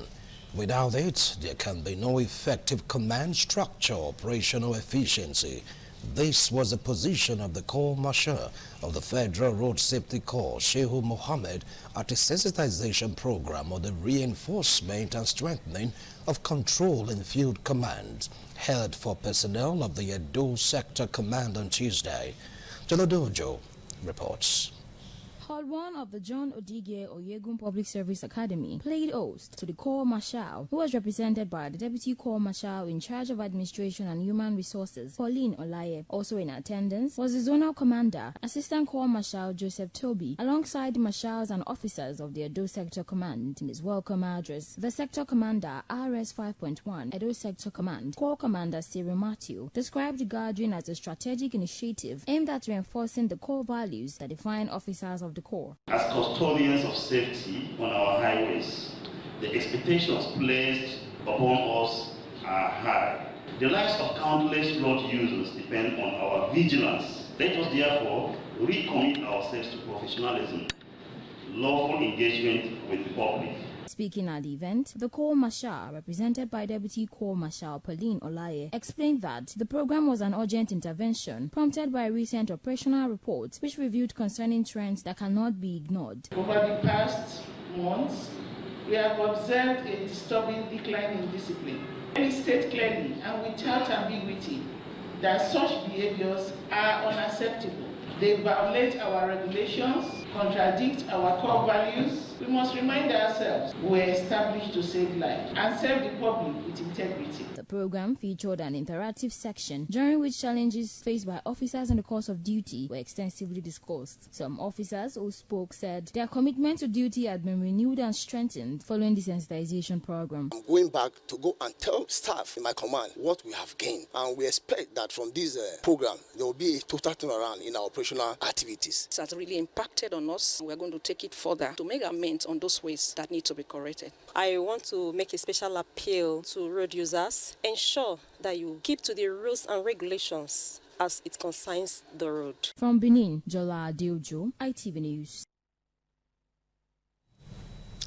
The Jared Tinubu-led executive of the Edo State chapter of the All Progressives Congress has been re-elected for his second term of 4 years at the party's state congress held at the South Victor Wifo Creative Hub, Airport Road in Benin City.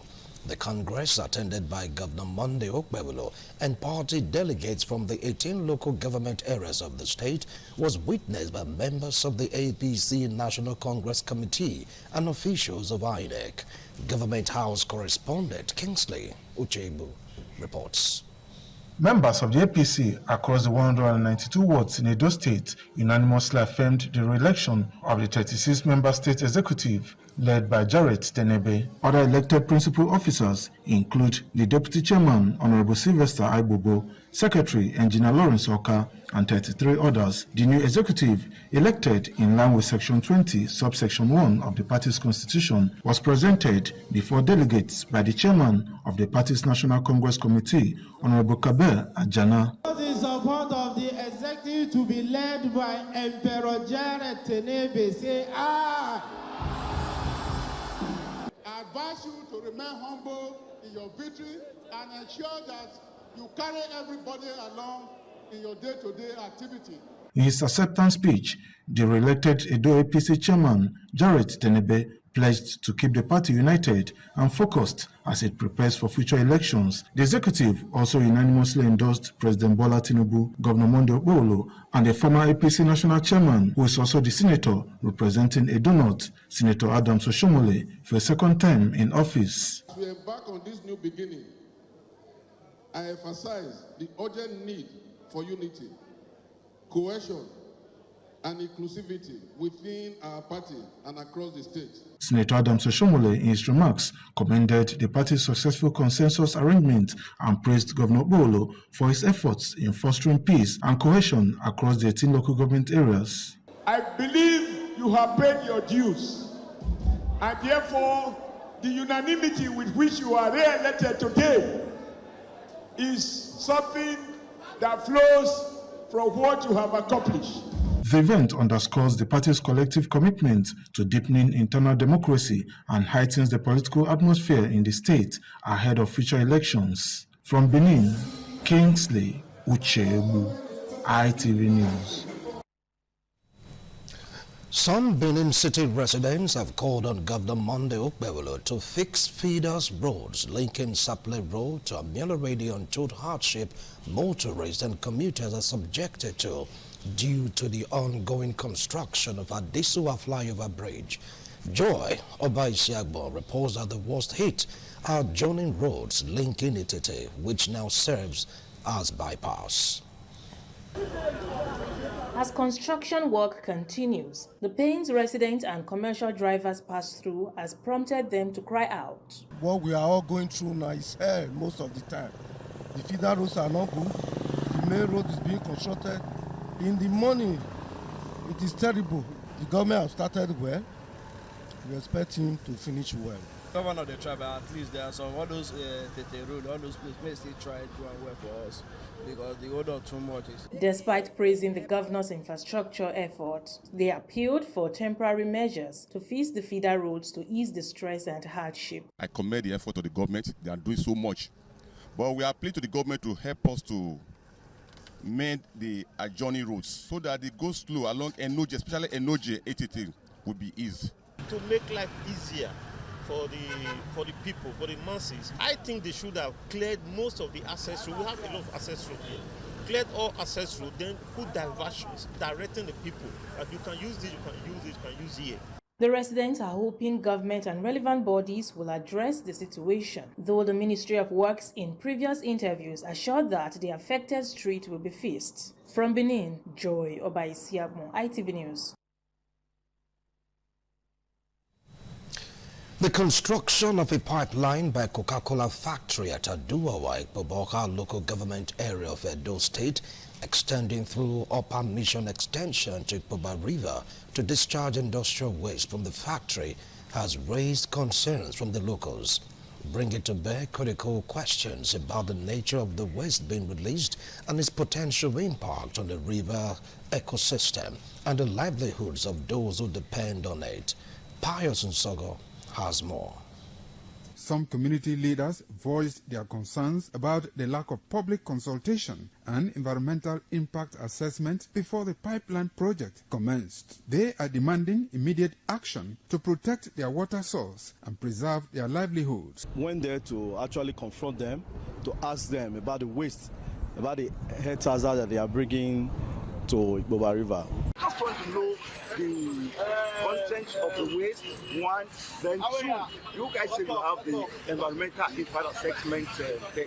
Now this water, so now we they use till they bath, till they cook. While Coca-Cola claims to have installed effluent water plants in all its Nigerian facilities since 2002, ensuring wastewater is treated before discharge, concerns by the locals remain about whether the waste being channeled to Ikpoba River meets regulatory standards. Professor Julius Iyasele, an expert biochemist, warns that improperly treated wastewater often carries toxic elements that may accumulate in the ecosystem, affecting water quality and rendering it unsuitable for drinking, irrigation, or consumption by aquatic organisms. With the disposal of that effluent into Ikpoba River, it will increase the chemical and biological oxygen demand. What that means is that all aquatic organisms require oxygen for life are compromised. Dr. Michael Obare Akarame, a lecturer in the Department of Environmental Management and Toxicology, University of Benin, said industrial wastewater can contain harmful pollutants that could degrade water quality. He emphasized the need for sincerity on the part of the company in ensuring that the right thing is done. The community, the company of concern and government must sit together, and there should be a level of openness, especially from the aspect of the company. For government, it is time for them now to do more. There should be more monitoring of effluent from industries. Edo State Commissioner for Environment and Sustainability, Honorable Nosa Adams, said his ministry will ensure strict monitoring and enforcement measures to enable compliance with national environmental standards and regulations enforcement agency guidelines. We have asked the monitoring team of the ministry to follow it up seriously and be sure that they conform with the environmental standard and regulation. Ours is to ensure that the waste are treated with effluent plants, and proper remediation program is set out for the method or the best method to discharge the waste. It is a known fact that Ikoba River is already battling pollution from abattoirs, markets, car washes, and other sources. And Benin City currently is grappling with growing environmental concerns. Directing chemical water to the river will further worsen the situation. From Benin, Pius Nsogo, ITV News. Meanwhile, report just reaching us is that the Edo State Ministry of Environment and Sustainability has ordered Coca-Cola Company to halt the project until a proper assessment is carried out. If you just joined us, this is ITV Network News. We'll now move over to our Lagos Network Center where Marcelina is standing by. Mercy, over now to you. Since apologies for that technical hitch, well, right now we'll go for a break. When we return, the news will continue. Do stay.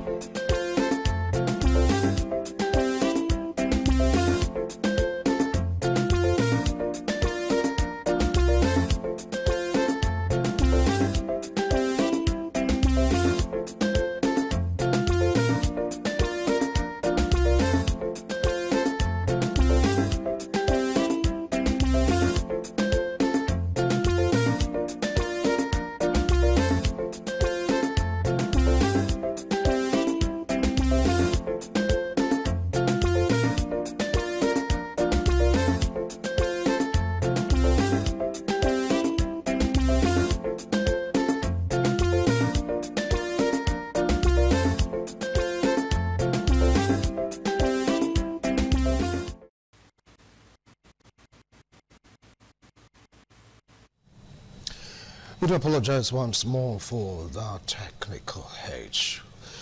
Moving on, the FCT Minister Nyesom Wike has reaffirmed his commitment to promoting grassroots development and fulfilling the promises made during his campaign.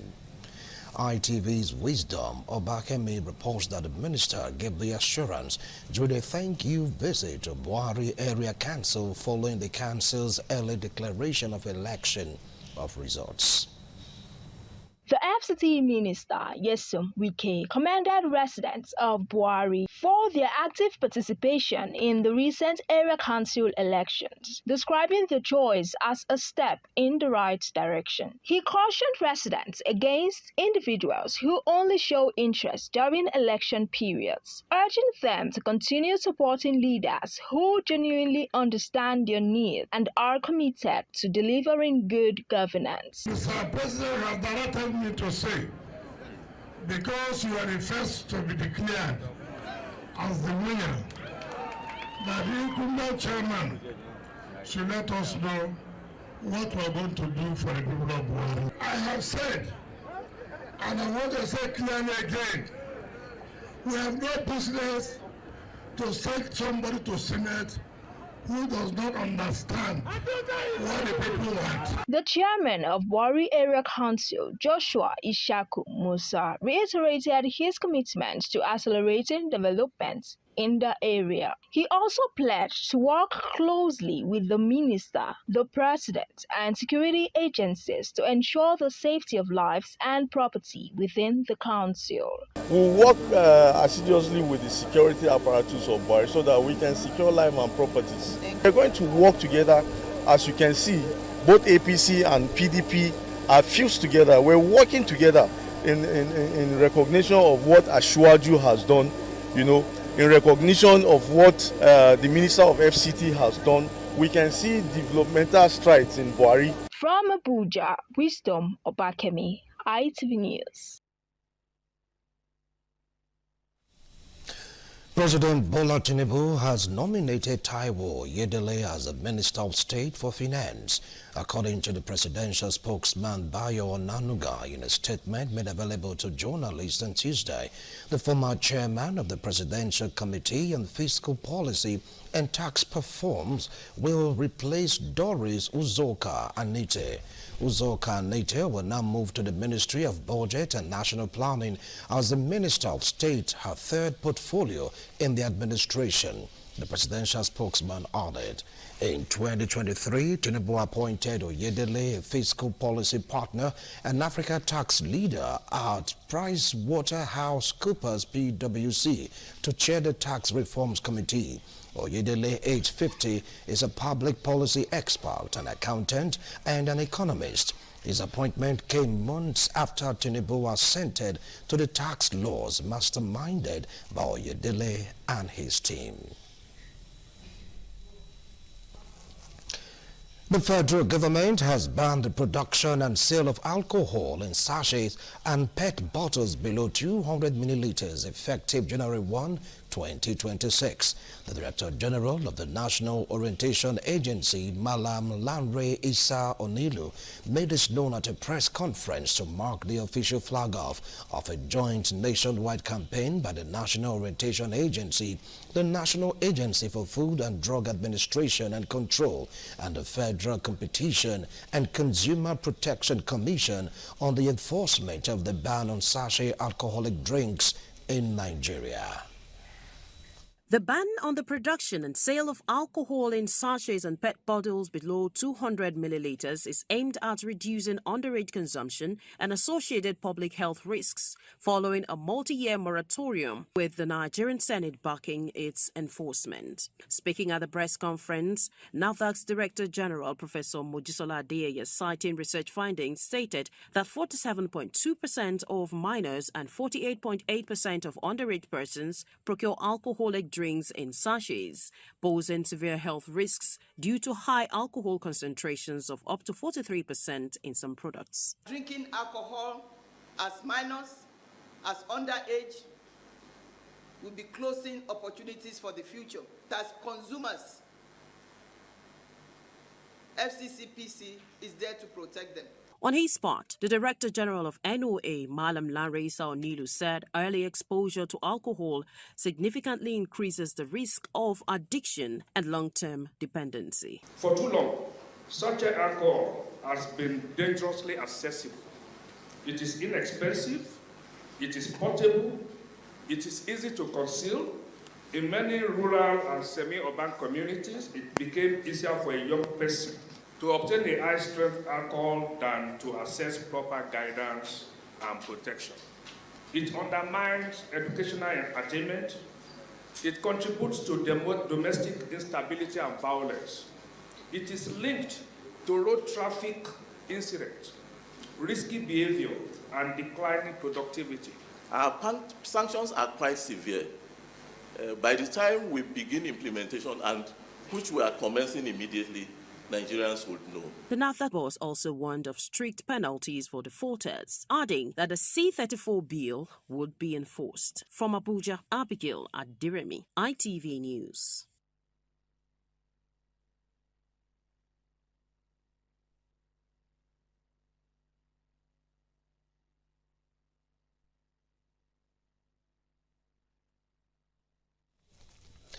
The Pro-Chancellor and Chairman of the 13th Governing Council of Lagos State University, Babatunde Ogala, has called on staff of the Lagos State University College of Medicine to intensify their commitment to research and innovation as key drivers of the university's global recognition.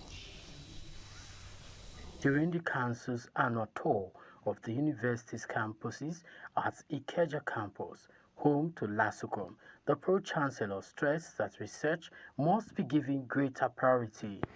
Addressing staff at the Medical Science Building Auditorium, Ogala emphasized that cutting-edge research, strategic collaborations, and innovative thinking are essential to positioning the college and the university at large for enhanced national and international prominence. He disclosed that the Governing Council has developed a strategic plan aimed at elevating the university through strengthened research output, strategic partnerships, and improved access to research grants. The provost of LASUCOM, Professor Olufemi Dowu, informed Council that the college comprises 32 departments, 6 faculties, and 7 professional programs. He noted that LASUCOM plays a critical role in the training of the next generation of doctors, pharmacists, and medical laboratory scientists. From Lagos, Aibuji Korea, ITV News.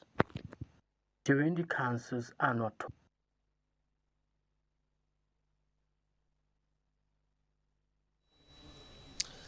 Lagos State Chapter of the All Progressives Congress has returned its state chairman Cornelius Ojelabi for another term in office. Aibuji Korea reports that the Governor Babajide Sanwo-Olu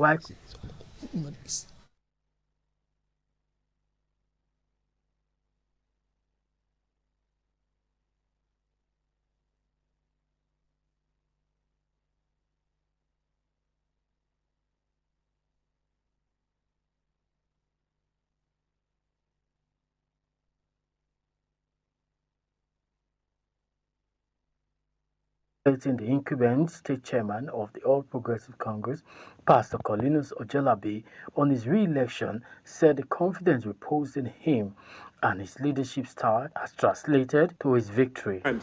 We want to congratulate you once again for the entire delegate believing in your leadership, believing that you are the right man for the job. And all of you that have been re-elected or new ones that have joined, we want to congratulate you. The charge is very simple.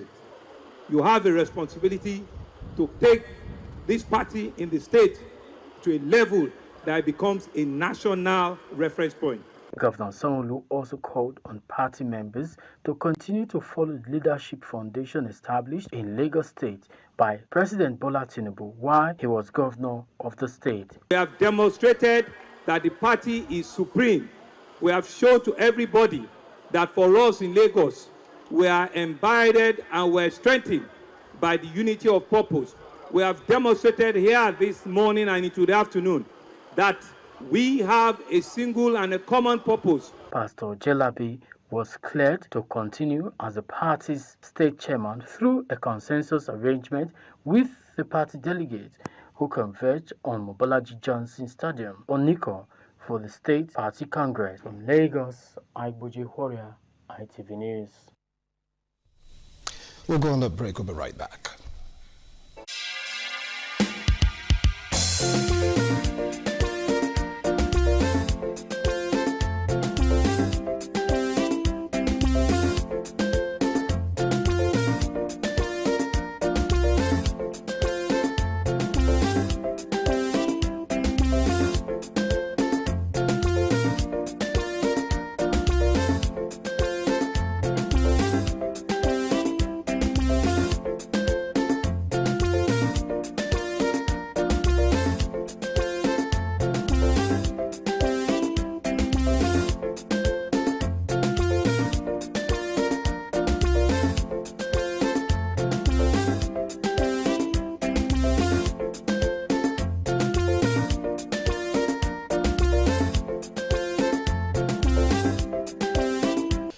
Thanks a lot for staying tuned. A tax expert has urged the Nigerian Revenue Service to introduce a temporary waiver on late return penalties and interest charges to encourage voluntary tax compliance across the country. Dr. Enes Agbegbe, an economist and financial expert, made the appeal in response to ongoing tax reforms under Section 66 of the Nigerian Tax Administration Act 2025. According to him, while many companies are willing to meet their tax obligations, accumulated penalties and interest, especially those generated through automated platforms such as Tax Promax, have created financial strains for businesses trying to regularize outstanding filings. Dr. Agbegbe says the current reform climate presents a unique opportunity for authorities to reset the compliance framework. He explained that a structured and time-bound waiver covering only late returns, penalties and interest, and not the principal tax owed, would encourage thousands of companies to clear backlogs. He adds that such a measure could increase voluntary compliance, boost immediate revenue inflows, reduce enforcement and litigation costs, and strengthen long-term trust between taxpayers and the government. Dr. Abegbe stresses that the proposal is not a request for tax forgiveness, but a strategic move to improve compliance and accelerate revenue collection. He also reaffirmed his commitment to continued engagement with policy makers and regulators to ensure Nigerians' tax reforms remain fair, efficient, and sustainable. The minority leader and member representing Ovia Northeast Constituency 1 at the Edo State House of Assembly, Honorable Charity Aigwobarugia, has inaugurated key constituency project aimed at improving education and power supply across communities in the area. The project includes a newly constructed block of 6 classrooms at Elaba Secondary School, Okun Community, and the installation of a 500 kVA transformer at Igweya Community. Joladojo reports. Upholding legacies designed to impact generations, Honorable Charity Aigwobarugia inaugurated a fully furnished block of 6 classrooms equipped with chairs, desks, and a principal's office at Elaba Secondary School, Okunhu Community. In recognition of academic excellence, the lawmaker also awarded a scholarship to one of the students for outstanding performance. It is my resolve that no child should be left out in the educational bracket. I have volunteered, whether as a member of the House of Assembly or not, to sponsor your education to the level you desire. Meanwhile, at Igweya Community, which has endured prolonged power outages, a 500 kVA transformer was inaugurated by the State's Deputy Governor, Right Honorable Dennis Idahosa, represented by Honorable Julius Obasogie.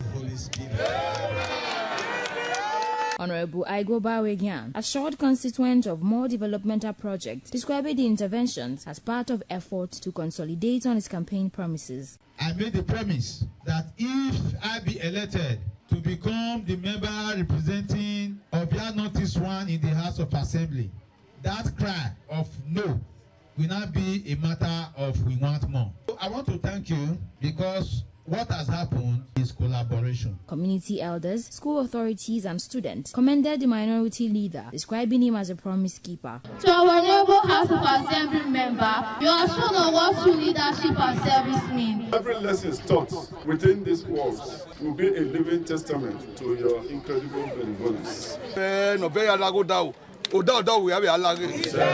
want to specifically thank our benefactor. If we had the power of giving chieftaincy title, we would have given him chieftaincy title. From Benin, Jola Diljo, ITV News. The Benin Traditional Council has insisted that Ogbeso is a quarter in Igosho, the neighboring village in Ovia Northeast local government area of Edo State. This was contained in a letter signed by the Secretary of the Benin Traditional Council, Frank Erabo, in response to a request by the legal advisor to Igosho, the neighboring village, Sir Edward Aigbangbe of Aigbangbe Law Firm. Erabo stated that the decision on the status of Ogbeso as a quarter in Igosho, the neighboring, was stated in a letter dated 4th November 2021, where the Jonwe of Igosho, the neighboring, was mandated to oversee all the quarters in the village, including Ogbeso.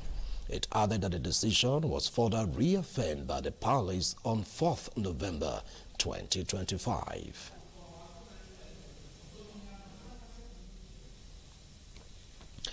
An APC aspirant to the Akoko Edo Federal House of Representatives in the 2027 general elections, Honorable Paul Johnson Afagase, has donated motorcycles, tires, and a renovated utility vehicle to security agencies in Akoko Edo local government area of Edo State.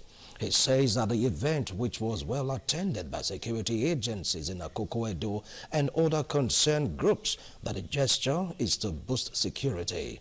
Thermal Sado reports. The donation ceremony, which took place at the Nigerian Police Force Area Command in Ngara, Akoko Edo local government area, attracted party leadership, stakeholders from across the local government area. The APC House of Representatives hopeful, Honorable Paul Johnson Afagase, expressed deep appreciation to the security agencies for their relentless efforts in safeguarding lives and property in Akoko Edo. Afagase praised the Edo State Governor, Senator Mondo Okpebolo, for remaining strongly committed to ensuring the security and safety of residents across the state. I believe that my people need to be secured. And the only way I can contribute my own quota for the security of my people is for me to provide these bikes and the vehicle and the tires for the security personnel. The APC chairman in Akoko Edo local government area, Honorable Dikin Monday, commended Johnson Afagase for what he described as his consistent investment in the development of the area and unwavering commitment to the welfare of the people. Our brother here is very dynamic in his pursuit. I expect that you all will dance this game. Speaking on behalf of the security agencies, the area commander, Igara Oko Charles, appreciated Honorable Paul Afagase for the donations. Earlier, seasoned and experienced political leaders in Akoko Edo held a strategic meeting to deliberate on mobilization plans for Honorable Paul Johnson Afagase ahead of the forthcoming party primaries. Honorable Afagase solicited their support at the meeting for him to emerge the candidate of the party for Akoko Edo Federal Constituency, expressed appreciation to the leaders and reaffirmed his commitment to work with everyone for the progress of the party. The ceremony concluded with renewed assurances of collaboration between community leaders, political stakeholders, and security agencies to sustain peace and stability in Akoko Edo local government area. Thomas Sado, ITV News. As preparations intensify ahead of the 2027 general elections, the special advisor to the Deputy Speaker of the Federal House of Representatives, Honorable Matthias Osobase Ehizua, has declared his intention to contest for the House of Representatives seat representing Esan West, Esan Central, and Igwebe Federal Constituency under the All Progressives Congress.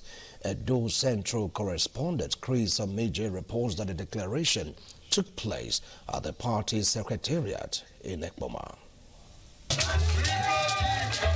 Because of my relationship in the National Assembly, I can be a better candidate to support development in Esan West, Esan Central, and Igwebe. Declaring his intention before APC leaders and supporters at the party secretariat in Ekpoma, Honorable Matthias Osobase Ehizua expressed his passion for the welfare and development of Esan land, stating that he is seeking the mandate to better serve his people and fulfill their aspirations. I'm the best candidate to represent this constituency.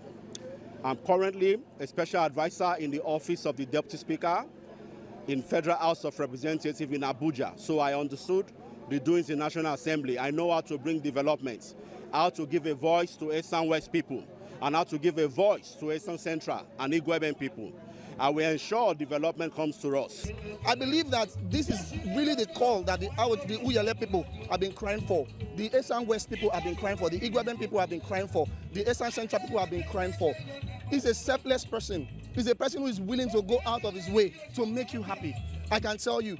Honorable Osobase Matthias Ehizua, for a man like him, he has a very good heart. That is one thing I can vouch for him.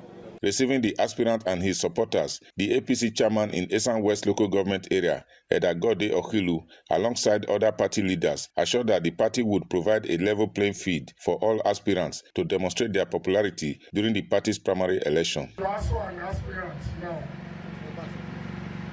Yeah, we have other leaders that are not here now. As you have been reaching out, continue to reach out to them.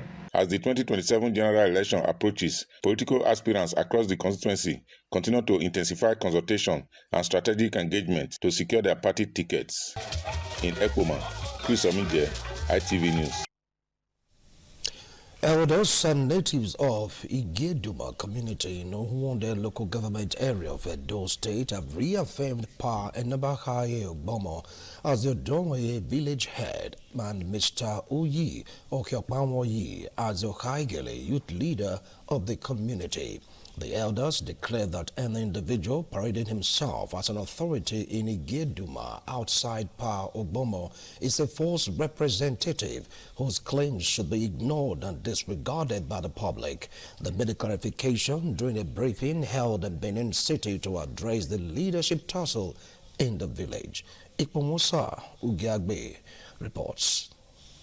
Addressing journalists, Pa Enobahai Ogbomo, who identified himself as the Odionwe of Igeduma, duly approved by His Royal Majesty Ewaye II, Oba of Benin, accused some dissidents in the community for instigating unrest and disharmony among the people. Pa Ogbomo debunked claims that he was not initiated into the community's Elders Council and appealed to Oba Ewaye II, the Edo State government and other relevant authorities to intervene. Ogerahi is using some youths as thugs to harass everybody. Some elders, including Pa Brahma Igwagie, son of Eholo of Igeduma, and Mr. Joel Uhunoma Idionwe, said the appointment of Pa Enobahai Ogbomo was affirmed at the palace of the Oba of Benin, where it was reiterated that only a recognized Odionwe has the authority to appoint an Okaigele. On his part, Barrister Roland Osakwe said anyone trying to upturn the decision of the Oba of Benin will face the wrath of the ancestors. Ogerahi is saying the Odionwe was not initiated into Elders Council. It is a lie. The palace said it is Odionwe that appoints an Okaigele. The Oba of Benin has been validated on it. And that is where we stand. We are Igeduma citizens, and two, we will ensure that whatever the Oba has said is going to stand in Igeduma. Oba Atokpe. Yes, sir. The Odionwe of Uyege died recently, and a new one has not been installed. All efforts to reach Pa Ogerahi Imovo proved unsuccessful. Independent television intends to take his reaction whenever he is willing to do so. Ikmomusa Ugiagbe, ITV News. The rich cultural heritage of Ekpoma, the administrative headquarters of Esan West local government area, Edo State, was rekindled during the 2026 Ifoe festival. The celebration held at the palace of the Onoji of Ekpoma, His Royal Highness Zaiki Anthony Abumere II brought together chiefs, natives of Ekpoma from within Esan land and in the diaspora, including traditional rulers from other parts of Nigeria. The report by Francisca Igenegbale is presented by Williams Yama. Ifoe Festival, which traditionally marks the beginning of a new year in Ekpoma, provided an opportunity to offer prayers for peace, unity, and a bountiful harvest. Highlight of the ceremony was the revered Inasa procession led by the Onoji of Ekpoma, His Royal Highness Anthony Ehizoji Abumere II. A major feature of the festival was the conferment of chieftaincy titles on deserving sons of Ekpoma. Among those honored was Chief Patrick Agbato, alongside other prominent personalities who have contributed to the growth and development of Ekpoma. The event featured rich cultural displays, traditional dances, beauty pageants, and presentation of awards to outstanding contestants. Majority Leader and member representing Esan West constituency, Edo State House of Assembly, Right Honorable Jonathan Ibamao, who represented Governor Modukpebolo, in a good message, commended the people of Ekpoma for sustaining the cultural heritage. This is our annual festival where we thank God for bumper harvest in every thing we do in life. This ceremony is used to commemorate today and at the same time to mark the end of the past year and the beginning of the new year.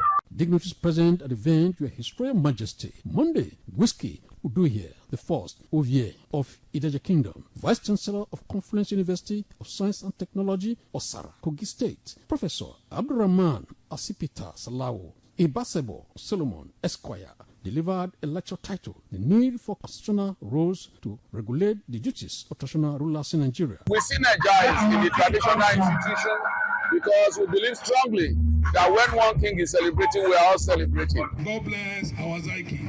Zaiki, may you reign for a very long time in good health. This is just officializing the closeness to the Zaiki. We need to give constitutional roles to traditional rulers. William Siama, ITV News.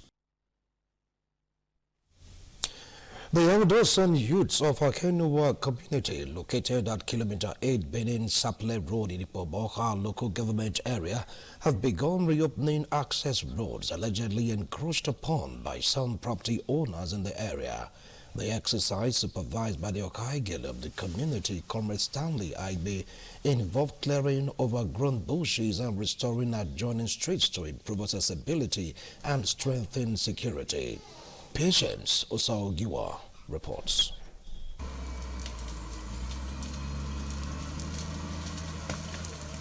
Opening of adjoining streets in Akenwa community previously encroached upon by property owners. The road clearing initiative led by the newly installed Okaigele Comrade Stanley Aigbe is part of efforts to promote orderly development and enhance safety within the community. In an interview, community elders called on all landowners to present their original land documents for proper verification. They also urged property owners to begin immediate development of their plots. According to them, lands left undeveloped for years often become hideouts for criminal elements, posing security threats to residents. The elders commended the Okaigele for spearheading the clean-up and reopening of the streets, describing the move as timely and necessary. We arranged the land by 200 before a road. Some of the road, they block it. So we have to throw everything for the community people to pass. We have some land here.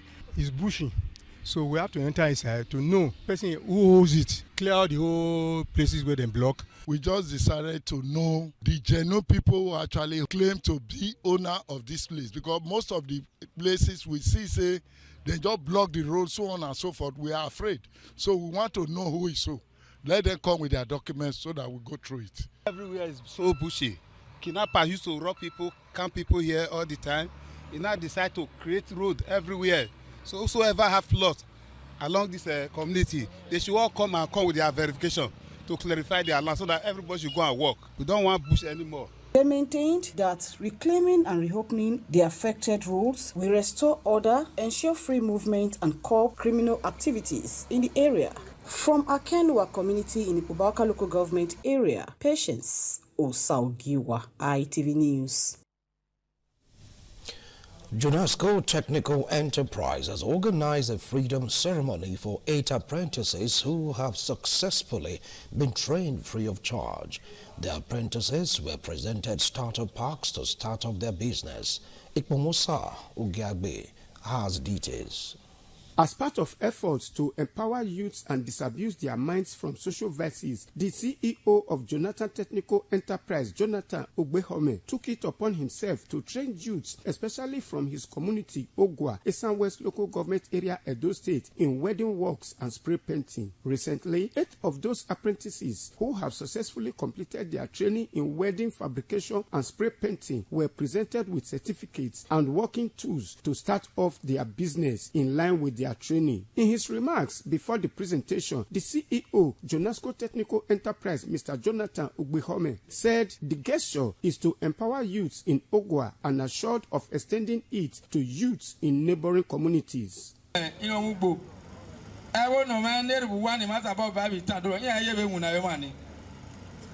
I will not touch Eboyawo. We are going to take you on our where even I handle Boladia. I am 10% of our here. Though I'm happy that we'll be able to touch those who want to do job and I'm again a good job. They can learn work. So baby me go the back. Some of the beneficiaries expressed gratitude to the CEO of Jonasco Technical Enterprise for the empowerment, thereby making them self-employed. Not easy to carry pay come, free food, free work. I wish him long life and prosperity. God bless him because he has done enough. Jonasco do well in my life. We will be going higher. The company will not fall. May God give you the strength so that you can do more. I pray that God should lift Jonasco up. The Onoje of Ogwa, His Royal Highness Zaiki Ehizoji, and some guests commended Mr. Jonathan Ugbehome and called on others to emulate him. I haven't seen any kind of apprenticeship of this nature. We pray God to bless him, continue to enlarge his coast, and that he will continue to be a success and a blessing to Edo State. What you are saying is also a testament to the good work he has been doing for Ogwa. So we really appreciate Jonasco. Ikmomosa Ugiagbe, ITV News. Another foreign scene, Israel says it has carried out new attacks on Iran's leadership compound in Tehran, including the presidential office. Report says every part of Tehran has been hit since Saturday. The Red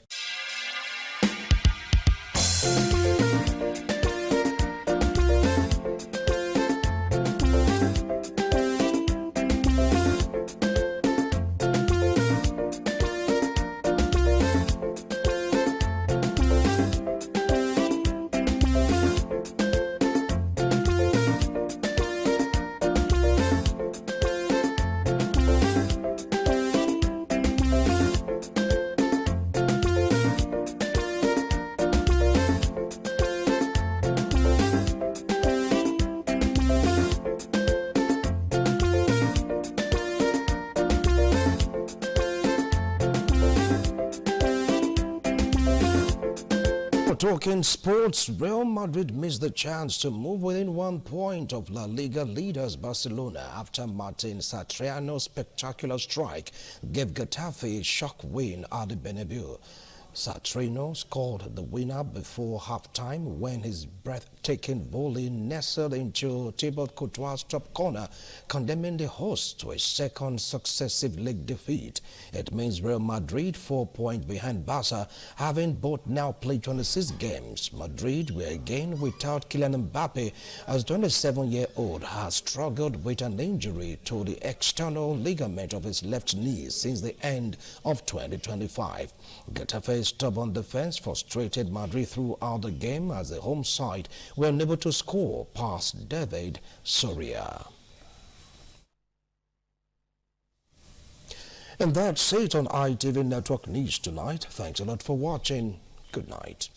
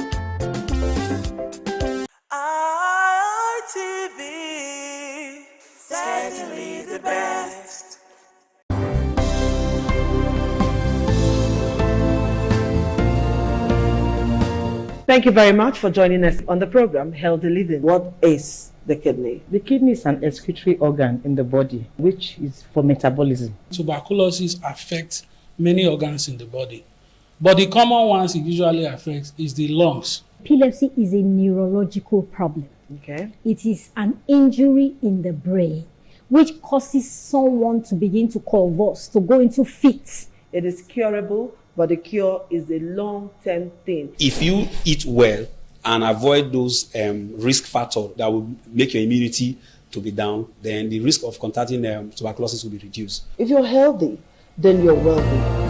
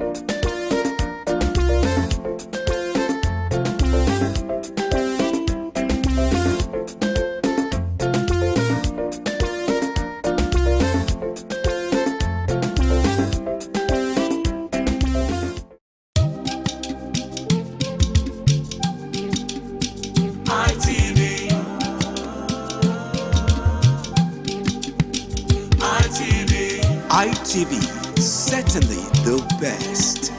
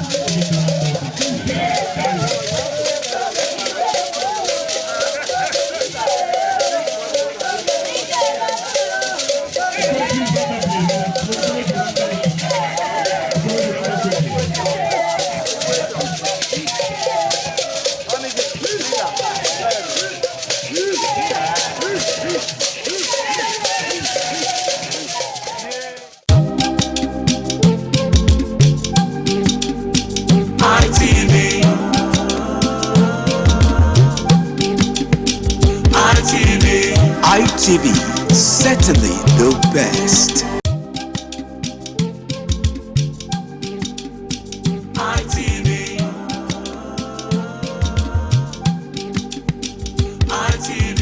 ITV, certainly the best.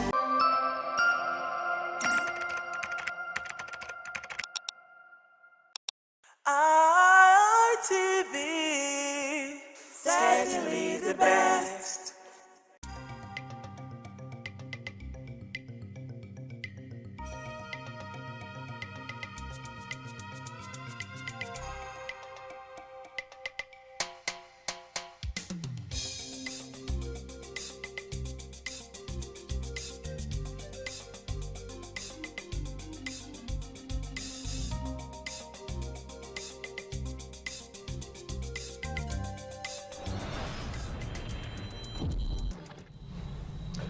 Thank you so much for staying tuned. If you just joined us, this is International Forum reaching you live from Benin City, Edo State, south of Nigeria. Today is all about the U.S.-Israel war on Iran and, just trying to find out the real cause of this particular matter, because in every war there's always an end game. And pundits have been asking this question: is this going to be an endless war?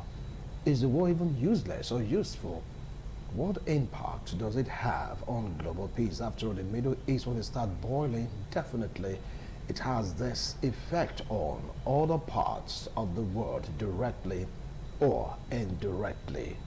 10 days was given for them to consult. 10 days was given to Iran to agree to the said new deal. Right now in court, all of a sudden, bombardment here and there, saying Iran refused to play ball. For that reason, they have to be dealt with. All their military arsenal targeted, the top generals targeted, and of course Ayatollah, talking about the supreme leader of Iran, was taken out of the picture.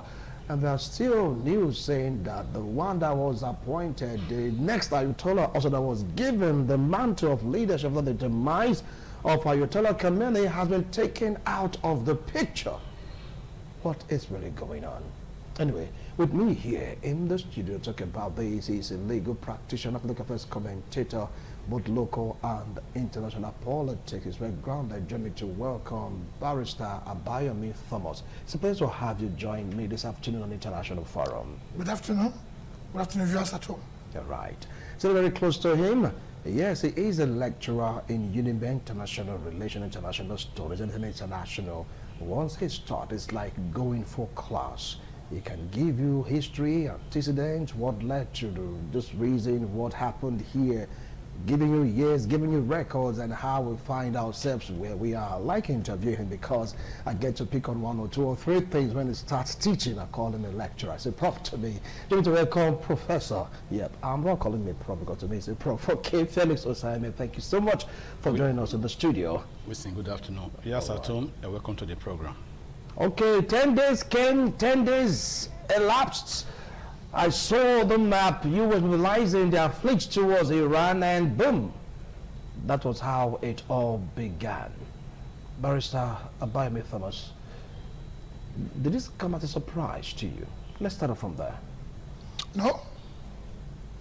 I've always expected that this day will come, because as long as Netanyahu remains the Prime Minister of Israel, and as long as his political ambition for the past 40 years has been to see the end of Ayatollah theological regime in Iran, I expected that he will continue until he sees the end of the theological regime, and it has happened.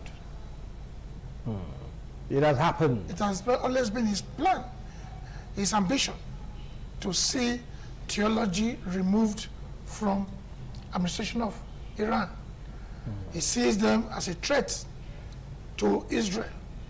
And he said so last year, he said so on Saturday on TV.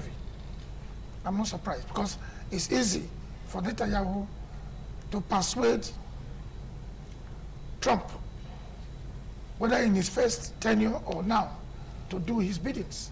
So I'm not surprised. But remember that this was still the same regime that said that Israel will be taken out of the map of the earth. And there has been other American administrations. Don't worry, I'll come back to you on that. Well, I'm going to ask you the same question. Were you surprised? Or you saw it coming? No, I'm not surprised. It was a fallout. You remember June last year, Operation Roaring Lion, when Israel took to the skies at night over Iran, and they had the full support of President Donald Trump. In that particular episode, because it's now in series, the objective was to neutralize Iran's nuclear build-up and in that incident in June last year, remember, the American government accepted and sent state bombers to Iran. And if you can recollect, about 2 weeks before that time when we were on the same program, we mentioned a build-up. And I mentioned there, I explained then that the only type of bomb, the GBU-57, that can penetrate deep into the ground is in the position of the United States. Israel does not have it. No matter what Israel does, they cannot reach deep into the ground, into the bunkers created by Iran for their nuclear enrichment program. And that it's only the US that possesses that weapon, and that the US also has the carrying capacity to deliver it. 2 weeks later in June, they did it. June last year. But remember, in that episode too, Netanyahu pushed for the removal of Ali Khamenei, the Ayatollah, and Trump said that was not the objective then. He did say then, if I take words from Netanyahu, said they were going to defang Iran. And Trump said then that was not the objective. The objective then was to obliterate their nuclear enrichment program. He did not say then that it is not to be conceived at all. He said that was not the objective 6 months ago. Or let's say it's about 8 months now, because we are talking of June 2025. So now we are in March 2026, and Ali Khamenei has been sent to his maker. Because a week ago he was still saying death to America. If America sends aircraft carrier to the Strait of Hormuz, they have the weapon. And you know, Trump as a leader operates differently from those who tend to be more restrained. He considers that threat as an active term, not an intention that may be carried out. As far as it's concerned, if you levy that threat, then he has to respond. So the build-up has been there. What is happening now should not surprise any keen observer of international politics, particularly as it applies to Iran, Israel, and other states in the Middle East. All right. But so for almost 10 days was given to Iran to strike a deal, for them to come to a kind of in a common ground, for US not to strike or for Israel not to strike. You have 10 days to say no to uranium enrichment, no to your nuclear program. Do you feel that had it been that Ali, may God rest his soul, choose to play ball right now in court with the US and Israel, do you think all this bombing, all this killing, all this destruction taking place right now in Iran would have taken place? I'm sorry to look at it from a different perspective. Okay. I'm a lawyer. Yes. The United States and Israel does not constitute the entire world. The League of Nations failed in 1939 because the League of Nations could not stop the scourge of war all over the world. That led to the formation of United Nations. Trump cannot just come to the world and begin to act as the policeman of the entire world. Otherwise, we will remain in a world that is lawless. That is absolutely lawless. Before Trump, there was Obama. Obama went through the United Nations, went with the Europeans. They had an agreement with Iran. Sanctions were placed on Iran. All the Security Council members of the United Nations followed. They were carried along. Then somebody just come and say, look, I'm the policeman, I'm the cowboy, nobody can do me anything. And you just begin to do anything you like. That is not how a civilized nation should be presented to the whole world. Nigeria cannot say because we are bigger than Ghana, the Republic, and we say we will do anything we like. Let's get to a deal. If you don't get a deal, I will arbitrate you. That is not how nations behave. You can see right now, whether 10 days or not 10 days, no European country has taken part in this illegal action of America and Israel. No. And none has condemned it either. They keep quiet because the reason why they are keeping quiet is this. Last month, Trump wanted Greenland by force. A territory that belongs to Denmark by force. The previous month, Trump went, I was America, because Americans are not happy with what Trump is doing. Trump went to Venezuela, captured a sovereign head of state.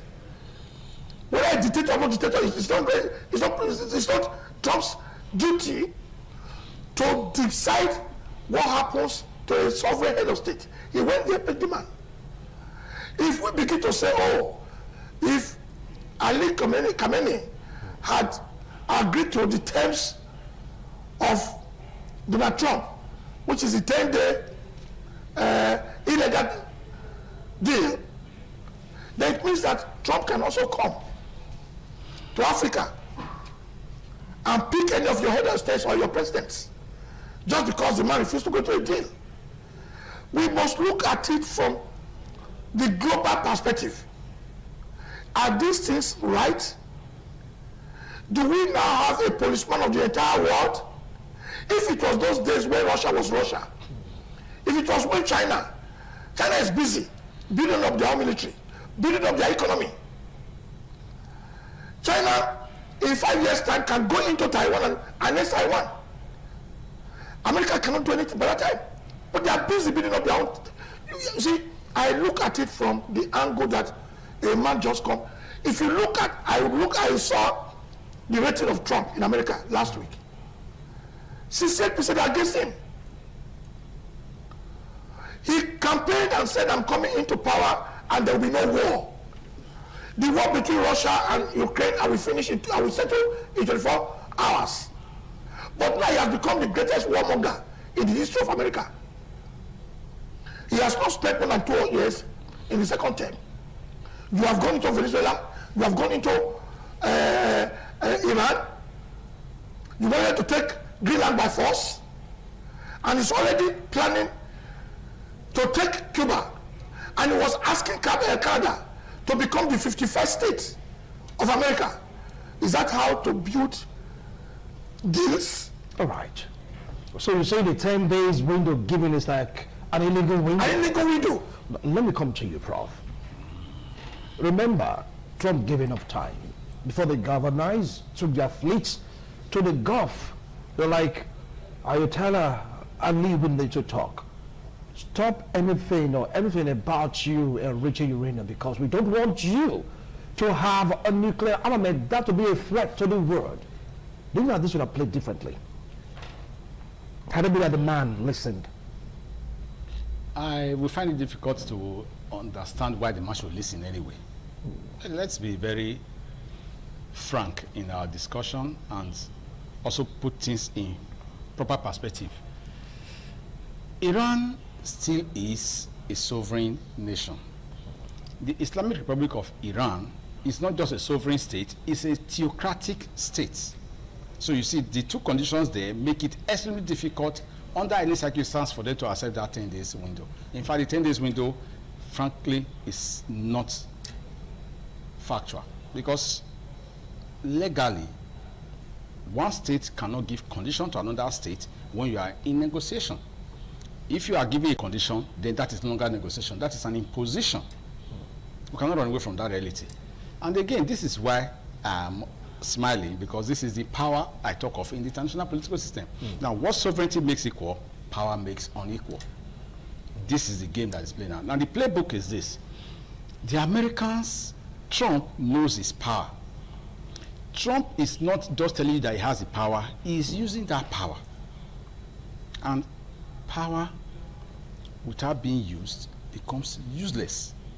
So he is not going to negotiate with you beyond the time he has told you.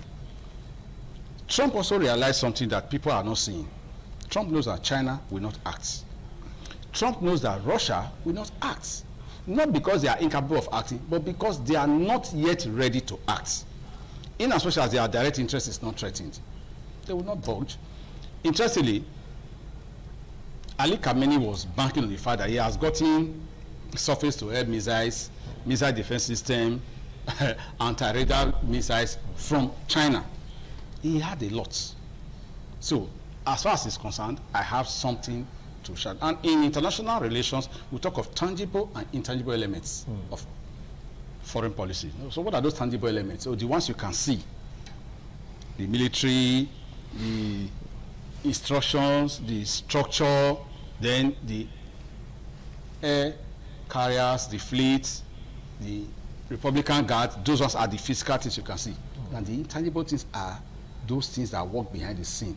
Your ideology, your philosophy of existence, your network of friends.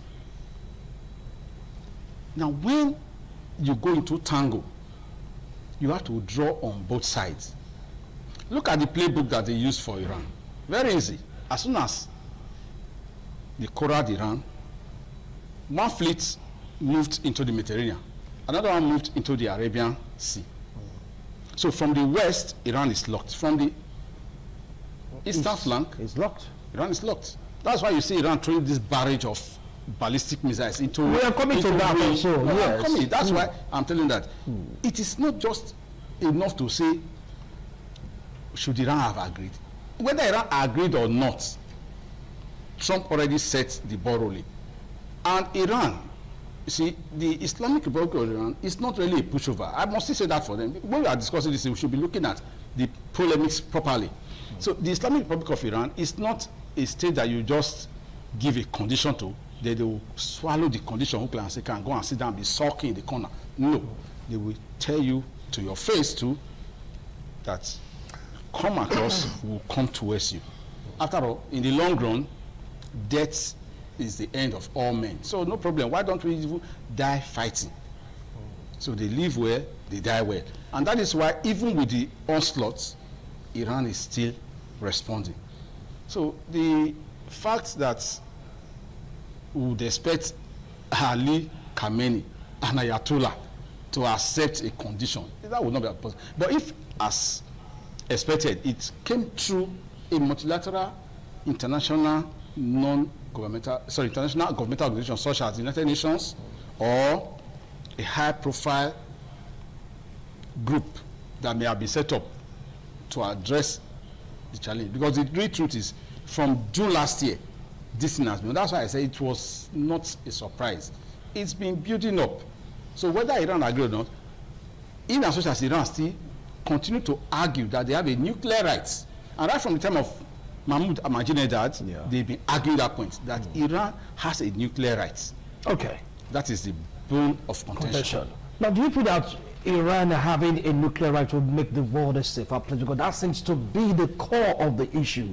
Do not stop anything about uranium enrichment. Forget about your nuclear, you having a nuclear armament or your dream. Do you feel, Barrister, that if Iran should have it, the world would be a better place? What made Israel a superior country to Iran?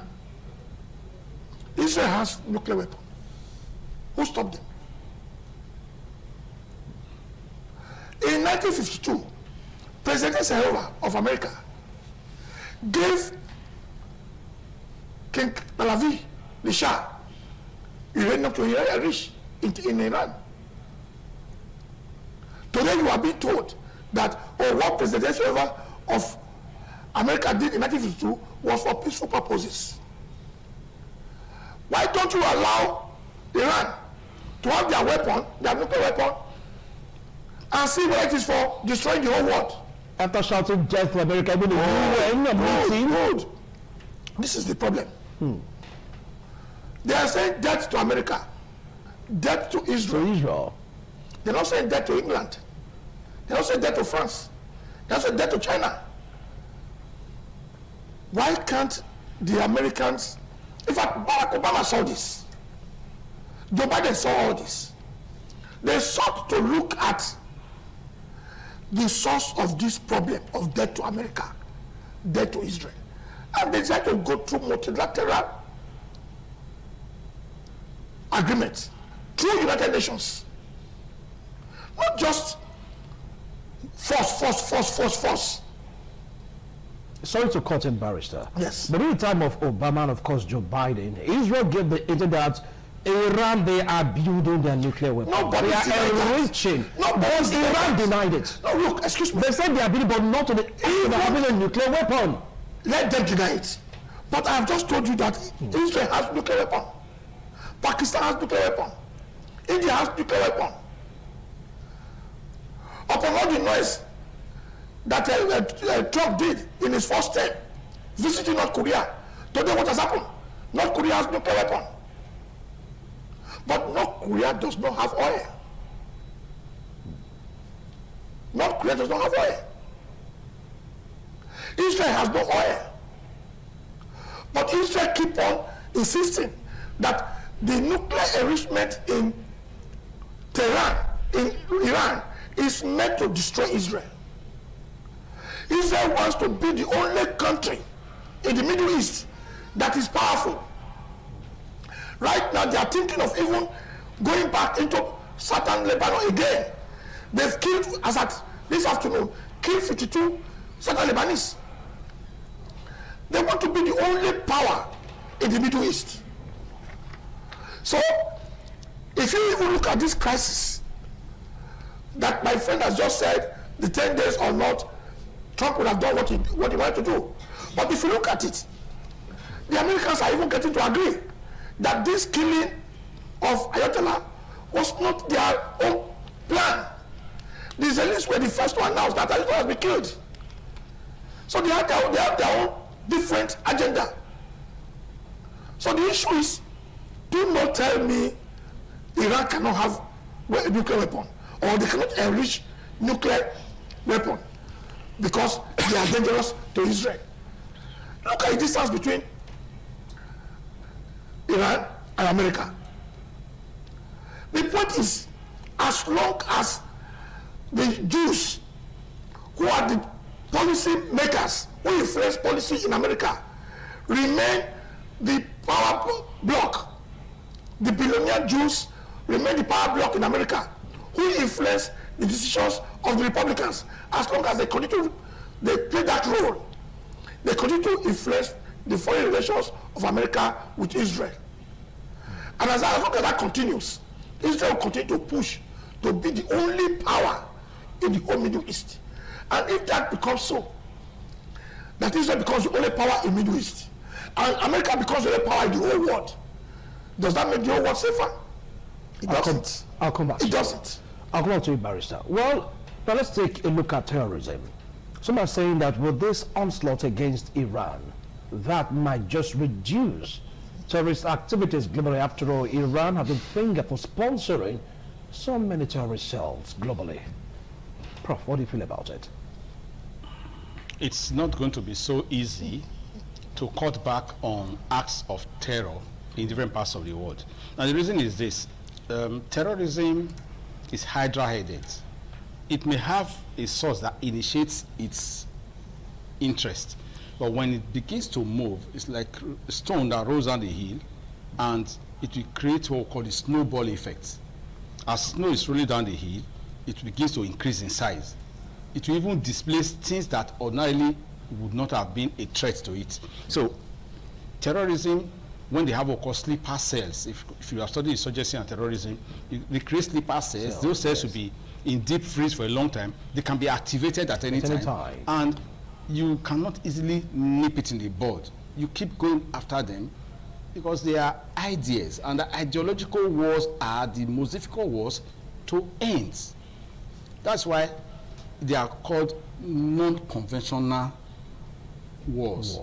You are talking of non-combatants who do not wear uniforms, who are driven by desire and purpose to achieve something. And many of them, in most instances, are willing to die for that cause that they believe in. So even if you remove Ali Khamenei today, it may be inspiring them, may be funding them. But if they reach the takeoff stage, they can continue on their own.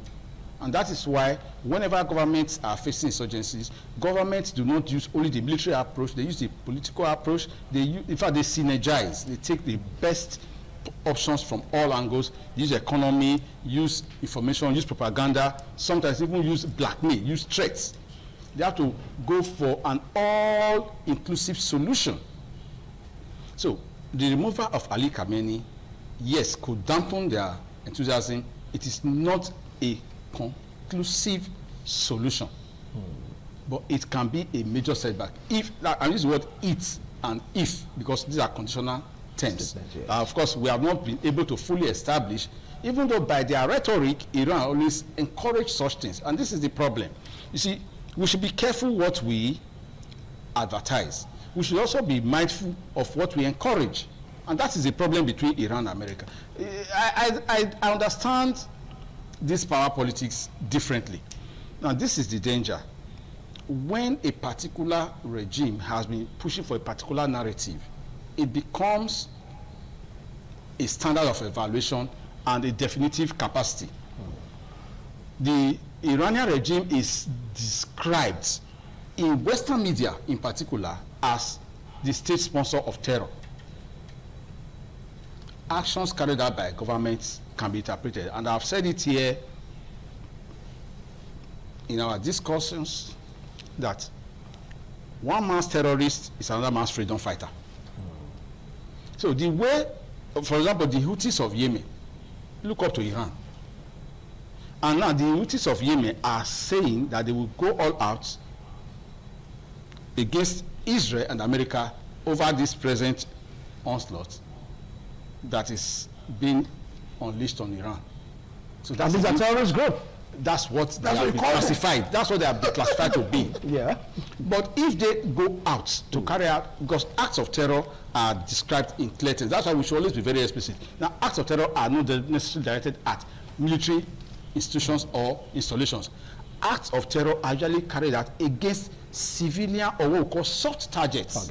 And the objective is to strike fear into the hearts of the populace and make the government of that particular state or society or community look incapable of protecting the citizens. And once that is achieved, then the government loses credibility. And when the government loses credibility, the government is now incapable of securing the patriotism of its own citizens. Then those same people that would have been protected by the government, who are now victims of acts of terror, even begin to accept the terrorists. So Stockholm syndrome will now come in. And this is why terrorists are extremely dangerous. All right. We want to go for a break. When we return, I'm going to be asking Barrister A.B. Thomas this question. He said nobody made U.S. the police of the world. And I said it's Trump, not even the U.S. According to history, Biden gave some amount of money to Iran. Obama also did the same in billions of dollars. For what purpose? But Donald Trump came, changed the narrative, so they're throwing bombs. We'll be right back after this break. Don't go away.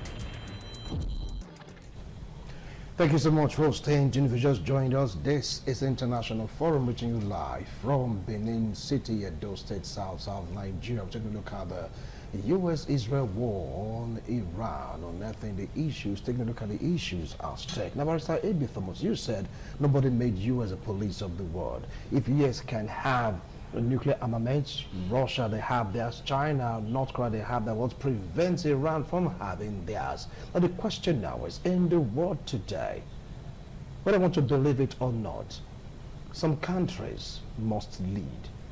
Are you not saying that the leadership of America is dangerous to the world because it's dangerous to Iran?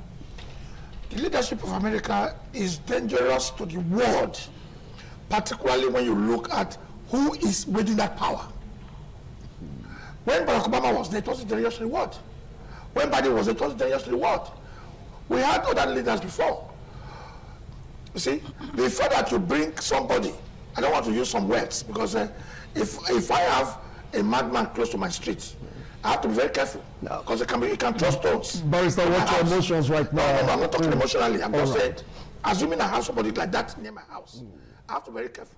They may throw stones into my house. I have to be very careful. Now, what we are saying is this. Right now, the United Nations is dead. It's as dead as fried dodo. It is because of this experience that some countries were becoming dangerously powerful, that the League of Nations failed and the United Nations was created. And in creating the Nations, they created a body called the Security Council, made up of 5 permanent members. And these permanent members all have nuclear weapons. And the idea was that each one should act as a check and a balance on the powers of one another. But since Trump came, he has disobeyed every resolution of the Security Council. Let's forget that the United Nations is in New York. It doesn't matter. If it were to be even in Geneva or any other place, the same way Trump is behaving now, he would have behaved the same way. He has withdrawn America unilaterally without going through the Congress from so many agencies of the United Nations, including this climatic agency. Because they said they are ripping America off. That's what he said. Another person will come there tomorrow. You will see they will go back and join. What I'm saying is that it depends on the person who is leading America. America used to be the beacon of democracy. But now you now have American dictatorship right now. And he dictates where to go to. I won't be surprised if without your invitation, he may go to the African country and do a similar thing. So we should be careful that nobody appointed America as the policeman of the world. Now, let me not use America. Donald Trump as the policeman of the world. But he is doing this because the Security Council is no longer in existence. When America went into Afghanistan, the Security Council was involved. When America went into Nicaragua, Security Council voted. But in the case of Venezuela, there was no Security Council vote. They took it upon themselves. After killing so many people on this ISIS and say they were drug peddlers. They went on now to Iran. In fact, I can tell you, the person who is in power, who has the power in America, is very important as for the policing of the world. If any other American were to be the president of America today, I do not think they would have danced to the music of Israel to launch this attack. This attack is not the attack of America per se. It is the attack of two persons who have serious personal affinity. They have closeness. And Netanyahu and Trump have the same character in politics. They believe in the same philosophy. Right now, the philosophy that you are seeing playing out in Iran is not that of America taking off a regime change in Iran. But that has been the philosophy of one person, Netanyahu, in the past 40 years of his political career. And now you have killed about 40 leaders in Iran. What is left? Oh, America is saying, look, this is not our agenda. It's not our strategy. But we just want the Iranians to take over their government. How are you going to take over a government like that? Okay. Of 90 million people in a very large country. America is still saying, as at yesterday, we are not going to put boots on the ground. Iranians are saying, look, this is not Iraq. But at the same time, the way they are going now without an exit plan, without an exit plan, when I say exit plan, without a United Nations support. So the United Nations would have been the diplomatic channel through which they were able to withdraw the destruction of Iran. Without that, they will end up sending troops into Iran. And that will be only America, because Israel will not have the ability to send weapons, to send troops into Iran. All right, I'll come back to you, Barrister Gothmos. Well, you heard what he said. Nobody gave Trump, especially according to him, the right to do what he is doing right now. But some of the opinion that President Donald Trump is the only man that has the guts to do what previous American president couldn't do. And with this action, there'll be peace in the Middle East. What's your take on that? If you write on top of sand, if you write on sand, you write 6 and you write 9. Depending on which side you stand, they are the same. So American presidents are American presidents. The fact that Obama may have been more genial in his expression, more convincing, did not mean that he was less dangerous than Trump. This is power. Obama ordered the elimination of Osama bin Laden inside Pakistan, an ally of the United States of America, without even notifying Pakistan. They went in, extracted him, eliminated him, dumped him into the sea, and they now announced to the world, oh, we have just done this. Everybody was saying, oh, Obama, you don't look like that. Now, in the same way, the American system is a system. It can try to run very fast, or it can try to move at a steady pace. But what is important is that the objectives are clear. They don't negotiate with terrorists. They don't do that. They don't accept regimes that can threaten their position. And let me expand this discussion a bit. If we go back to the history of collective security, which is what Barrister A.B. Thomas is mentioning here, talking of League of Nations to United Nations. The reason why the League of Nations failed is the reason why America is doing what it is today. And why the League of Nations failed? League of Nations failed because there was no powerful state, or the very powerful states did not even recognize the League. For example, Japan entered the League and left because she felt the League could not do anything. Germany was admitted in 1933. Germany left almost immediately under Hitler. Okay, Germany came in before 1933 and left in Hitler's time. So Russia joined and later was not the only power. So you're saying they lacked leadership? The only power that stayed from the beginning in 2021, when it was formally pronounced. 1921? Yeah, 1920-1921, because First World War ended in 1918. They then started developing the Treaty of Versailles was in 1919, June 1919. That was signed in the Hall of Mirrors. That was the treaty that gave birth to the League of Nations. So by the time it was structured, that time Russia just finished its revolution in 1917. It was now being created to USSR that took off in 1921. All right, so what happened was that only Britain and France were in League of Nations from the beginning to the time it was eclipsed by the United Nations in 1939, and finally was absorbed into what became the United Nations in 1945 at the end of the Second World War. So only 2 of them, and these 2 of them were spent powers. Spent because in 1871 and in 1914, Germany dealt with France twice. In fact, each time the war started, it was always France that Germany will remove from the picture first. Even in 1939, Germany still removed France. So 1871, 1914, 1939, Germany always removed France from the picture. That is settled. So the only power that could actually stand on its own was Britain. That's why Winston Churchill, as the Prime Minister of Britain, kept saying, we will fight and fight and fight on the shores of England, because they knew that one thing that they had that was their power then was that Britain was an island state. So to come down from continental Europe to come and take over Britain, that was why Napoleon could not conquer England. That was why Germany could not defeat England. Even when Hitler tried it in 1940, the bombing of London with the Luftwaffe sent thousands of planes. Britain simply painted all their windows black, so there was no radar then. You couldn't just pinpoint. But they tried and bombed London. Then they sent their ROF to Berlin. Now, what is the situation here? America came out from the crumbs of Second World War. In fact, when America entered First World War in 1917, they turned the tide of the war. In 1939, when Second World War started, America did not join. America entered the war in 1941 when they bombed Pearl Harbor, when Japan did that. So Japan welcomed them into the war. Okay, each time they entered the war, they changed narrative. So by 1945, it was clear that America was a dominant power. Now this is where it becomes interesting.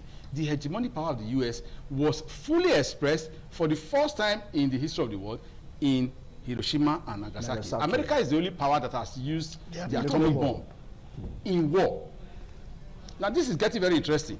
The greatest human inventions are always carried out during war. Let us not run away. In fact, the 80% of medical research that was carried out that has changed the tide of human development in medicine was carried out by Germany. During Second World War. You know why? They were using human beings for life experimentation. Yeah. All right. Bombs that are used in war are only effective when they have been tested in the field of play. So you say they're testing bombs right now? They're even testing weapons already. Okay, I'm coming back to the issue of America being the policeman. Okay. I'm building up the argument. Please just give me a few minutes to explain this. Right. So the American position, therefore, it's not going to be something that will not happen. That's why when my co-discussor started it, I understand the point he's making, but he's taking it more from the moral side. I'm looking at it from the side of power as an institutional mechanism in the international political system. Okay. Every time there must be a hegemon. We are judging America today. By 2035, we'll be judging China. China that is not talking, they are not better than America. They are waiting for their turn. And when they get to their turn, they will do these same things. All right. This is why power itself is the issue. And each state will use it differently. The Americans are just using it the way Trump is just using his own. Thank you. Much acclaim. Thank you. Now, hold on. I know you have a lot to say, but just adding to this question. Iran now attacking its neighbors. Doesn't make sense. It's sort of like we never allowed US to use our airspace to attack Iran, and now you're throwing bomb at us, and they vow to retaliate. Now, what sense can you make out of this? I start with the issue of Osama bin Laden and Barack Obama. Yes. Osama bin Laden was never a sovereign president. He wasn't. We must be able to distinguish little things. Osama bin Laden was a person that struck the heart of US. That's what they said. But he was never the president of a country. Noriega was the president of Nicaragua. Maduro was the president of Venezuela. Ayatollah Khomeini was the supreme leader of Iran. So distinguish these things with a fine comb. So when you are talking of policeman of the world, we're not talking of just morality alone. We look at the legality of your actions. Not just the morality. If every country or every person who is in power cannot begin to do what you are doing as a policeman of the world, it will get to your turn. And when you begin to cry, nobody will listen to you. This is the time to say what you are doing is wrong. Nobody appointed you to be doing what you are doing. The British Prime Minister, who is a seasoned lawyer, who said you can't use our territory, is not a fool. Though one of the drones from Iran hit their base in Cyprus, that has not made him to say, America, come and use your bases in the UK. We are talking of legality, not just the morality. So if Osama bin Laden was picked up without going to Security Council, Osama bin Laden was an individual person, not a president of a country. That is what I'm trying to say.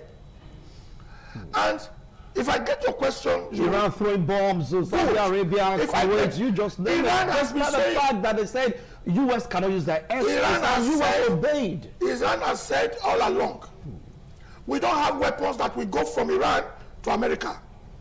Called the distance. Unlike North Korea, that has the weapon now that can travel from North Korea to America. Iran doesn't possess that kind of weapon. So, American embassy in the Gulf states is American territory. Where you like to not go and read your international law. Extraterritoriality. True. You are right about it. So, what is the country? Excuse me. Even the owners of the countries can't just get into the American embassy anyhow. Nigeria cannot enter American embassy anyhow. Nigeria cannot enter Togo embassy in Lagos or in Abuja anyhow. We cannot. That is international law. So they have said, if you attack us, we will attack your nearest territory to us, where we can reach you. That is why they have they've attacked the American base in Kuwait. That is one of the reasons why you find Nigeria is afraid to accept any country having a base in Nigeria. You are indirectly calling for trouble. You may have a territory, Burkina Faso had base, Niger Republic had base, but it didn't stop the government from being changed. Because those bases will not interfere in your internal affairs. They are sovereign territory within your own country. Now, what if Saudi choose to fight back? What then happens to Iran? If Saudi choose to make up their threat by striking back at the heart of Iran? Very good. That will be, you see, that is exactly what Iran is looking for. It will be falling into their own game plan. Their game plan is, let's just destroy all the oil facilities in the Gulf. And if... And you say such to possess nuclear weapon? No. You don't understand what I'm saying. Okay. What I'm saying is this. Saudi Iran is saying, we don't possess weapons that will reach America. We have weapons that will reach Israel. And they are firing to Israel. All right? But they can't get to America. They are saying, America, your bases near us, which are your own territory in international law. They even informed the United Nations that American bases within our area of reach will become legitimate targets in law, which they are in law. And they are attacking those territories, like those bases. So if they do that, the owners of the territory, if they now, see, we have what's called collateral damage in law. Yes. And when Israel attacked Qatar during Hamas meeting, yes, and some Qataris were also killed, Qatar complained. So if the Kuwaitis or the Qataris or the Saudis or any of those countries, Bahrain, people who are not part of the American bases are affected, those Gulf states have a right in law to complain. And they have a right to also attack. They also have a right. But what I'm trying to say is that when that happens, the Strait of Hormuz, which is about 3 kilometers in length, where most of the oil shipping passes, will become a problematic place. And it will not involve most of the countries in Asia and Europe. And if that happens, these countries economy will be affected. The power and that is when the whole will cry and say, look, America stops that.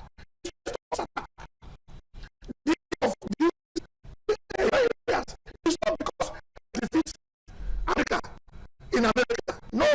It's not because they can defeat Israel in Israel. No. They are trying to call world attention. Since there's no more United Nations Security Council, they are trying to call world attention to say, look, stop this attack. All right. So nobody made anybody a policeman. I still repeat on that point. Okay. Now, Russia didn't say anything because pressed for time right now. China isn't saying anything. Does that not tell the world that they say something? No, you're just saying restraint. Don't think they're in support of what US and Israel is doing to Iran. No, they're not. Why I say they're not is this. There are losses right now. Whether Trump is approved as policeman of the world or not. Now, in hegemonism, there is always a state that will show that power. You don't need to tell them to do it. They will do it because they have the ability to do it. All right. That is the painful Brazil gave us football. Brazil power of football. That is our time is up. But as it stands, whether is this the end of the Ayatollahs in Iran? No. The Ayatollahs are not going to be removed altogether. They will still remain. The only thing is that they are going to undergo modification. Thank you. Well, you both information, of course, Professor Felix has spoken the mind on this. Just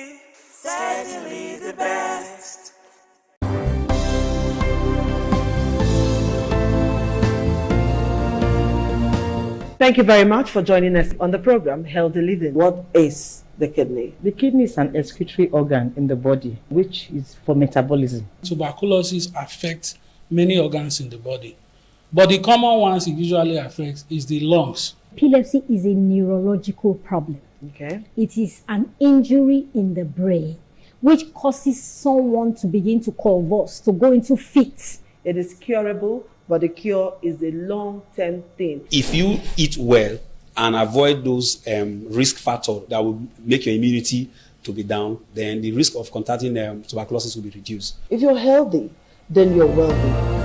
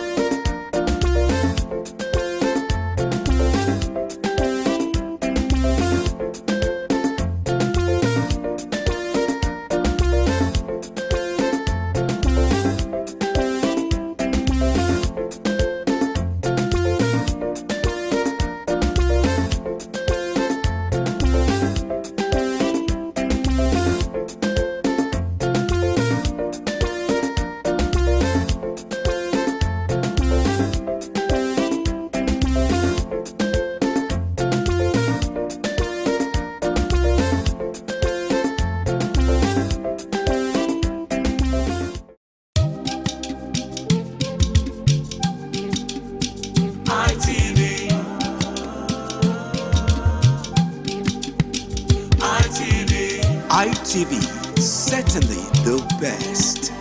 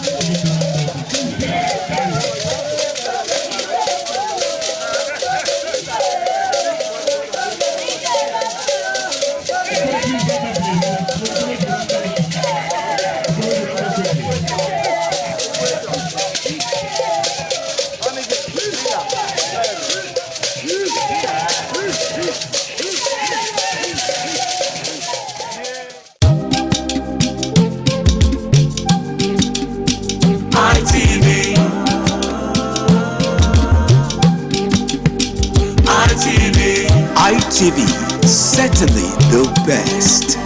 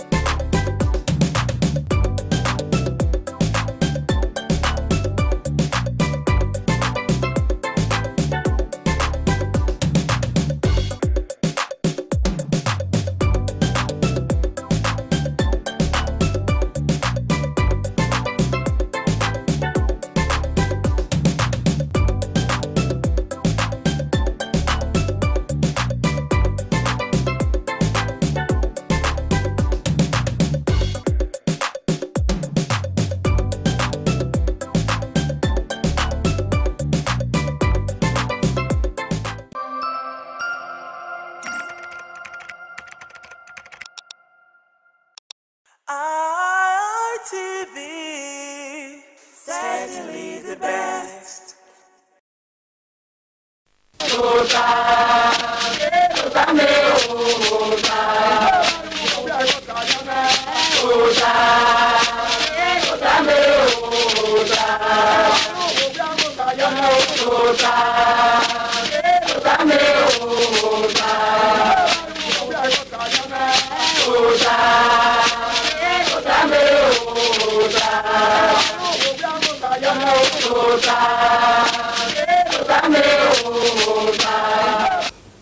Waya bota now. Ugi bota we say anyone wa be eyu po ogbona. Usalobo Olawo no ge uyi no ro e ma no ma no salobo ajile lupe 2026 ni mayena. Usabo na mo lobo ma.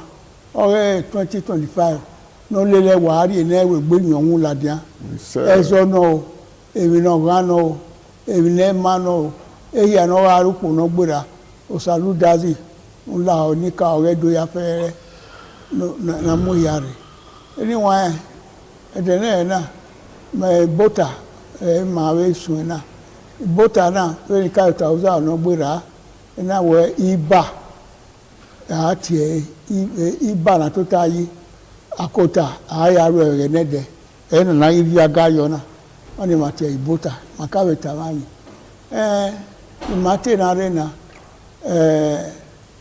Evani agu egwa ibota ede na na. Ore wa oteme Bisugbe Victor. Edonabu wa donabu zamo. Wa ya selo gbe. Upogbo ni mala na. Ogogo no lo wa imi igbe wa imi mu wa imi ebe o oba atope. Ore wa oteme pastor Kavari unamure. Ibi edonowo me ofo egbusa ogbago yaro iselo gbe. Wa be na ka wa bi tota wa bi dawe o. Ofo egbusa ogbago waro ọba àtọpẹ iṣẹ́ mẹ so abọsẹ nge no bia o no ri edo ba yo ka we do ya fere me we to wa ya o sarun da so no jo fi aro no jo fun egbe aro me o bi aro nu wa wa ri ano o sa lo bo ene ni ka o adino de nu wa ne do ya fere ọba àtọpẹ anyone even magwa kana afi wori no ro de were yiru na mewe obi no ye no sulu nupo nema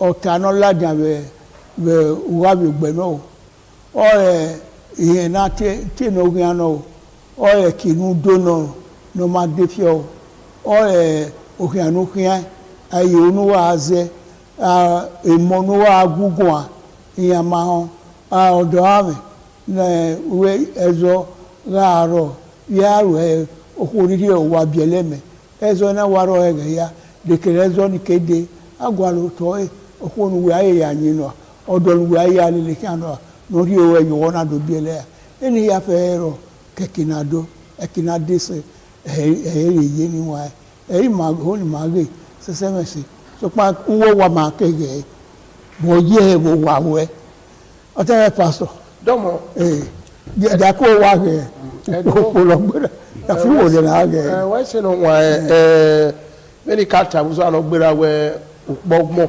agala oyo ma no ti papa oge befu ne abi gwe obono pa ebi gwe ladia eri em pogmo yi ma be ti oge nu pogbera le eri fu e ga o eri amuru pa ti de o eri tomatoes ayi oboka abi gwo ni le obogmo eye so pe o imi no hu nupo egire ni majina no re mortuary egire ni majina na mu yo to le nupo egire ni majina we no ra gbo ka we yeri eke ma mi o ma so mo na no gire yi wo no ye eke afie yo to no ma oke pa o so no dazi apa ma o yo le oriye tini mani ma ya supo na so kuma ukpo ogagise atuta na waju ulebo kia la we vekirikiri ude dagba kia we yo enegbo we tota ogogmo o sa gbari enu na de kenu we mana nyise nupo da fi weri eso nu onu ni eyo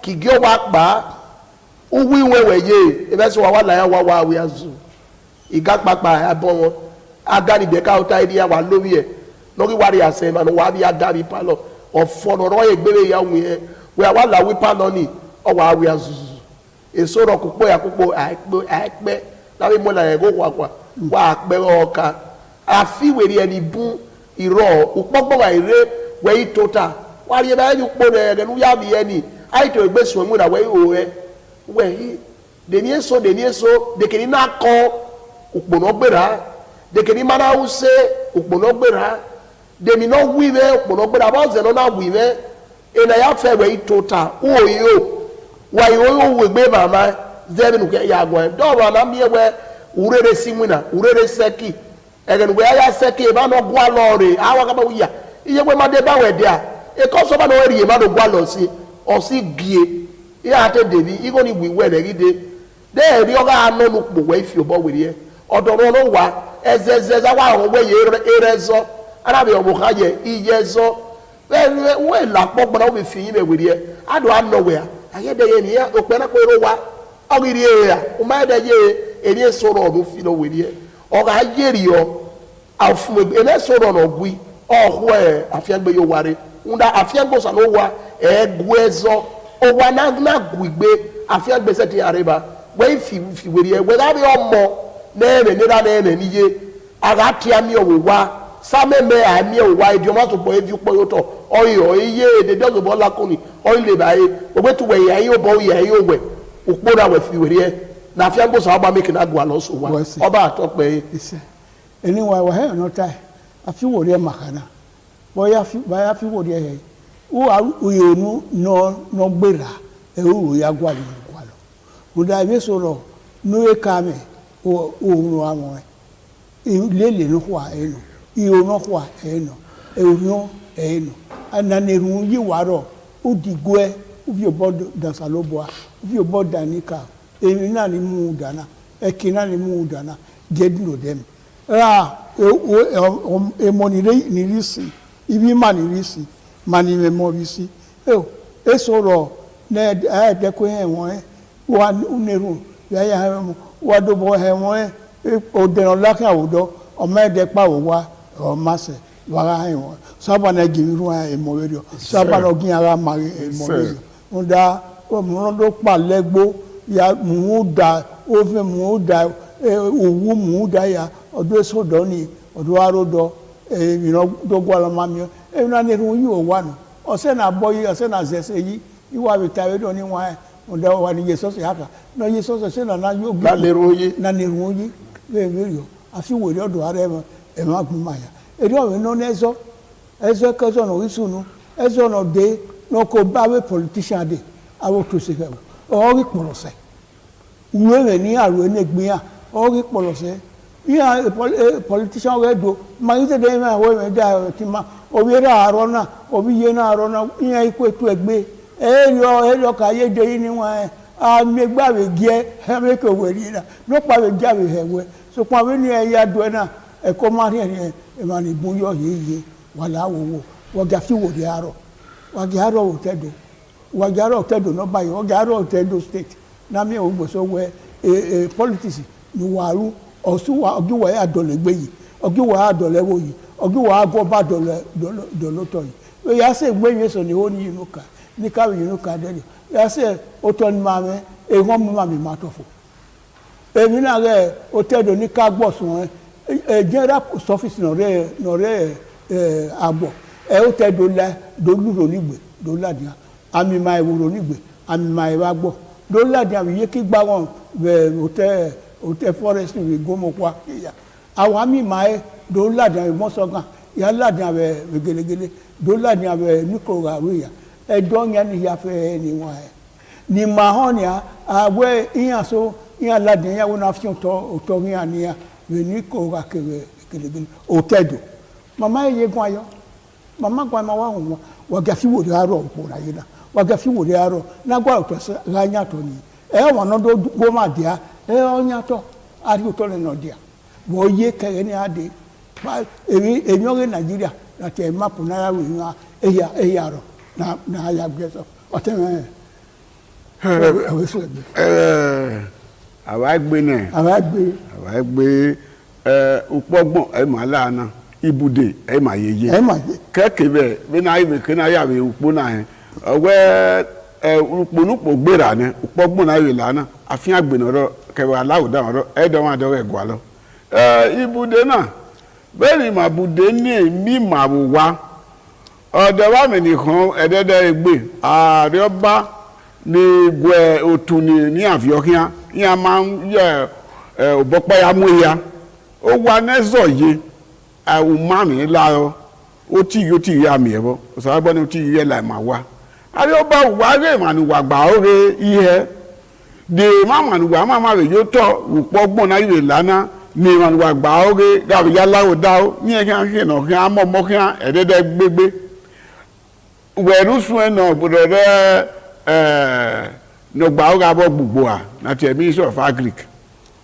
fertilizer na wa viore na ya mewe to opa ati ilu e ipugi oya bi eyan oya emi ko yira mawo wa na ri no to ni no to me kina ri no ma no lu wa fi ori tedo wa ra ya ogupo na no bi de wa re mama he opia ayese ti adoya uga ma ase ti adoya olima na ti ifal ase ti adoya dari oba di onari oba mama na ya mewe ati subsidy ore ifu opa amare ke na we na we subsidy yi de opia ni no na we de no bu we office ore government iparo opia hinwa ugama emi na ya gbugbo ya hinwa wà yà á dẹ́ bí wọn máa kàn gbé ọ̀rì ẹ̀tí náà ọ̀ma òpè akẹ́wọ́kọ̀ ní gbogbo ní ayé àtẹ̀tí múnimúnà ní àhó ní àwìnà ẹ wọn ni bó wàá rọ ọ̀nìyàn yẹn náà ẹgbẹ́ ònà ọ̀yà àtẹ̀tí ẹ̀dẹ́ yà dẹ̀ ọ́pìà àmà ìwẹ́ adídẹ́ àgọ̀máyà yà fìyà àbí adídẹ́ àgọ̀máyà yà gbọ́ àbíọ́bà àwẹ̀wọ́ wẹ̀ àbíọ́bà àwọ̀ yíyàn màní ìró wa náà wẹ̀wọ́ yín mà àtúnbùkárọ̀ màá rè láwùdá o ọ̀gbẹ́ na tẹ́lẹ̀ má ní ọmọ anyamia àríwò nàrí èmi náà yọ̀ ní ìwé mi yàn dorí ẹ̀ wúkú ọba àtọ́pẹ́ yìí. ìṣe ẹniwa yà ìwà dàn hẹ́rẹ̀ ní màtánà lùsàbọ̀ ọ̀la wò iyì bí lélẹ̀ náà kẹ́kẹ́ náà rọ̀ òpó náà ẹ̀ má gùn kan ẹ̀ náà gbéra náà má dé fi ọ̀fọ̀ ẹ̀ má náà yìí nù kan ẹ̀ má bẹ gùn kan ẹ̀ nù ní má yí fìlò bẹ́ẹ̀ mi náà rẹ̀ ní àti ẹ̀ mídíà nù ní dó ìyá gùn à ní ìyá gbègbè gùn à mani mamio vi awa ma pare wo na ma pare Nigeria ma palu emi na ge mi ati eyi utamuta ogi ma wa bi we ni wa ma ogi ma ma ja en legbe bo sunu wala wo wa gbe ni iwo nda oni no wa sio kan ni ma ne donya o wa sio kan eyi ni kere no ma metu gugun wa ri e wa ya ke wa ya yà fi gbogbo yà wí yà ọ̀nà mara wọ́n dé àyàgbé ẹ̀rí rẹ̀ ọ̀tẹ́rẹ́ pásítọ̀ kọ́ yà. dọ́mọ̀nà wà tó pẹ́ ọwọ́ ní ìhà sùnù ẹ̀wọ̀ bí ọyẹ pẹ̀rẹ̀pẹ̀rẹ̀ ọ̀gá sùn bọ́gẹ́dọ̀ ọkìyàn bí wà á mẹ́wé nà sùnù náà ni o tó sẹ́gẹ̀ wọ̀ lígì ẹ̀wọ̀ náà láti ẹ̀ politics ọ̀ lígì ẹ̀ nù dá ìmọ̀ àdáni rẹ̀ wò ẹ̀ o tó sẹ́gẹ̀ wọ̀ fìyọ̀ yàwìn náà àbí ìzàgùdà àbàgbéra gbìrì ìmàlàgà mìíràn wà mú ìyẹn olè là ẹ̀yìn àlò bà zẹ́ wẹ̀ká mọ̀ pàmò má dání nìyà wọn náà mú ẹ polisi mú ẹ ìyẹn tẹ gbẹ awé vàbá ìyá yìí tàmùtà tiẹ̀ nẹ́gbẹ̀ ọmọ àní ọmọ anẹ́nu sẹ́à ìbọ̀ ẹ̀ mẹ́nà ní ìzẹ́ bóníyọ ọ̀hà mẹ́nà sẹ́à gẹ̀ àríkìnà ni ẹ o ìbá mọ́ ọmọ iṣẹ́ wẹ̀ sí ààrẹ abẹ́ kéèké níbi ẹ̀ka náà yà gba orí gbé àná ayò ló da yìí ló dọ̀rọ̀ àná tí ewẹ́ ọ̀ma ni pọ́ máa nọ agèlè sí à dèmí ń sẹ́dá kẹ́nà ìgbàwé ní dányà ní dá dèmí náà tí ẹ̀ àwọ̀ nàgèrè ká àwọ̀ ọwọ́ mana yé kó a mú obiera bí yẹn nẹ obiera ẹ̀mú ọ̀ma. Èmi dáná gèrè sùnú wọ́n yẹ gbé ìnà sùnú àníyá wẹ́ òkárí ọba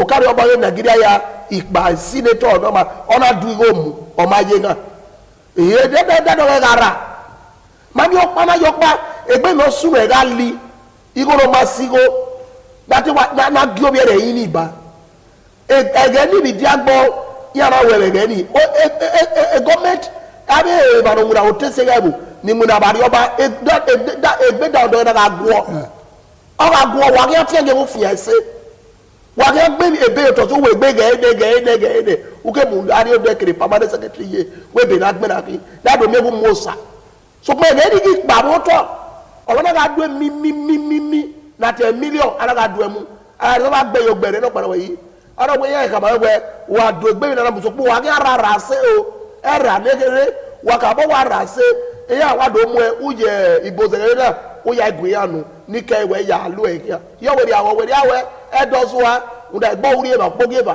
ẹ̀ ọ́ yẹ mi n'ogi sunu tẹ́ bó nana ni ẹ̀mí èké nana ẹ̀mí kọlọ̀ yóò kún à nà yà dọ́lẹ̀ mi yí ọ̀gẹ́ nu ẹ̀gbọ́n àkàbà nọ sunu n'ebòtẹ̀ social media ọ̀wẹ́ ọ̀mà náà ká ẹ̀ bọ̀nọ̀ rẹ̀ wúyẹ ìgẹ̀ tó ènìyàn rà wí egbe ni mari bi edori ya mu egbe gbọ́tọ̀ mu egwa gbọ́tọ̀ ne mara iwa sobo kan obi Yorùbá idogun ayo obi wobo idogun ayo obi Hausa dogun ayo obi egwa na ke na ya zanko egbe mi ri oni e ma noja pa na ti pa so be mo ma nya ogwe ya eku ogwe unda be na bia kwa aga e ara agbite ga e owo ri obe ga yo bo geke na mojo ewebo obo moto oji wagi malige ebuna ani kere na suno ya segbe ogwi yaji eri ono abe pastor no abe gbe na pastor no fi aba no samo owo ba meze ado ayikpi abo kpani aya agi agbo ya fe keno boy wa keno bo mama ayikpi abo kpa agi agbo ya nu dawe unyime ogeke no gisunu webu ni ma la o we gwa kai mo to baba we oto ne ema ni lega mami maikia we mi o we do pa no ya sin yo sege wa pa bare ni ero so po wa se gbi mi ma ado sikan supe ado mu ewe ladian ara feel nu giegbe ti ma ne na ni gwa fi esi be bona ti ma ne na ni gwa admin na be bona so pa igbina ni bi do we na ya gwo bi na bi ye kan no na ya kwikia ye gbore we na le gwe we ere lama o mana gbe o wa mana gbe ma gwo gbe so po ga se we ya akori e bare amie we ala gwo popo pa na be ni kata e no gbera ivie go benue o gi adin ni amako unda e kagele mi ago ne abe ranu regbo ni aya agi a kagele mi ago ne o hebu we gwe go gwa o bi benu o bi ka ba o bi ogoja no unda etmene gbi mani ba wa mo fanu de kolo yo ma mo paga e yo bo e na ya fe do ri abu na ya fe ne i ma ki akoko ni ya mo yo to na imi o to segebu ni agebo na man egwa na agebo na man o mo no ba na la wo o mo la we mi dana ka ye mi dan o o mo de we mi si aka ma ge mi si o nu da we have to be no we are we le na ye de do ri o ja be de na ko oba atope we say no we mi ko de na oba e ba ko o sare bo ayiyi ni yo to ne e be na ta eni wa nu da o wa di ma ni bun wo hion e da we vivie ru yo ka me e no de ka do ne o esaje me o ye ni wa ke do na zeke ya we obi edo ipa gbe o yin o fiunu je do o fiunu ẹyin oriri ọba gbòrìrì o ọba gbòrìrì o ọba gbòrìrì e má ta ẹnu èmi ni ẹ ta tọ̀sẹ̀ èmi lórí ẹrù náà nànà wa tọ̀sẹ̀ ń dá ẹ̀ẹ́dẹ̀ná wá rẹ ẹ̀ẹ́dẹ̀dọ̀ sùn ní wọn ọ̀pẹ ọ̀kẹ́dọ̀ asùnù wa mi owe egbe ìrànsùn rẹ̀ díẹ̀ náà wọ́n rí ọ̀wẹ́ wà ọ̀wẹ́ ní àdánẹ́yà ní ọmọ àbá ǹdá South Africa ọbí mana ọ̀rí ìnáwó pọ̀lọ́sẹ̀ náà òtẹ́ Egypt ráde kẹ́pọ̀ rẹ̀ ráde ǹdá ebore yàtẹ̀ lìyẹ́ wa anáwẹ̀ ẹ̀ o anáwẹ̀ gbé mọ́ ẹ̀wòrẹ̀ gbé wàgí máa rú yìí ní ọmọ àṣẹ ẹ̀ deo èmi so ma ko dore no ma he ni ewo o me na be dole yi e o me yen na be na ye to bi e ge salobo la wo wa èmi no kiani o wa gi mani bu orion be ne ibi ma so ya iya gun a adobo mi we èmi ne no sunu ana re o kian be se kwa o be se ba we èmi no sunu ge no je a be dole yi wala wo bota re den na ni wa opogbon ni ma mu he na e ma na gun aka no sunu gbera be enupo na mi we adole yi ya se gbezo ya se gba be politician we no teme ka tasin iya to biya e politician wi bi edo wa to bu wa ti ti enu wa ti weru wa gbe wala o wa gadole abu ware genede wata mari yo aribu mare eti man ri yo ma ya yin no ge aisi mabo wona yeri yo edo we bo na yeri yo e bo na yeri yo edo we bo na yeri yo we ma ku we mo se Wari na yeria heo. Ina maku no mose. Wari na yeria he. Salobo la wo. Ini wa gibota de na. Ma mo utu e teme pastor. ẹ máa yẹ tẹ̀ nọ̀rọ̀ wò ní ọ̀fun gbọ́n gẹ́gẹ́ tekere yọ ude máa bù ú náà wà ọ̀dọ̀ wà mí nà hàn wò wá wẹnúpò pọ̀ ọgbọ́n àrí náà fi wèrè ẹ lọ́rẹ́ ìkan àrí ọba wà àti miami ma ni wà gba òrè wà fi wèrè ẹ ni wà mẹ́wù pọ́nà àlùgàn ọ̀bẹ̀ àrọ̀ èmi kèmí náà yà áwù nọ́ọ̀mà géèmù aláwòdà nọ́ọ̀rà sí ìṣèké ọ̀mà àríyèké wà kí máa kí èwèrè gbé wọ́ ni mà aláwòdà ọba àtọ́pẹ́ ilé máa tù pé àtúkù ètò ọ̀sẹ̀ túyàn mà wáyà ní dààmú ẹ̀ ògì náà ọ̀fun gbẹ̀gbẹ̀gù wáyà rọ̀ ọba àtọ́pẹ́. ẹ̀dùn ló pẹ́ wò wẹ̀ náà mú ẹ̀wò náà lọ́gbà ògè ọ̀kà mi wẹ̀ kíyà ọ̀kà ẹ̀wò wẹ̀ kíyà ọ̀jọ́ wẹ̀ kíyà ìnógì wẹ̀ kí ukpɔgbɔn ala yɛ na wɛbi mami maamu gbɔn le lu kpɔ gbɔn le wo ya deɛ le wo ya fi wɛri yɛ n'a ka wɛ a enoge wa fi bɔ wɛri yɛ ɛyɔ wa ma ɔyi da mi yɔ ma nyɔ kpana te wa de do ɛmɛ ɛyi yeri yɔ mɛ ka yi sun kɛ na kpa mɛ ka yi sun ayi ko mami maami so fi bɔ wɛri yɛ le wo ya deɛ nu yɛ n'ɔya ma n'ɔba n'ɔya ma na gbɔn ya n'ɔya ma n'egua ɔba atɔ kpɛ ye. Anyway, yayi wadayi ma bɔ ne.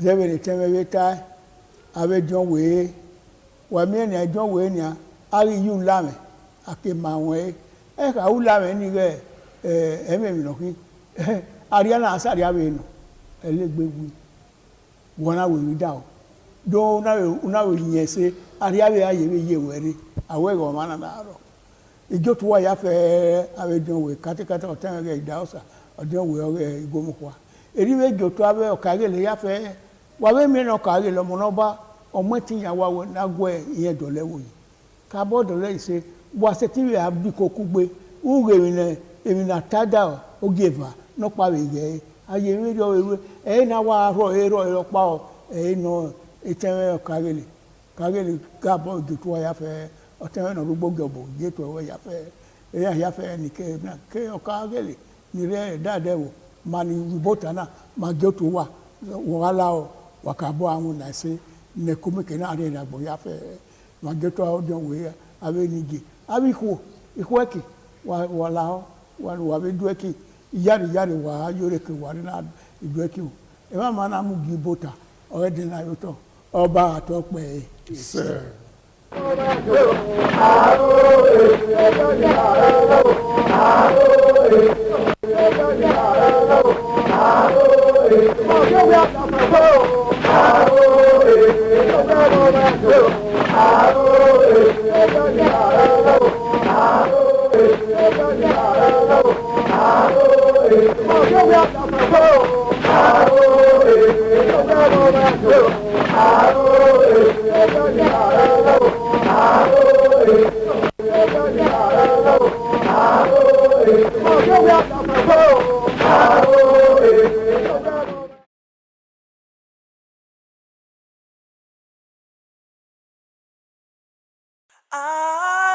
ITV, certainly the best.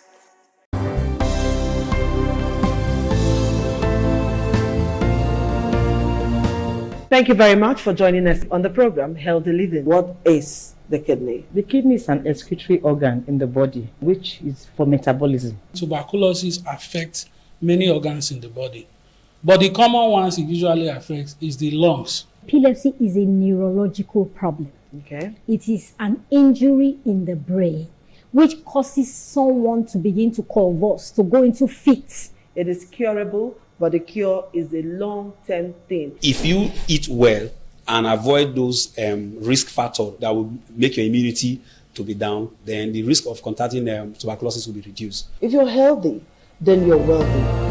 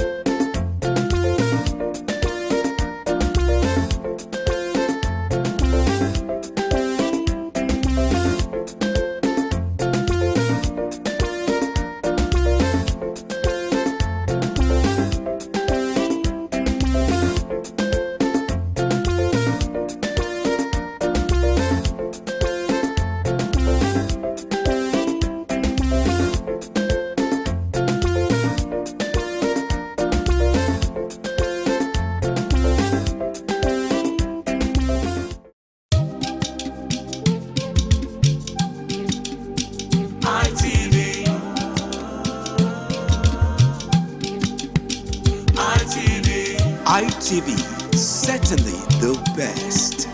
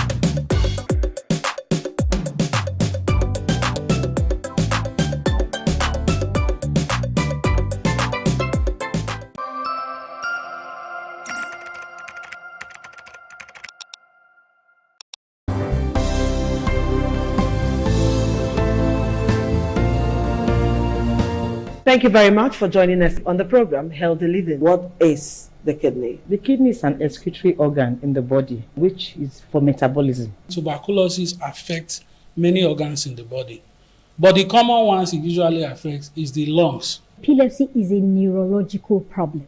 Okay. It is an injury in the brain which causes someone to begin to convulse, to go into fits. It is curable, but the cure is a long-term thing. If you eat well and avoid those risk factors that will make your immunity to be down, then the risk of contracting tuberculosis will be reduced. If you're healthy, then you're wealthy.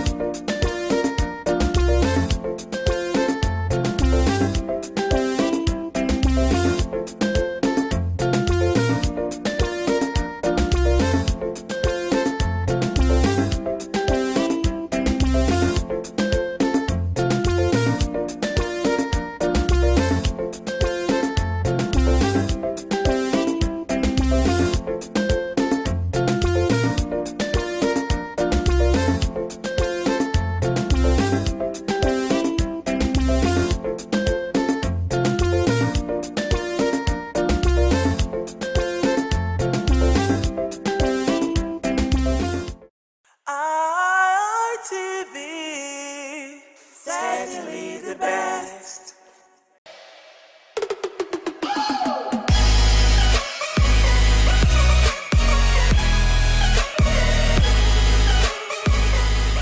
All right, guys, another lovely episode of your #1 rendezvous for men on television, and I'm talking about the Guys Hangout show on independent television, reaching you live from the ancient city of Benin. Yes, I love to call it the city where the king is truly king. Now, for starters, the Guys Hangout show is one unique show that gives men a voice in the society.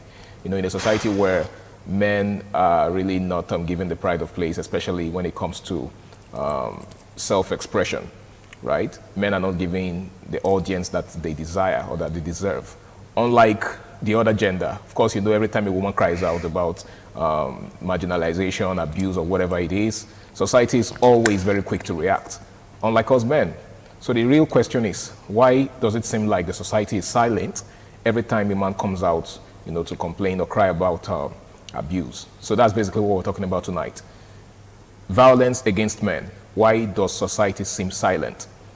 And of course, I'm not alone. I've got an amazing personality in the house with me. It's been a long time, and I know we haven't really done this in a long while. Yeah. He goes by the name of Michael Imagbejion. Yeah, you got that right. I did, right? Yeah. It's good to have you in the building, bro. Thank you very much. Thank you very much. It's been a while. How's your day been? Yeah, it's been wonderful. You know, the sun is not friendly. No, it's not. I mean, sometimes I just wonder if someone is, maybe an angel is cooking in heaven, and the heat is, seriously. Yeah. It's been all good though. The politics and the economy. It's not really been nice, but we're still surviving. I mean, we have no choice than to keep pushing. Of course. Right? We owe ourselves survival. All right. Okay, so let's get right to the business of the day. Yeah, you heard me when I started. violence against men. First of all, violence is a very serious issue, right? And when it comes to men, it's a different ballgame. Of course, we understand that on no account must anybody perpetrate violence towards another, right? But every time a woman comes out to, complain about violence or being abused, society seems to be very quick to react. But when a man comes out to complain that his woman, for example, is abusing him, there's usually this, lackadaisical attitude from, the average person in the society. Like, some persons even mock him. Like, how can you even come out to say that your wife or your woman is abusing you? So let's begin like this. How would you describe or define violence? Does violence only have to do with physical assault, or there's much more to it? All right, thank you very much for the opportunity. Let's look at the denotative meaning of violence. Violence, okay. All right, so what is violence? I think according to the lexicographers, they said that violence is aggression towards someone. Okay. They didn't say physical. They just say being aggressive, being belligerent towards someone. So if I come towards you and I start saying some things that might hurt you psychologically or physically, emotionally, that's what violence means, basically, in the denotative aspect of it. Okay. You get, it doesn't have to be I carry wood and need to hit you, whether in battery or... In other words, it goes way beyond the physical. Of course, definitely. It can be psychological, it can be, emotional. That one is one of the worst. Yeah, that one is worse than the one is a physical one, because it can travel with you for eternity. Okay. Because if I say something that is that maybe it affects you or it relates to what you are passing through, I can probably take that thing. In me that reminds me of something. Of course, it reminds me of what I've tried to, forget. It will be you'll be melancholic for days, for months, for years. You get, so that violence cuts across the spheres. Okay, now let's take a look at violence as it affects men. Because it's a guys hangout show, so it's very important that we they sideline it to the guys. Do you get it? So with all due respect to our the women in our lives, they understand. Our moms, I hope you understand. So I mean, this is us, right? And like I said, the guys hangout show is about giving men the pride of place, and of course, teaching them to prioritize themselves. A lot of times, men come out to complain about violence against them. Okay.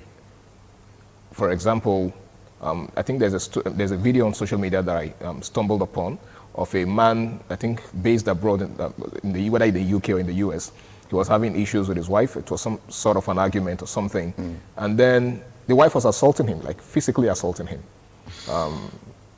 The man was visibly provoked. He was pushed to the wall, but he couldn't do anything.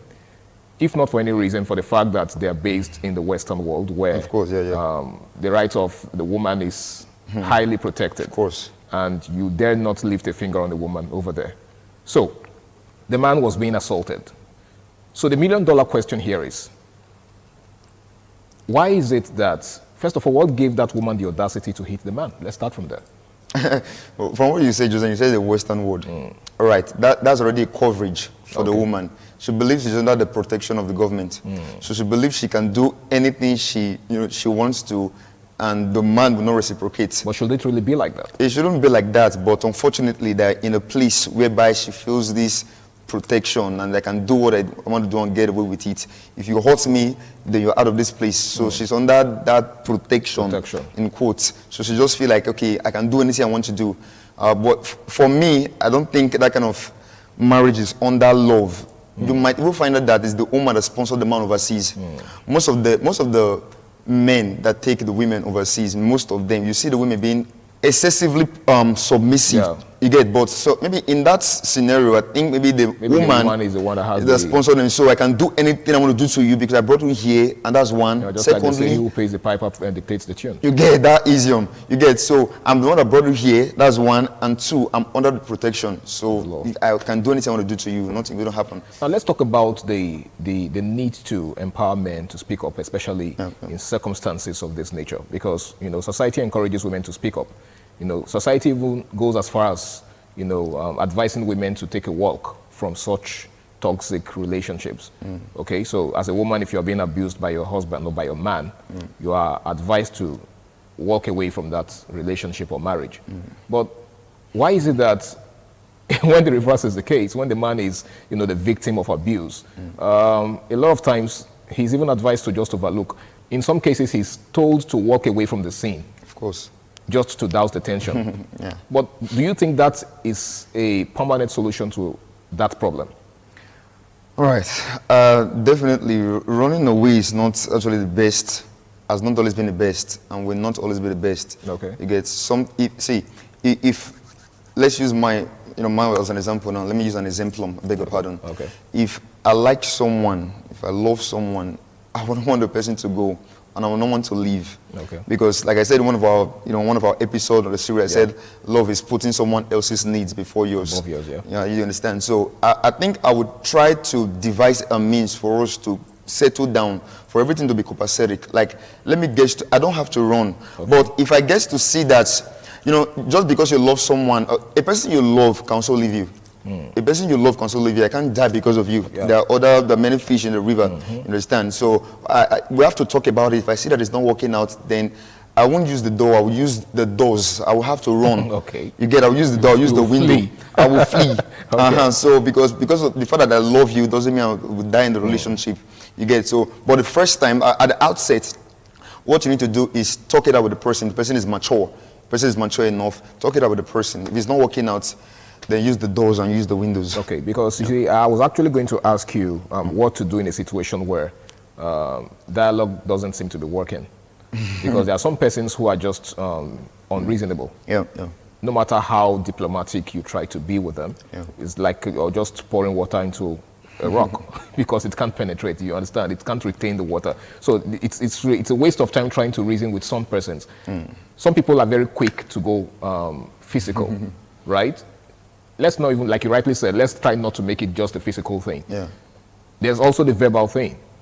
You're having a misunderstanding, a little bit of a conflict with your partner, and then she's already saying words that are, that even pierce harder than a knife. Yeah. Do you understand? How do you handle a partner like that? Like, how do you even begin to try to make them, engage you in a peaceful dialogue? Let's talk. All right. Yes. How do you do that? First of all, I think there's this idiom that says that where your treasure is, there your heart will be. All right. Now, a woman that is mature and loves you, I said mature and loves you. Okay. She will want to talk, because if you're without dialogue, you are not going anywhere. The situation will deteriorate. You may not even be able to identify the problem. Good. The situation will deteriorate. You understand? Yeah. So we have to talk. If she's interested in the man, she must find a way. She may be acting. She may be acting up, but she'll be like, "Okay, talk. Let me listen to what you want to say." She's just using means to just listen. Yeah. If she's really interested, or if she's still interested in the man, she'll want to hear what the man wants to say. But if she's not interested in anything, it means she's no longer interested in the relationship. So she's probably fed up and just wants out. She's fed up. That thing that happened, that altercation that broke out, is just an excuse, a flimsy excuse for her to leave. It's been coursing through her veins for a long time. So you're saying that there are probably remote unaddressed issues that have been welling up in her. Yes, of course. That one was just the time bomb. Just set it off. You understand? She's been nursing in her heart. It's been coursing through her veins like, I want to leave. That was just a good reason, in quotes. But to the man, it's a flimsy excuse. So if she's not interested, come on. Let's have a business idea or a business deal. And this business deal will take us to, let me say, the promised land, in quotes. Now, I want us to come together, sit, plan, rejig everything so that we can get somewhere. Now, without doing that, we can't get anywhere. So for that reason, now the woman or the lady in quotes, we need to sit together as mature people. That's first, as mature people, and talk about things. Then we can, look forward to a brighter future. All right, in case you're just joining us, it's the Guys Hangout Show on Independent Television, and tonight we're taking a look at violence against men. Why does society seem silent? Some persons have argued that the reason it seems like nobody really shows interest whenever a man is a victim of domestic abuse or violence is because men are considered to be the stronger vessel. Just like the Holy Book says that the women are the weaker vessel. So, because men are known to be naturally strong, whenever they're experiencing something of that sort, they are not supposed to express themselves. They're not supposed to show their vulnerability. If a man comes out to cry, for example, that his wife has been beating him, there are women who are naturally stronger than men. Of course. I think society doesn't actually examine that fact enough. You understand? There are women who are just, strong by nature. Of course. And I've seen videos on social media of men getting really, whooped. By the men are not strong. It's not like they're strong. It just so happens that, their women are stronger than them, and there's nothing they can do about it. Yeah. Now, why is it that, okay, let me just paint a scenario. You could be walking along the road and you see a woman assaulting a man physically. You might not feel the need to, step in and try to intervene, right? Because you feel like, okay, maybe, in fact, some persons might even, conclude that the man might have insulted or done something wrong to warrant that. But the reverse would be the case if you're walking along the road and you see a man assaulting a woman. The natural instinct in you would, prompt you to intervene and try to save the woman from the man. Now, why this disparity? Okay. First, I think we all look bossy differently. Some people see it as another way. I want to see it as something else. Generally, men are seen as very strong, and they should be able to defend themselves. They should be. In fact, it is ignominious to the society that a woman is beating a man. In fact, it's unheard of. Like some will even find it amusing. Of course, it's very funny. Before you never bring it on the phone and posting it on air. So because of that general belief that men are stronger than women, the general belief that okay, the man is stronger than you should be able to beat the woman. But the same society would raise an eyebrow and crucify the man if he dares lays a finger on her. Unfortunately, that's what happens. That unfortunately is so pathetic because normally, I think, should I say 98 to 2%, you will hardly see a woman beating a man, but it can happen. So for some men, you just see them, they'll just allow their spouse or their partner to be hitting them. They won't do anything. Some persons see that as, what is it with you? You're supposed to be coy about this now. Why are you doing this? Like a woman is beating you, are not ashamed. This same set of people will be the one you're not ashamed. Yeah. If it were me, no, there'll be blood. But if you raise your hand on this particular woman, the same people will raise their hands on you. You get it? They'll be like, you're not ashamed, you are beating a woman. Okay. So you see the way the world works. It's not actually fair to men. The world is fairer to the women. Understand? So if a man does come and raise their hands on a woman, it's something else. You get it? So the system favors the women. I totally agree with you. And just like someone would say, the game was rigged against men from the very beginning, right? But let's begin. Let's not, because that's basically what this episode is about, right? We're looking at how men can begin to find solace in a world where it seems like their voice or their voices don't matter. Yeah. Do you understand? Like I said, there are some things a man would come out to say and the people would listen. But there are one of the reasons why a man cannot even come out to tell you that he's been abused by his wife is because of how society would react, just like you said. For instance, if I come out now to say, oh, my wife is beating me, I'm sure a lot of persons are going to look at me like, are you... What give you the goal to you understand? So what do you think society can do to, give men a sense of closure and belonging? So much so that whenever they feel, abused, whenever they feel assaulted, whenever they feel like their sense of manliness is being taken away from them, they can come out and speak and be confident that their voices will be heard. What do you think society can do better? Because we really can't continue like this. All right. Thank you very much. I think I have 2 points in that. First of all, the community or the society, I beg your pardon, they should stop being judgmental. They should stop being judgmental.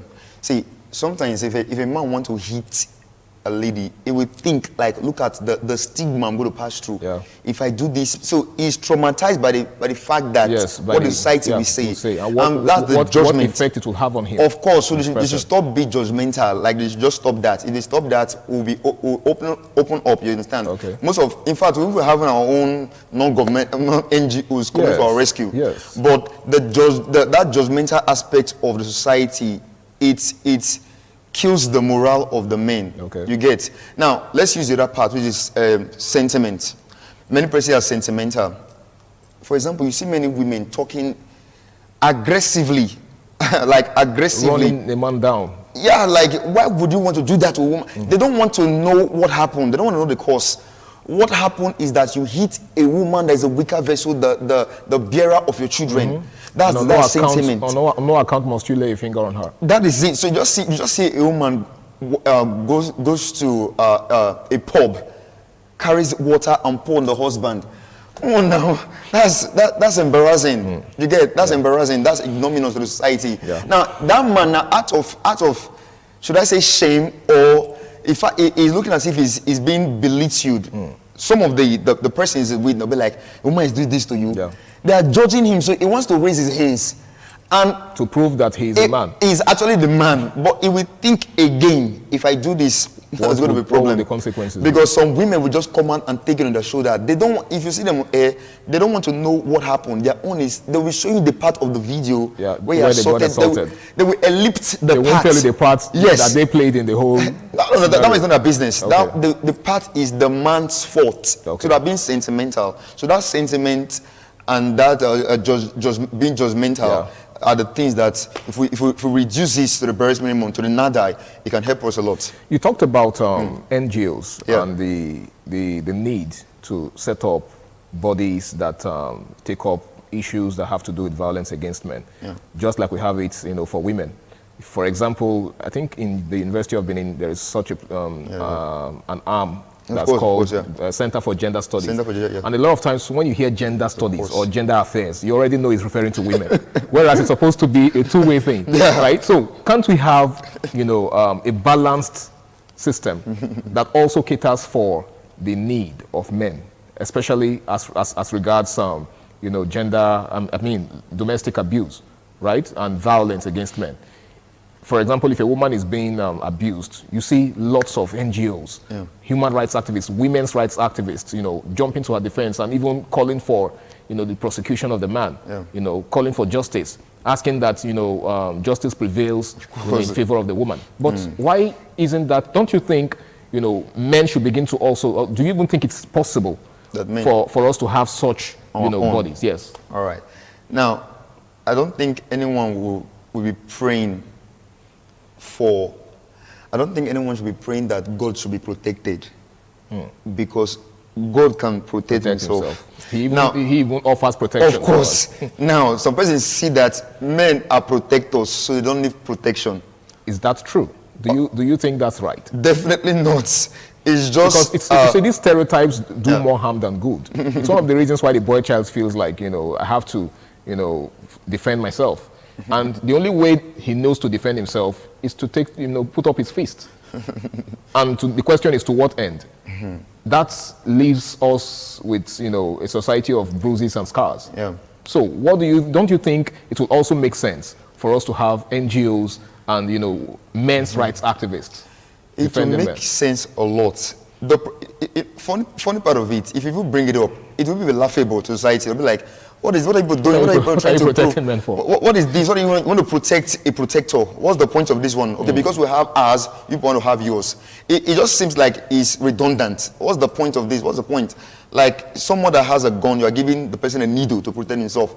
You get so it just seems so redundant to the society. Like there's no point of this. No, I believe once in a while, or maybe back in the days, someone must have had the idea of bringing this thing up. Okay. But some other persons, these factors that you've just mentioned, good. Some other person will be like, sir, with all due respect, I don't think there's any point to bring this up, because you don't have sponsors, you don't have anything. Like, what is the point? What do men need protection when they actually protect us? Do you think which is terribly wrong. Do you think the shame factor also has a thing to do with this? Because just like you said, it's the same factor that makes men, swallow a lot of these things up. A man is being abused and he feels like, if I come out now, which mouth will I use to say that I'm being abused? Do you understand? Who would even believe me? And how will it sound in the ears of people? So don't you think this is the same reason why we don't have NGOs and, groups that saddle themselves with the responsibility of protecting men just the same way we have it for women? Because, if we come up with such groups, people are going to start asking questions and saying, are you guys not ashamed? You're not ashamed, yeah. All right. Now, because of this concept of this ignominy, some persons see most of these causes of suicide. sometimes it's because the pressure on society, the pressure of society from wife, from spouses, from partners, it has coursed through the man's veins. It's going to the zenith. The fact he can no longer hold it down. He just want to let it go. But there is no therapeutic session where he can pour this thing out. Just imagine, the man even think like, how will he be racking his brain, like, how will he feel if I go to a therapist? I'm telling the therapist that my wife assaults me. Is assaulting me, is maltreating me. It will just be filled up. Okay, see, the society right now, or the economy right now is not favorable. By the time you start, see, a man now is focusing on getting daily bread. Okay. And apart from that, you are pressurizing the man. If everything is too much, what will the man do? He will just think, what should I do? This place isn't supporting me. The society will not support me. If I go against, everybody's against me. Let me just end it all. So that shame factor is causing depression and one of the reasons of this suicidal attempts. Okay, so quickly, just as we begin to wrap up in less than 1 minute, what do you think can be done to, give men a sense of belonging and also reduce, you just mentioned suicide, which is a very extreme consequence of this issue. So what do you think can be done to give men a sense of belonging and also make them, give them a feeling that they are welcome in the society and that there's no shame in crying out that you're being abused? In less than 1 minute. All right, I think, first of all, I think we should leave that shame part. They say you die in shame. You die, it's better I speak up.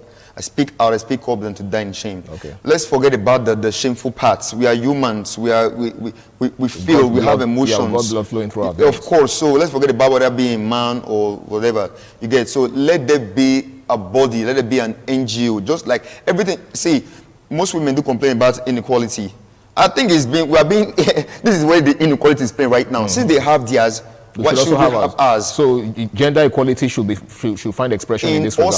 In all spheres. All right, thank you so much, Michael. I really do appreciate you really threw so much light on this particular subject, and I hope that our viewers out there have learned a thing or two from this. It's been the Guys Hangout Show on Independent Television, and we've been taking a look at the issue of violence against men and why society seems silent. Now, if you're a man out there and you're going through violence, you're suffering from some sort of abuse from your partner or from anybody, from your fellow man or from a woman, please speak up. Nobody should die in silence. Everybody should have a voice. I don't think there's any reason why you should allow anybody reduce you to a point where you feel less of yourself. Okay, so if you feel like you need to say something, please do say something. Okay, that's the only way you can find closure. My name is Harry Aigboje. It's been an amazing time on the show tonight, and I want to say that it would be nice for us to do this again, same time, same station next week. But in the meantime, make sure you stay out of trouble, do the right thing, and enjoy the rest of your night. Bye for now.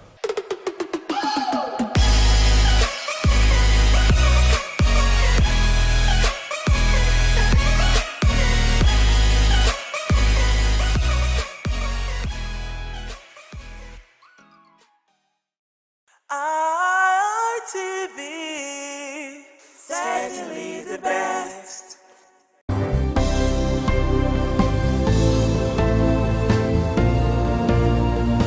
Thank you very much for joining us on the program Healthy Living. What is the kidney? The kidney is an excretory organ in the body, which is for metabolism. Tuberculosis affects many organs in the body, but the common ones it usually affects is the lungs. Epilepsy is a neurological problem. Okay. It is an injury in the brain which causes someone to begin to convulse, to go into fits. It is curable, but the cure is a long-term thing. If you eat well and avoid those risk factors that will make your immunity to be down, then the risk of contracting tuberculosis will be reduced. If you're healthy, then you're wealthy.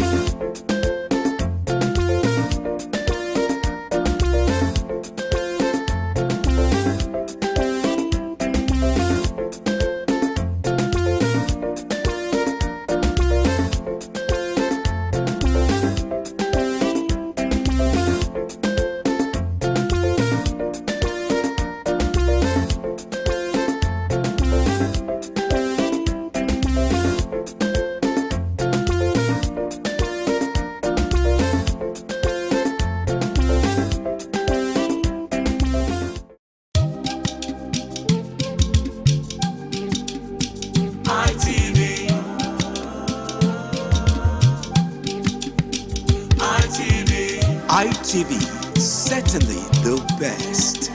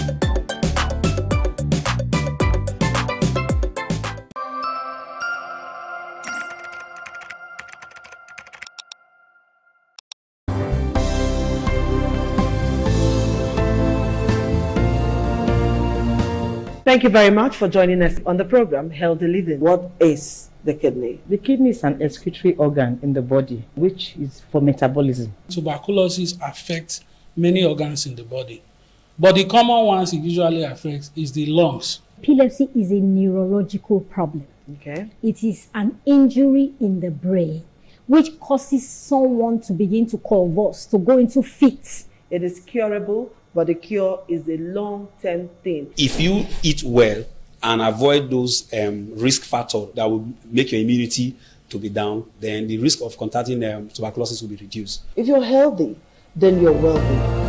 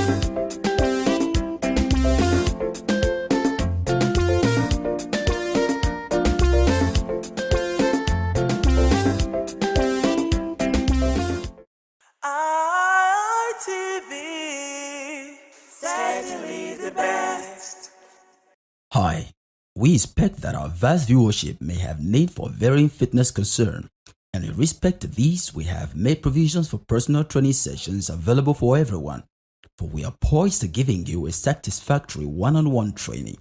So, hire our service today and get a visible but lasting result.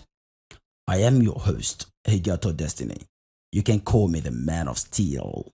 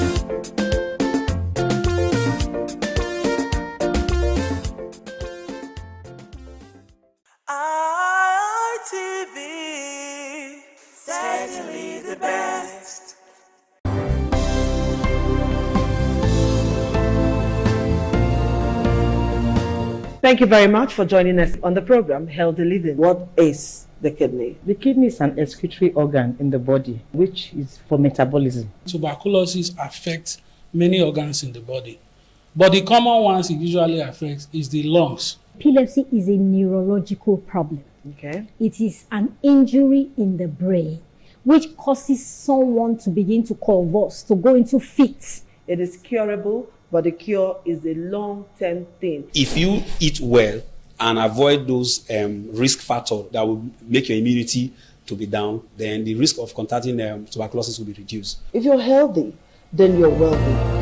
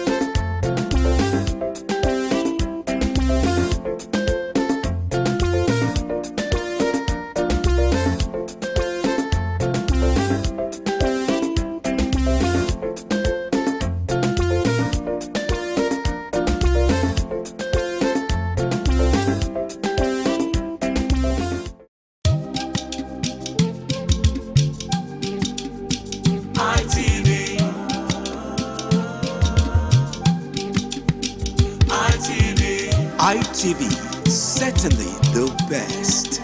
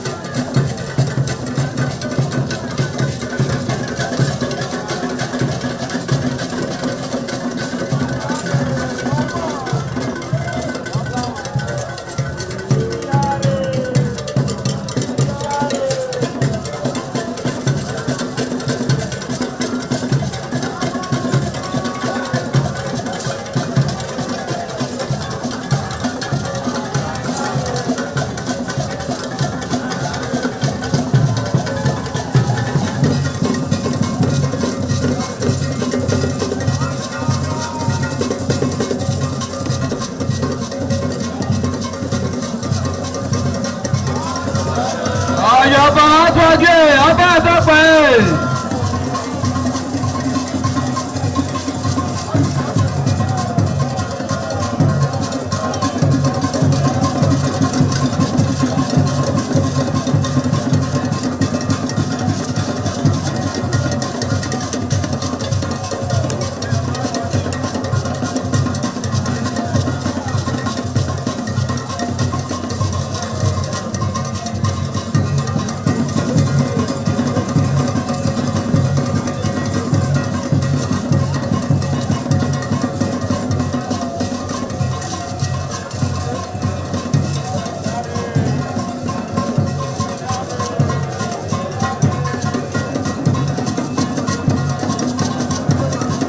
Ojúde aṣáájú ọbẹ̀ ẹ̀dọ́pẹ́.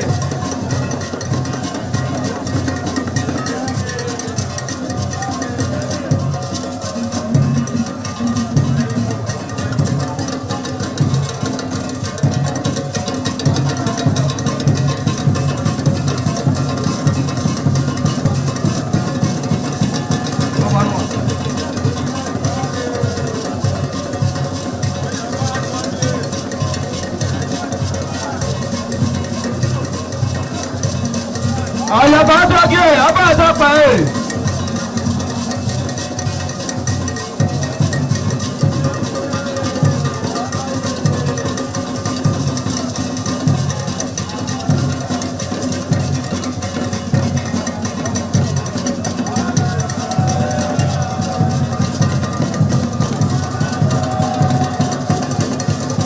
Ọ̀dàyẹ àtọ́gí ọba ẹ̀dọ́pẹ́.